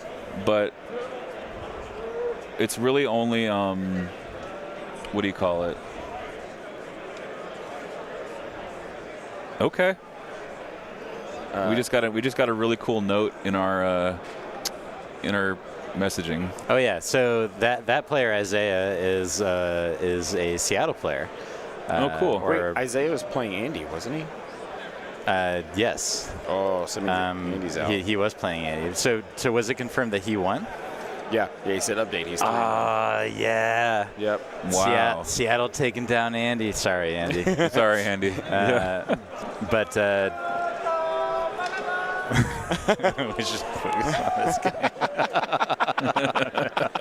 guy. These guys are amazing. They're just having so much fun. All the Armada guys are like, what's going on? Yeah, what is happening? How are these guys having so much fun? I think a lot of us have a thing or two to learn from these dudes. Oh, for real. Absolutely. For real. This is classic how you should. This is some of the best attitude ever. That's why I have not put the camera on the players at all this weekend until these two came up here. Yeah, I'm glad you didn't. Round one yesterday. I was like, "There's a sad sap up here."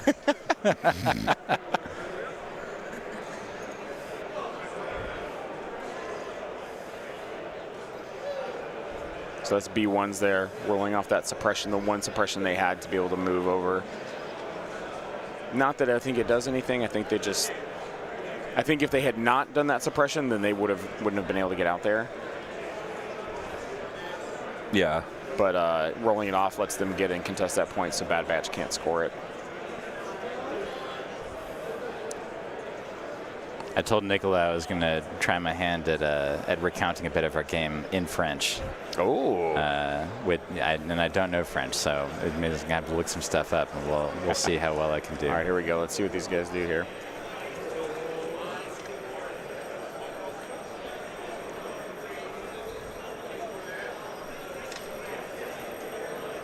Oof, that is a fair number of blanks if those aren't surging. That was on Luke. But if it's on Luke, then it was range attack, right? It looks good. Yeah. Yeah, Luke's fine. Because deflect is on. They're counting it up now. Yeah, they're going to count the end here. Oh, man. It's very intense. Yep. So they just move Nikolai's up, see where. Oh, where does this go?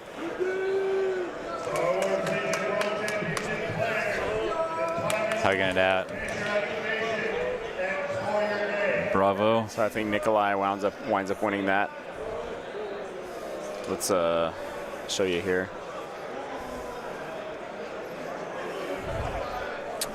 Yes, So Nikolai is going to win 9-8. Close game. Wow. Really good game from both players. Yeah. Goodness. 9-8, and I'll get the final score up there. What a great way to end the day. Absolutely. Yeah, that was a heck of a game to win, or to win and end the day with. To watch and end the day, A tight game with two very sportsmanly players that know each other, and they're having a good time. So by the way, before we continue talking, go ahead and type in !Raffle. You're going to win a prize wall pack. Let's get that. So let's make sure we get people's entries in. This is your last warning before we draw the winner.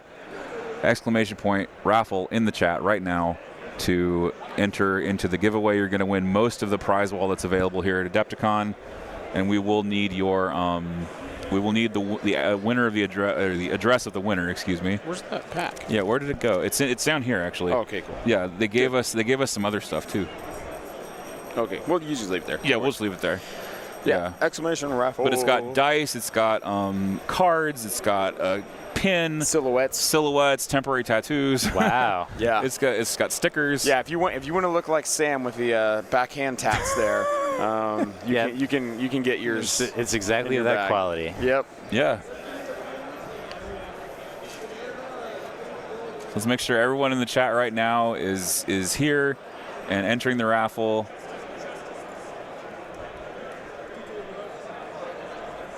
Let's see, we have. Let's see here. A few analytics. Hey, Josh. Yep, keep throwing them in. If it doesn't pop up, it means you've already entered. You only get one entry. We've got about 220 people in the chat, so okay. we need to get as many of you into this giveaway as possible. Nav, I'm sure you're gonna win a raffle someday. Yeah. So I've got You're winning the raffle of life, Nav. I've got 207 tickets entered into this raffle, and so one lucky winner is gonna get this Lila. prize back. Yeah. Auto win raffle. Yeah. Good attempt. Oh. she knows the real secret. Yeah, she does. And of course, if after you enter this raffle, you can also enter Winter Moon Wargaming's AdeptiCon giveaway at the link in the pinned chat. We're going to pick 10 winners out of that, and you get entries by engaging with our social medias. So feel free to head over there to the Winter Moon Wargaming Gleam.io website, pinned in the chat. It's going to be great. We're going to give away some Legion products, some other game system products, as well as some beanies and some dice bags. Yeah. So feel free to enter there, and you can also get additional entries by registering with your email, and you can also get more entries by entering the stream secret code today, which is Winter Moon in all caps, one word. Dude, we'll have a full boat. We'll have a full here. slate. Yeah, we might need that fourth microphone. Yeah. Check this out, guys. Team UK's been defeated. What? Oh. They're out. Holy smoke! Dave Grant has declared the second Tea Party. Oh no! This was let's call it the Milwaukee Tea Party, when both America and Canada got together to repel to the English combine. invaders. Wow. There's Brian Bear. Brian Bear. Brian, I was telling them about how it was a miserable experience playing you yesterday. We're talking about this. Today's the Milwaukee Tea Party. Yeah. Team UK's down, huh? Man. Wow. Yeah, that's huge. Wow. Man. That's wild to me. Nikolai pulled it out 9-8. Yeah, it was a really tight game. Yeah. We went extremely well. We're still live though. No. Yeah. We're gonna draw a winner in just a moment here. Yes. I don't want to play Brian Bear. Yeah. Yeah. Yeah. I read it out in the stream too. All right, here we go, folks. In 5. All right, raffle. Here it is. 4, 3, 2, 1. We are closed. And let's get a winner. It is Leo. Also goes by Lunix. Lunix. Oh, I think he's one of the. Is he one of the? Quebec I think he's one of the Quebecois. Yeah. Leo, are you here? Answer in the chat if you are. You just won a prize bag. The raffle was inspired. Yeah, Nikolai's performance. No kidding. Is he here? I hope he's here. He was here earlier. I saw him in the chat. He was here earlier. I hope he didn't go to bed. I know for some folks who are out of the USA, it's late. Leo, where are you? Lunix. He hasn't popped up yet. He's not answering. Maybe he's muted. Lunix. Uh-oh. Lunix. We might have to redraw for this winner. It was Leo, Leo, Lunix, Lunixe. That's who I've got for a winner. I'm watching my watch, and we're gonna give it a minute. We're gonna give it 1 minute. They're poking him, they say. We're poking him in our chat. Well, you better poke him harder. Yeah, you better get him here. How many seconds, Zane? He's got about 30 seconds left. 30 seconds left. Yep. Oh, they're saying he might be. People are saying he's going to get on. There he is. There he is. Congratulations, Leo. Congratulations. That was close. That was close. That was super close. So Leo, you need to so is he DM French David. then? I mean, they're talking about it's midnight over there, so that has to be. Yeah. That ain't Quebec. Pretty sure it's not 10 p.m. here. Congratulations, Leo, on your win. You've won most of the prize wall. Oh, man. So we got to get you to DM Endless on Discord, or by some means get me your name and address so I can give it to AMG so they can send you your prize. Attach your name and address to Humming Pigeon. Yeah, you can. and send it to Florida. It's been trained to fly.